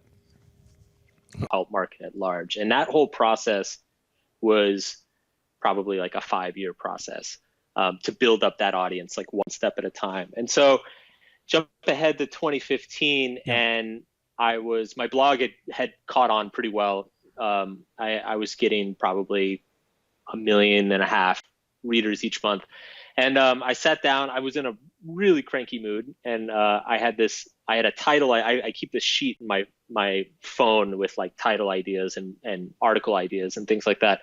And I had this idea that had been sitting in my phone for a long time, and it was called The Subtle Art of Not Giving a F***.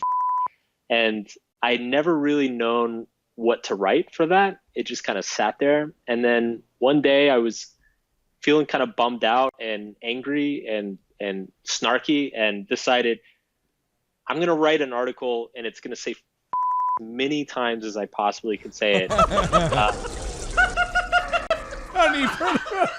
But it's also going to give some of the best life advice that I can possibly give to people. And the goal was to just like scramble people's brains, like leave them in a state of like, right, well, this is so offensive, but it's actually really good, and I don't know what to do with myself. And that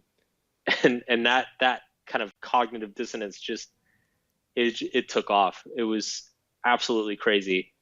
I think that article itself ended up getting more than 10 million page views the first month.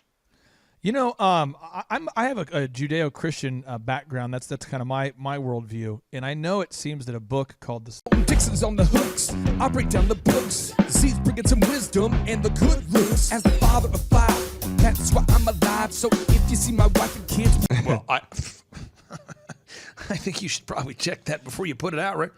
So the books, the 24 books that I Little Art of Not Giving probably doesn't have a whole lot to do with my worldviews, but there was a Bible verse that I love, Matthew 5:10, that said, "Blessed are those who are persecuted because of righteousness, for theirs is the kingdom of heaven." Essentially, if you stand up for something, somebody is going to persecute you. You know, someone's going to be upset about it. You know, no matter what values you pick. And I think your book is very emotionally liberating for a lot of people of all faiths and all backgrounds. Do you get that a lot? Do you hear people tell you that it's emotionally liberating for people to embrace that by standing up for something, somebody's going to be pissed off about it? Absolutely. And I get that. I get the religious thing too. You know, I did a couple podcasts with I did a couple Christian podcasts with pastors. Yeah. One of them said that he regularly recommended the book to his congregation.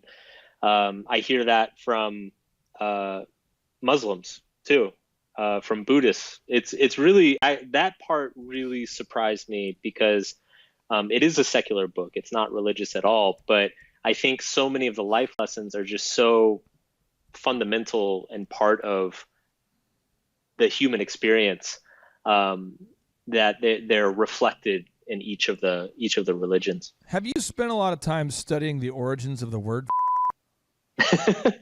You know what's funny? Yeah. So as you can imagine, I get the criticism all the time. You know, if you cleaned up your language, more people would read you, which I find hilarious, by the way, because I've sold like 12 million books. But written, I believe, are a lot better than the books that people who have not written have written. The 25 books that I'd rather have the 24 books out that I've written than not have books out because I'm waiting for perfect. Because I get that email constantly. And so like 3 or 4 years ago, I researched profanity and vulgarity, and I wrote a post about it, kind of explaining like, okay, this is why I use this language, and it's a very like I'm not using it because I'm just an idiot who can't think of other words. Like I'm using it very pointedly and intentionally, to kind of like slap people in the face a little bit.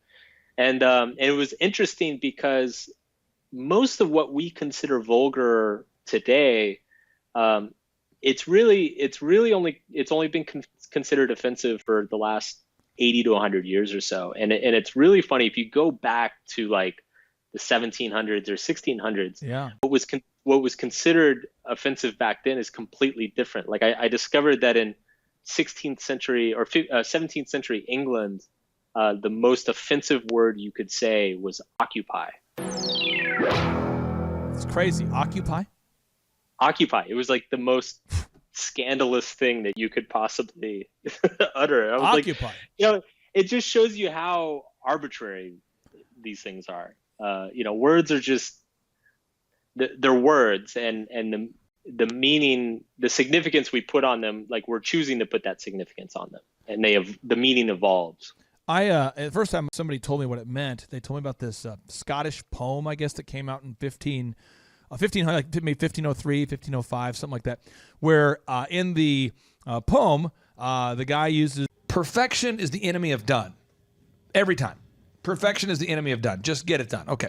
Now, step number 17, Devin. Go to this acronym, and you know, fornication under consent of the king. You know, because basically back in the day, if you wanted to have extramarital sex, or you wanted to just be a man whore, you could pay an indulgence for the right to do that. You know, and so he came up with this acronym, you know, which stood for fornication under consent of the king.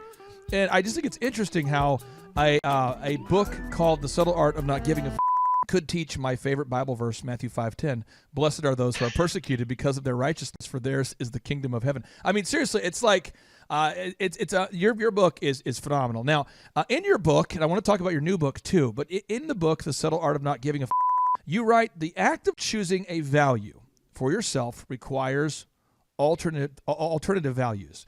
If I choose to make my marriage the most important part of my life, that means I'm probably choosing to not make cocaine-fueled hooker orgies an important part of my life. I'd love for you to break down where you see most people struggling to reject alternative values in this world of political correctness. Oh, man. No, I think one of the things that I raised throughout the book is that I think people are very – so there are two things that I think happen a lot today. One is that that we simply aren't aware of our values. I think part of it is just all the distraction from all the technology and phones and blah, blah, blah. Like we become so caught up in just this like autopilot that we don't even realize what our priorities are a lot of the time. And then I think the second thing that Sleep and wait a week. Oh, man. Step number 18. Create a book cover. Now, this is where we're going to start selling books. Is it okay if we transition into how to become a best-selling author? Yes. How to become a best-selling happens a lot. And I think this is driven primarily by social media, is that we like to portray certain values, perhaps online or to each other, that we don't necessarily live or embody or act in our real life. And I think the problem is that the media and the kind of the social media, but just the media environment in general is rewarding that right now. So it's rewarding kind of like self-righteousness and moral outrage. And it promotes that kind of behavior and that kind of attitude towards people. And, I think the right has had its own dose of that in the last 10 years, but I think right now it's the left's turn to like really, really just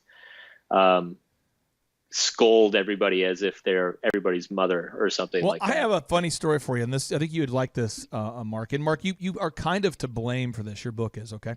One of my clients, if you get a chance to Google search him, his name is Steve Currington. And if you Google search Tulsa mortgages, like you're looking for a mortgage to buy a house, his company, Total Lending Concepts, comes up top in the Google search results. And he's been a client of mine for 5 years, and now he did $251 million of mortgages last year. And he gets 1.75% on all that.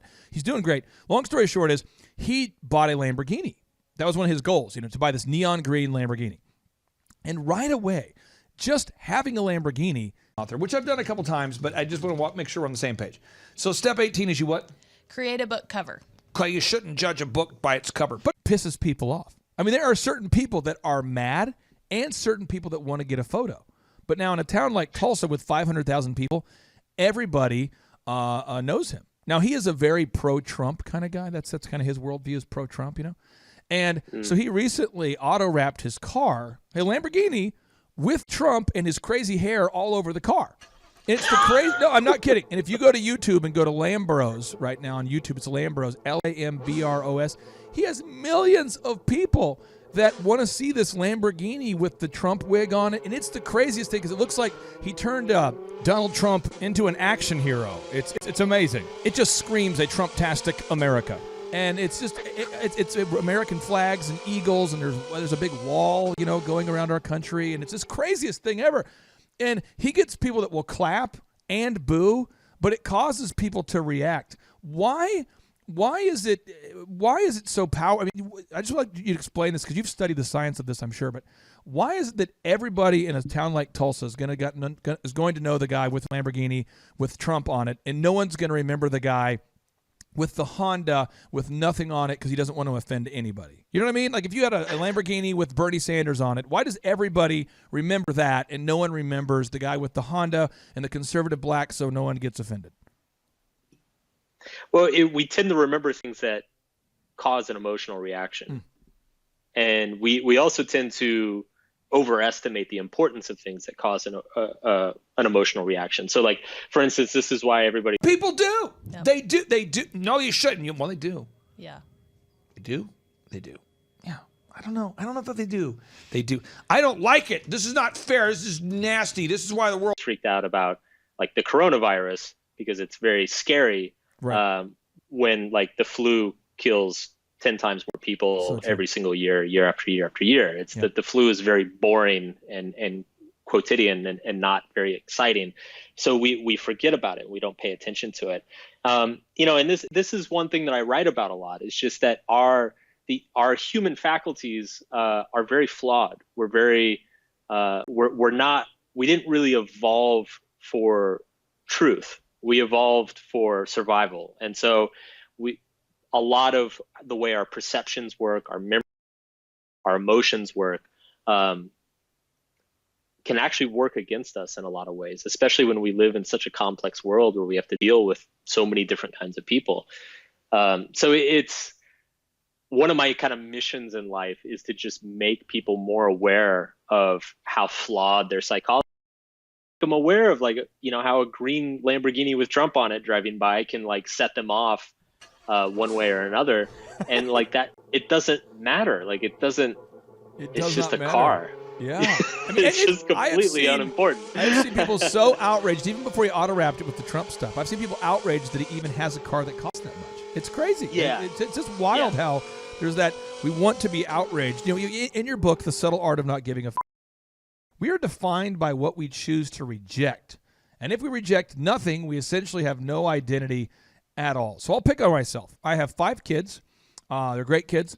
And I have one wife. We've been so gross and just crazy. If the world wasn't like this today, then we have better candidates for elections, and we would just be better. Married almost 20 years, and I drive a Hummer, and I live on a ton of land. I mean, just a ton of land, you know, thousands of trees. That's kind of my thing. And I sort of reject a lot of things, but I wasn't aware of it until I'd read your book, how many things I reject. So I don't participate in social media except to put out content. I don't respond to stuff. I don't go out to eat when requested to. You know, people ask me to go out to eat. I don't do it. I just don't. I invite people to my house, but I don't go out to eat. I never meet alone with women because I know myself and I just kind of want to, you know, we're 3 or more gathered. I feel better about life as a married guy, for me personally, you know. And I have these certain things that I do. And I didn't realize how much it irritated some people that I have these certain rules I live by. Can you talk to me about, or talk to the listeners out there about some of the things that maybe we need to reject to become happier people? Like, what are some of the things that we need to, that maybe the average listener needs to start rejecting to get to maybe to be more at peace? I think the big thing I propose all the time is we need to develop a habit to become kind of merciless with the information that we consume. I draw an analogy with the 1950s and 60s. So like when industrialized food blew up and suddenly like everybody can go to the grocery store and get Twinkies and TV dinners and all this stuff, like for the first time in human history, like there's just this overabundance of really, really sweet and salty food for very cheap. And so for the first time ever, if people wouldn't judge and people would, great. I agree. Awesome. Meanwhile, people do judge a book by its cover. Right. Okay. So Michael Levine, bestseller. We had to learn how to manage our eating habits, manage our nutrition, manage our diet, start exercising, things like that. Like it's a skill that we had to develop as a culture in reaction to the abundance that we produced. And I think the same thing is happening today with the internet and information. Yeah. There's this overabundance of information.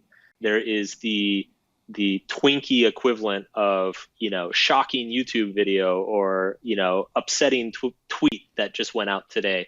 And it's our mind, it craves those things because they're very easy and they're very satisfying for a short period of time. But we have to train ourselves to begin to ignore them and to sift through all of kind of the junk diet of information and hone in on the sources that we trust, that are very good, that are very well thought out, and very, very productive, not just for us, but for other people as well. And so like I've kind of been on a crusade about that. And I don't, for some people that means getting rid of all social media. I don't necessarily, you know, some people need some degree of social media to keep in touch with certain people or for work or for whatever. Yeah. But for me, it's like there should be a really, really strong screening mechanism of what you let onto your newsfeed, what you let into your inbox. there should be a really, really strong screening mechanism of what you let onto your newsfeed, what you let into your inbox. Author of many, many books. By the way, the guy represented 34 Grammy award-winning artists, 43 should be a really, really strong screening mechanism of what you let onto your newsfeed, what you let into your inbox. And if you're a guy with 5 kids, I totally get it. You know, who you go to dinner with or how often you go out for dinners. You know, time is really the only truly scarce resource in this world. And so you need to protect it and you need to take care of it. Well, you know, there was an article that Paul Graham, the guy behind Airbnb and Dropbox and Reddit, that he sent out a tweet to an article that appeared in The Guardian called "Our Minds Can Be Hijacked: The Tech Insiders Who Fear a Smartphone Dystopia." And in that book, in the article, Justin Rosenstein, who created that Facebook like button, you know, he was explaining how just some of the statistics that are out there and why he personally is now trying to avoid using smartphones and apps and that kind of. This is the guy who invented the Facebook like button.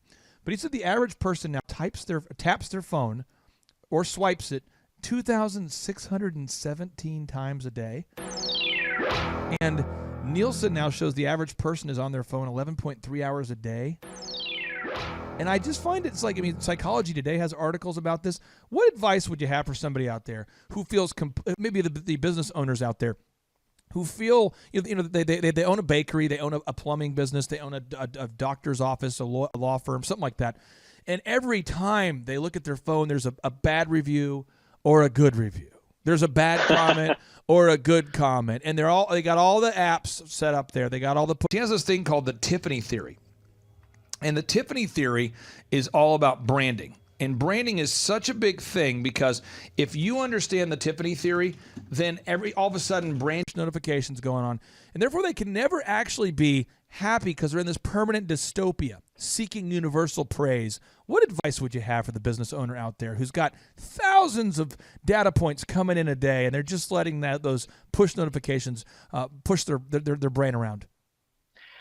Outsource it. I especially as an author and somebody who's very prominent on social media, yes. I have very strict rules for myself in terms of like, it happens about once or twice a year where like I will somehow end up scrolling into the reviews of my own books. No. And as I'm doing it, I'm like, why are you doing this, Mark? Don't do it. Don't do it. Don't do it. Yes. And sure enough, I get there and I read like 2 of them and I'm like, it ruins my day.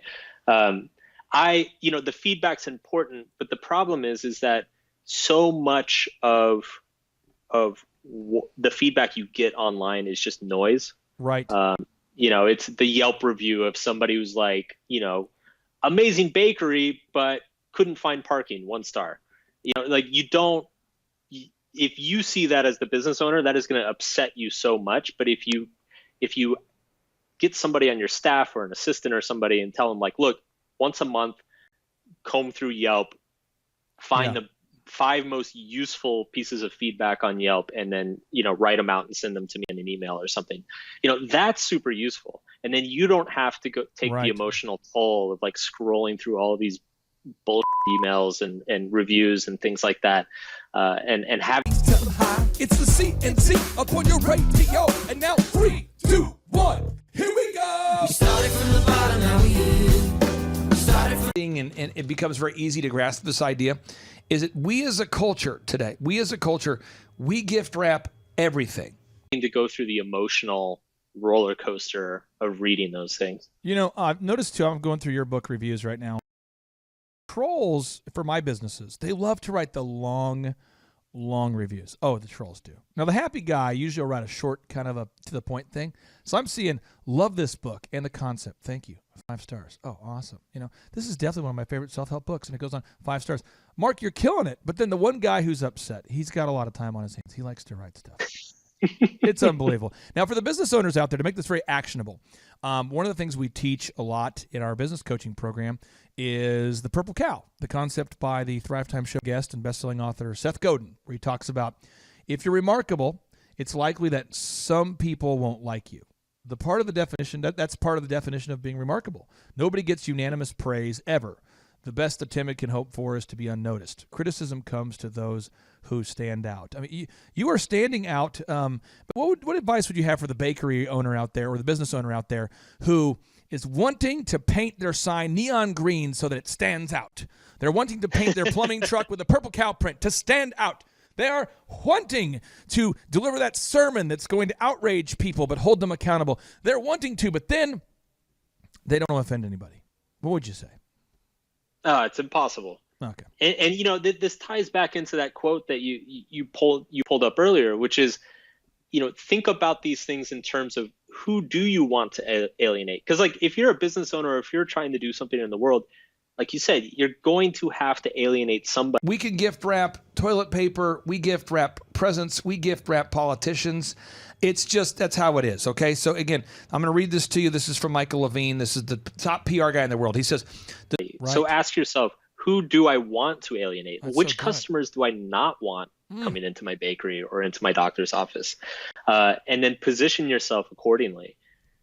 that is good right there. Who do you want to alienate? We got to put that on a shirt. That is hot. That's hot. That's a book title for you, my friend, right there. That's There you book go. 4 or 5. That's hot. Who do you want to alienate? Shunda. That is good. I'm going to hit my bomb button here. Oh, that's a glory. That was a good one. Okay, I'll move on. That was good. Now, you have a book, again, you see it, you find it everywhere, and you've gone from the blog guy to the book guy, the self-published guy, to now the best-selling author guy. So I just want to know, I want the process. What was your process like for getting a book deal? I think a lot of people want to know what that looks like. It was a little bit different for me because I had a big blog. Yeah. But it's generally you always want to get an agent. And so what I notice when this question comes up, people tend to overestimate how important the book idea is. You know, book ideas are dime a dozen. Like it's like business ideas. Like we've all got business ideas, and none of it matters. And until you actually write the thing, none of it really matters.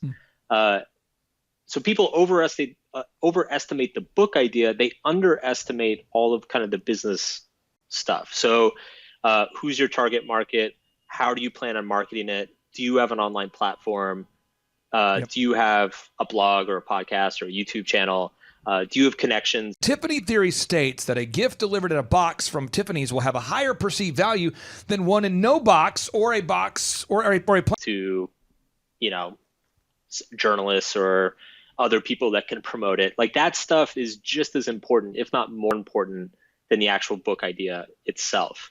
If you're like, you know, it's like if Kim Kardashian wants to write a book, like they don't even care what the book idea is. They're like, here's some money, go write it. You know, it's if you have a platform and a marketing machine above a certain size, they'll figure out the book idea with you later. So yeah, I think people need to worry more about the business side of things and a little bit less, you know, the idea will figure itself out. How did you determine what agency to go with or agent to go with? It's actually a really funny story. So when I wrote that blog post around the time, the subtle art of not giving a about blog post, I happened to mention on the website around that time that I was working on a book and I wasn't sure if I was going to self-publish it or publish it normally. And I got about 4 or 5 agents reaching out to me and setting up calls with me. And it was an interesting conversation because I was, you know, by that time I was making good money through my site. I was making good money from my self-published book. I knew if I self-published another book, I'd probably make high 6 or low 7 figures from it. Yeah. And so I went into these calls with the agents of like, okay, convince me why I should do this. Convince me why I should sign with a publisher and give them, you know, 70% of my royalties or whatever. Inbox. That's not because the recipient is a fool. It is because in our society, we gift wrap everything. Our politicians, our corporate heads, our movie and TV stars. And it was funny because all of the agents, they tried to be my buddy. They tried to be like, you know, they kind of promised me the moon. Oh yeah. They said, no, it's going to be amazing. Like, just trust me. And they tried to sweet talk me and all this stuff. And then I got on the phone with this one woman, and she consistently interrupted me. I could never get a word in. And then when I asked her why I should go with a publisher instead of self-publish, her response was, I don't know, do whatever you want, but if you want a publisher, call me back. And then she hung up on me. And I was offended for about 5 seconds. And then I'm like, that's the person I want negotiating on my behalf to other people. And so I called her back the next day and I'm like, all right, you're on. And she's been my agent ever since. She's amazing. This just in, tips for getting mega clients. Talk over them and just don't let Mark Manson talk, and then you too can become his agent. Exactly. That is awesome. Okay, so now your book is everywhere. It's in Target, it's in Barnes & Noble, it's in airports. I mean, literally everywhere I go, I see the orange cover. And I've actually bought many copies of the book for my employees and for myself and for people I care about. So you've probably made at least $200 from my staff here, because I think you get like $2 a book maybe, right? I mean, it's not that sweet. People think you get a lot more per book, but hopefully you've made a few $100s off my staff. Yeah, $2 to $3 each, I'd say. Okay. Well, so I've probably, and even our toilet paper, public relations is like gift wrapping. Now I'm going to ask you this question, Devin. It's offensive, but I'm going to ask you a question. Have you ever met, paid you $600 so far? So I need this help. If you're out there listening today, buy a copy of The Subtle Art of Not Giving a F. Let's get at least $1,000 in Mark Manson's pocket today. If you think about it, folks, all you got to do is go without a regrettable purchase from a convenience store. Don't get the regrettable burrito. Don't supersize a meal this week. Maybe fast for one day. Don't go to Starbucks for one day. Buy a copy of the book. And you could have been done, but you decided to go ahead and work on another book. And your next book is called Everything is a book about hope. What? What is this book about? What inspired you to write it? Two things, really. I mean, the first was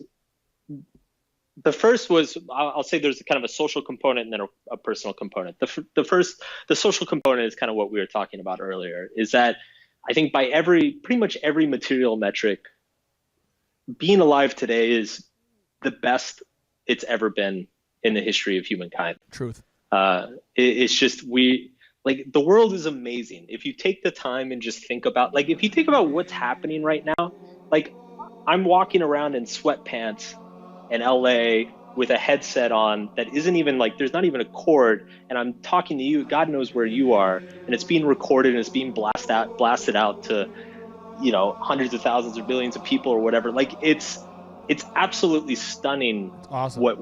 What we experience on a day-to-day basis. And yet, when you look at mental health measurements and kind of the more psychological metrics.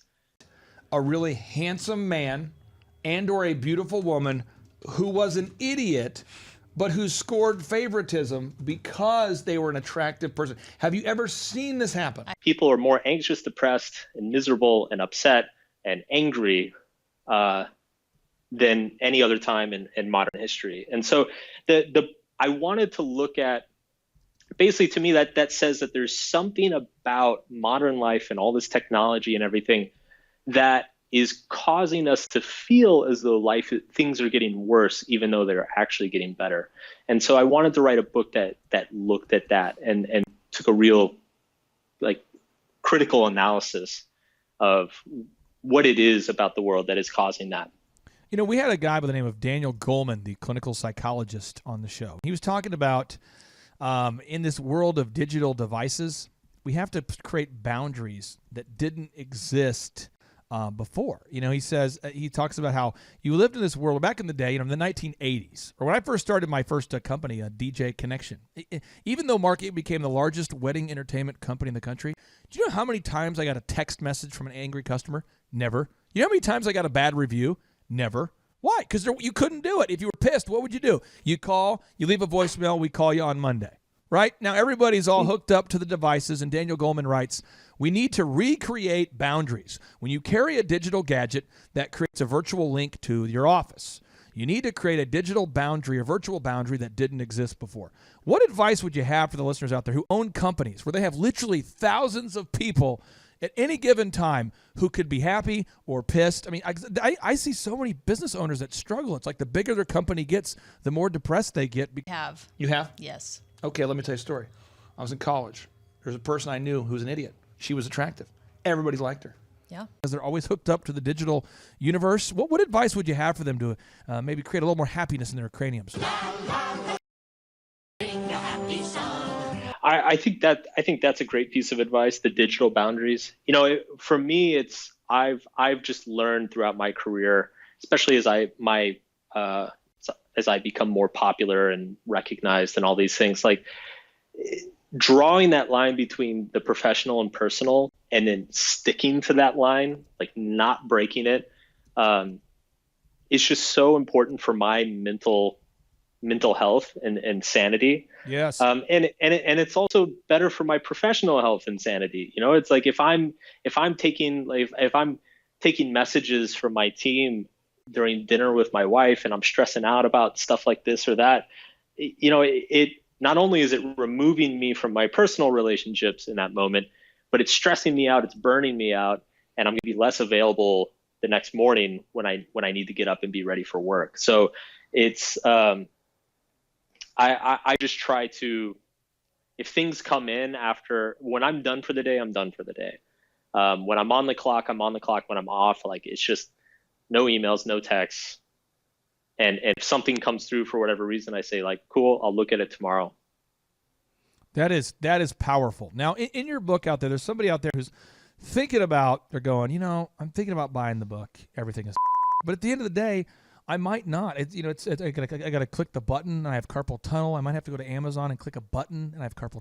Until you met her, and then when they met her, they're like, yeah, but she's misunderstood. Yeah, when you're used to being the homecoming queen, it's hard to relate to normal. I'm like, come, you're trying to tell me it's hard for her to relate to you because she was the homecoming queen? Tunnel. My hand is very tired right now, but yet I'm very motivated to buy the book. It's hard. So it's hard. I'm gonna just kind of open the book and just kind of peer into it a little bit. Chapter 1 of Everything is book about hope is titled The Uncomfortable Truth. What is the uncomfortable truth?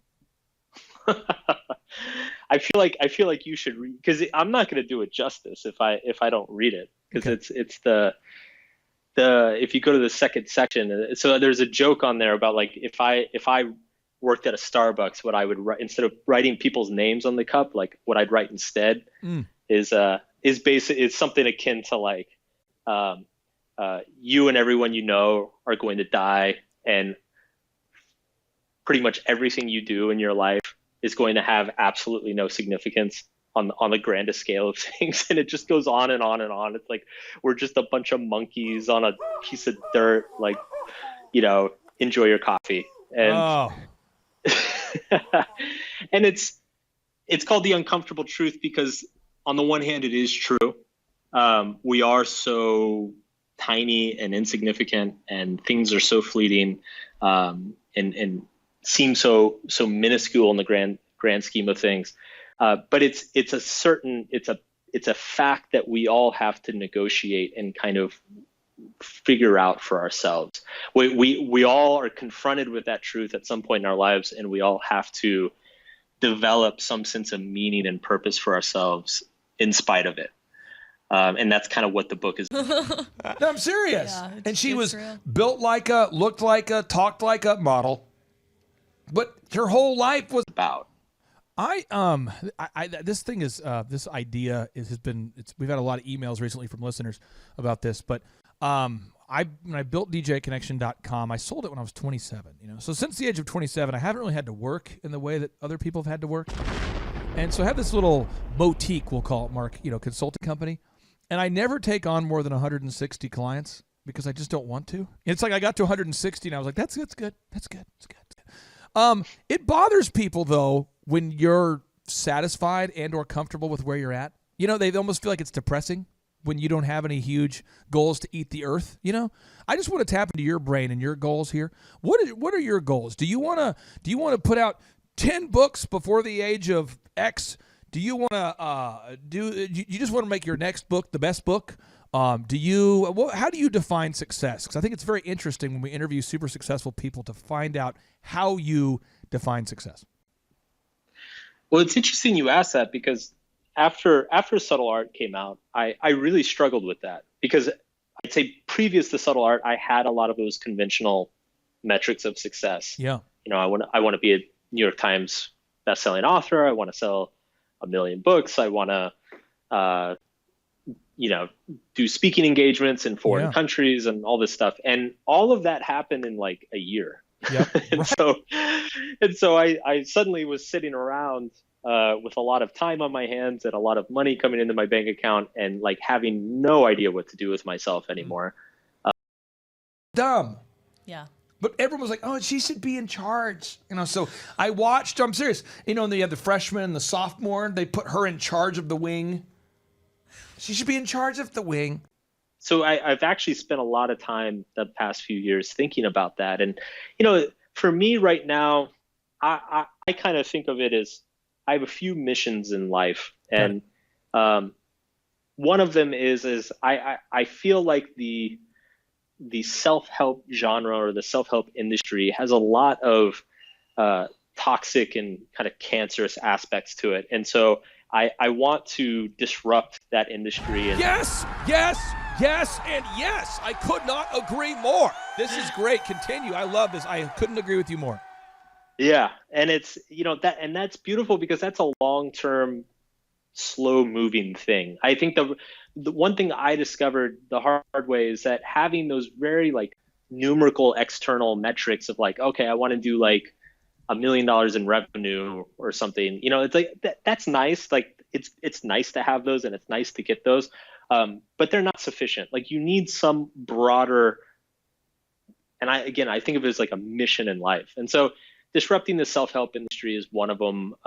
Another one is the same one I mentioned earlier, which is simply like making these ideas about like understanding how our emotions drive our sense of what we find important and how like, a green Lamborghini feels important, but it's not, or, a few hundred people in China dying feels important, but it's not, it's just scary. And those aren't the same things. Yeah. I want to raise bottom and we'll show you how to get here. Started from the bottom, now we here. We started from the bottom, now we here. We started from the bottom, now we here. Why? Because she's beautiful. People will even today leave comments about her on social media. She's so beautiful. What? the consciousness and the culture and have all these kind of psychological concepts. And psychologists have known this stuff for decades, but it hasn't seeped its way in. Like people haven't processed it yet. And I feel like we need to process, if we're going to survive the social media age, we have to process these things, or else we're just going to get, thrown into a hurricane. Mark, we have 4 minutes and 4 rapid-fire questions. So here we go. What is the Disappointment Panda? Disappointment Panda is a superhero I created in Subtle Art, and his superpower is to tell people truths that they don't want to hear. Awesome. Such as, maybe give you just one example.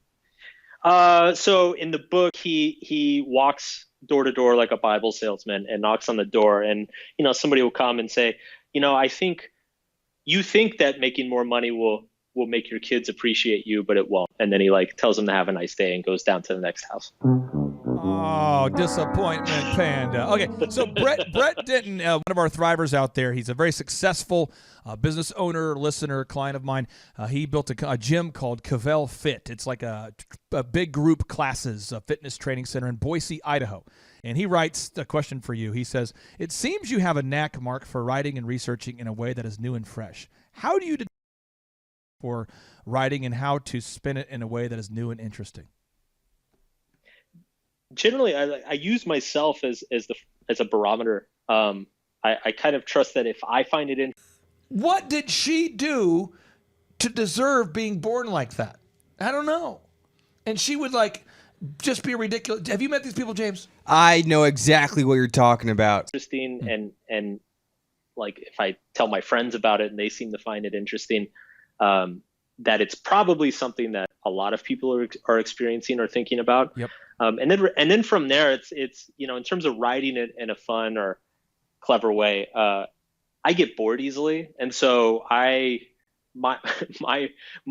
my bar is like, I need to write something that I wouldn't be bored reading. There you go. And that's it. Okay, final two questions for you. Thrivetime guest Nir Eyal, the author of Hooked and now Indistractable, apparently is your writing accountability partner. Could you explain about your relationship with Nir as it relates to being your writing accountability partner? Nir's great. We wrote our books together. So being a writer is hard because it's very isolating, and it's really hard to keep yourself on task when you're just sitting in a room by yourself for 6, 8, 10 hours at a time. And so I met Nir a few years ago. We had both just started our last books, and we were both struggling to make much progress on them. And we discovered that we only lived like maybe half a mile away from each other. Wow. And so we started meeting up a couple mornings each week and banging it out. And we've been friends ever since. Final question. You've got the mic, and before we drop the mic, you can say anything you want to our 500,000 listeners. Any word, message, book they should buy, action step you want them to take, disappointment panda quote, anything you want to say. Someone can throw a football, to score a touchdown, can't have a conversation. Right. All of a sudden, like, this person should be in charge. Well, I'm not promoting anything at the moment. Sure. So, just check out the books when next time you're in the airport. But yeah, I would say improving your life is about improving your problems, not necessarily improving your successes. So focus on choosing good problems, and all the good stuff will happen as a byproduct. Can you dig it? And I'm going to say this to the listeners. I don't want any of the listeners to feel bad if they don't buy a copy of Everything is the Book About Hope. I don't want them to feel bad. But I can say for as little as maybe $20 a week, you too could support a very successful author by buying a copy every week. So just keep buying that. Put that on auto ship. Get that stuff. Get that on Amazon. Mark Manson, thank you so much, man, for being on the Thrivetime Show. Thanks, man. It was a blast. Oh, Thrive Nation, that was an incredible show right there. Mark Manson, great author, great guest. If you learned something today, share that with somebody you know. Just share the podcast with somebody you know. Send them a text, send them an email, tweet it to them, send it to them on Facebook. Maybe fax them an MP3 if that is, in fact, possible. Now listen here. If you're going to be introducing Daniel Pink, the 4-time New York Times bestselling author, this intro, Clay, better be hot. I don't even know how to begin to introduce this guy. I mean, he graduated from Yale Law School in 91. He's a speechwriter for Al Gore. I mean, he's a 4-time New York Times bestselling author. I mean, don't be overwhelmed by the fact that you got kicked out of Oral Roberts University, or that you took algebra 3 times, or that you took the 8. If you haven't read the book called Lord of the Flies, it's about this idea. Have you read this book, James? I have not. Lord of the Flies is a book about a bunch of kids that get marooned on an island. Have you read this book? CT 3 times. Just focus on the fact that you have none of the skills or talents that he has, and just I feel like I have but don't let it overwhelm you. Just get up there and do your thing. Here we go. Ladies and gentlemen, on today's show, we are interviewing the 4-time New York Times bestselling author, the man they pay to think. It's thought leader Daniel Pink. Once a speechwriter for VP Al Gore, he knows how to write the speech to make the people applaud. You must grab a pen and pad, I implore. Dan Pink is talking strategy like the art of war. If you're on the floor, but you want the sword, Dan Pink's gonna blow your mind and you'll be wanting more. He says with language rhymes, it's more sublime. So I'm gonna tell you his name one more time, Daniel Pink. And if you don't know, now you know. Big shout out to Yale Law School, class of 1991. Daniel Pink. And if you don't know, now you know. Some shows don't need a celebrity narrator to introduce the show, but this show does. 2 men, 8 kids, co-created by 2 different women, 13 multi-million-dollar businesses. Ladies and gentlemen, welcome to the Thrivetime Show. Now 3, 2, 1, here we go! Started from the bottom, now we here. Started from the bottom, and we'll show you how to get here. Started from the bottom, now we here. Started from the bottom, now we here. Thrive Nation, on today's show, we have a very special guest. It's none other than my brother from another mother, the 4-time New York Times best-selling author. And they decide to put the handsome kid Jack in charge, and things get crazy from there. Because Jack was a handsome kid who's in charge, who's good at sports. Dan Pink. Mr. Pink, how are you, sir? I'm very good. Thanks for having me on the show, Clay. I have to ask you, I don't know that you keep track of this, but how many times have you been a New York Times best-selling author? Oh, I keep track of this, man. Okay. How many weeks or how many books? I don't know how many. How many weeks, books but have you New York Times bestsellers? 4. And with those 4 books, you now have this overwhelming success. So eloquent. There's so many great interviews you've done and so many presentations. Go back to the bottom. Take me to the bottom. The very beginning, at the genesis of the Daniel Pink career. Where do you feel like your career first began to gain some traction? You know, I feel honestly like I'm still gaining traction. Okay. That and I came to this career in writing books in sort of a weird way. I didn't really figure out what I wanted to do with my life, what I wanted to be when I grew up until, I don't know, in my early 30s. So I went down a very peculiar path. I went to college. I majored in linguistics, of all things. I was very interested in social science, and especially linguistics is a very mathematical kind of social science. I ended up working in Washington for a little bit. Then I went to law school. Really didn't like it. Didn't want to become a lawyer. Graduated from law school unemployed. Have never practiced law. And started working in politics, did that for a while, and decided that I didn't want to do that for the rest of my life. And the insight as it came with this, and I think it's a lesson.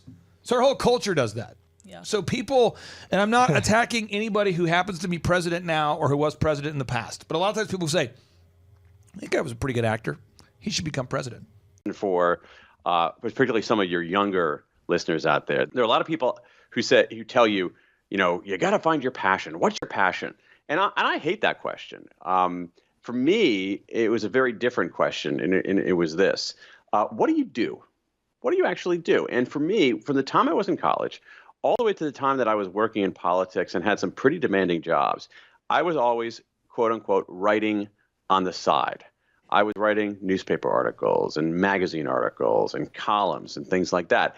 I did it kind of as a hobby, as weird as that sounds, in the same way that people, oh, I've got my bowling night. Oh, I'm going to go, do whatever, taxidermy, and it wasn't, I don't know how I came up with bowling and taxidermy. Although it'd be kind of cool if you had a sport where you actually rolled a ball down a lane and you knocked over little stuffed animals. That would be kind of cool. We just invented a new sport, Clay. Right. This is something we have done together. Our first collaborative opportunity. Coming up on ABC Sports. No, and so, and it wasn't until I realized that this thing that I was doing on the side was kind of what I should be doing.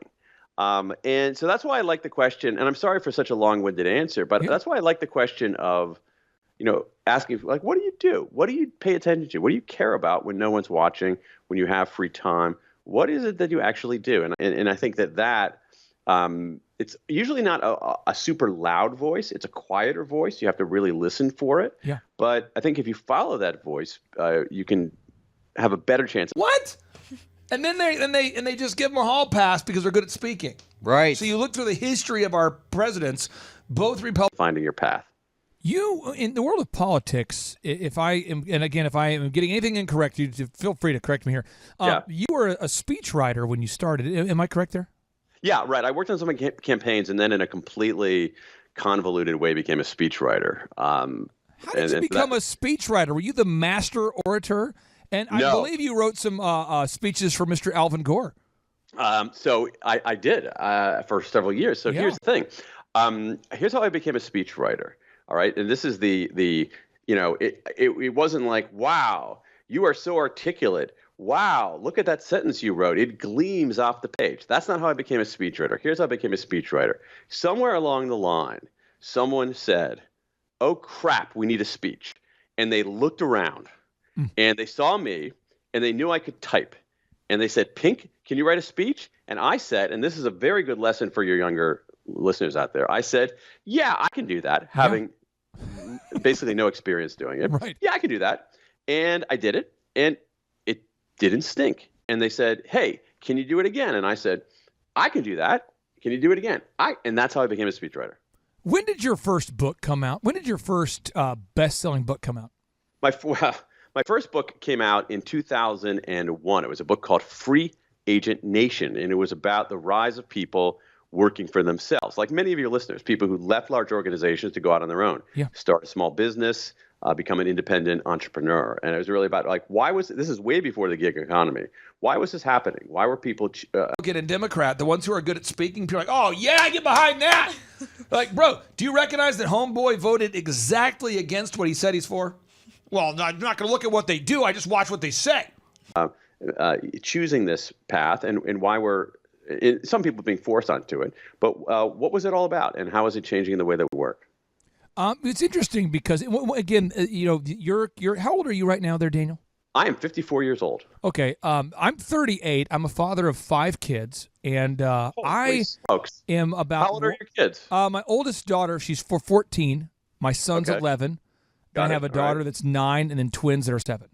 Okay. All right. And I started my first company out of my dorm room at Oral Roberts University, which is still around today. I sold the company, but it was the nation's largest wedding entertainment company called DJConnection.com.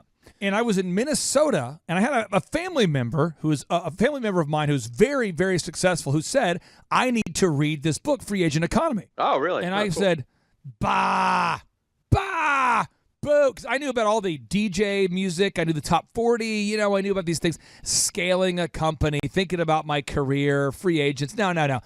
Then I sold DJ Connection, kind of a 27-year-old, now retired. At 27, I didn't have to work anymore. And I picked up the book. Oh. And so it's like a message in a bottle that took me years to, and that's how I first discovered your writing. And I just want to ask you this, because I write books and you write best-selling books. So I want to ask you this. What was the process like of finding an agent that finally understood you and could help you get a book deal that you felt like made sense? Yeah, it's a great question. And, and I think it's helpful for aspiring writers to have writers really talk. So it's just a little bit of that jackassery. So you got to have a great book cover. Now, for our clients, we do the book cover for them. But if about some of the mechanics, like what is it really like? And I'll tell you what happened to me. For this first book, I had actually I had left my job and was out on my own, and I'd written a magazine story for a magazine called Fast Company about this phenomenon of people of what we call free agents, and I said, wow, this is so interesting. There's so much more to write about. I think I want to turn this into a book. So what I did is I took that article, I wrote a short and very bad book proposal, and I sent it to, I don't know, a bunch of agents. And I found those agents by talking to friends of mine who were writers. Another good way to find agents is to go into the acknowledgments of books, read the acknowledgments of books, because a writer will usually thank his or her agent. And I sent it to a bunch of agents, and I don't know, maybe a dozen, and that friends and whatever had recommended. And some of them said, no, thanks. Not interested in this. Oh yeah, a lot of them. Yeah. Right. And some of them said, this is great. I'll represent you, and let's have another conversation. And there was one agent in particular who called me up and said, this is really interesting. Do you want to have coffee or want to have lunch and talk about it? And so I had lunch with him and talked about it. And he said, and he basically told me that this is a good idea, poorly executed, and I could do it a lot better. And he was so smart and so savvy. I said, this is the guy I want to go with. And if you don't, I'm going to put a price tag on it. Okay, I'm going to put typically a good book cover, good one's going to cost you $5,000 to $10,000. You know why? Because the guy who's good at designing book covers is what, Devin? This fellow, Rafe Segalin, has been my agent for 20 years now. Really? So you guys have had that relationship for 20 plus years? Yeah, and it's and the writer-agent relationship is extraordinarily important, because a lot of times in publishing houses, editors come and go, and your agent it could be a sounding board. Your agent can be your agent certainly is your advocate, not only in getting the contract and in negotiating a good deal, but also throughout the publishing process. Your agent is very good at understanding the broader contours of the market. And so my decision to pick this particular literary agent was one of the best business decisions I have ever made. You have you ever written a book from start to finish that was totally terrible, and once you got to the end of it, you realized what I have just done is I have invested 300 pages of 300 hours, 400, I'd say 4,000 hours and 300 pages into writing pure drivel. This book must not be released. No, but the only reason for that is that I have a technique to avoid being in that predicament. Because what I do when so remember in this one instance that I told you, I wrote a pretty bad book proposal. I got better at writing book proposals thanks to the guidance of my agent. And so now for every book that I do, I will write a book proposal. And my book proposals tend to be 30, 40 pages long. Wow. They have research. They have footnotes. It describes what the book is about, why nobody else has written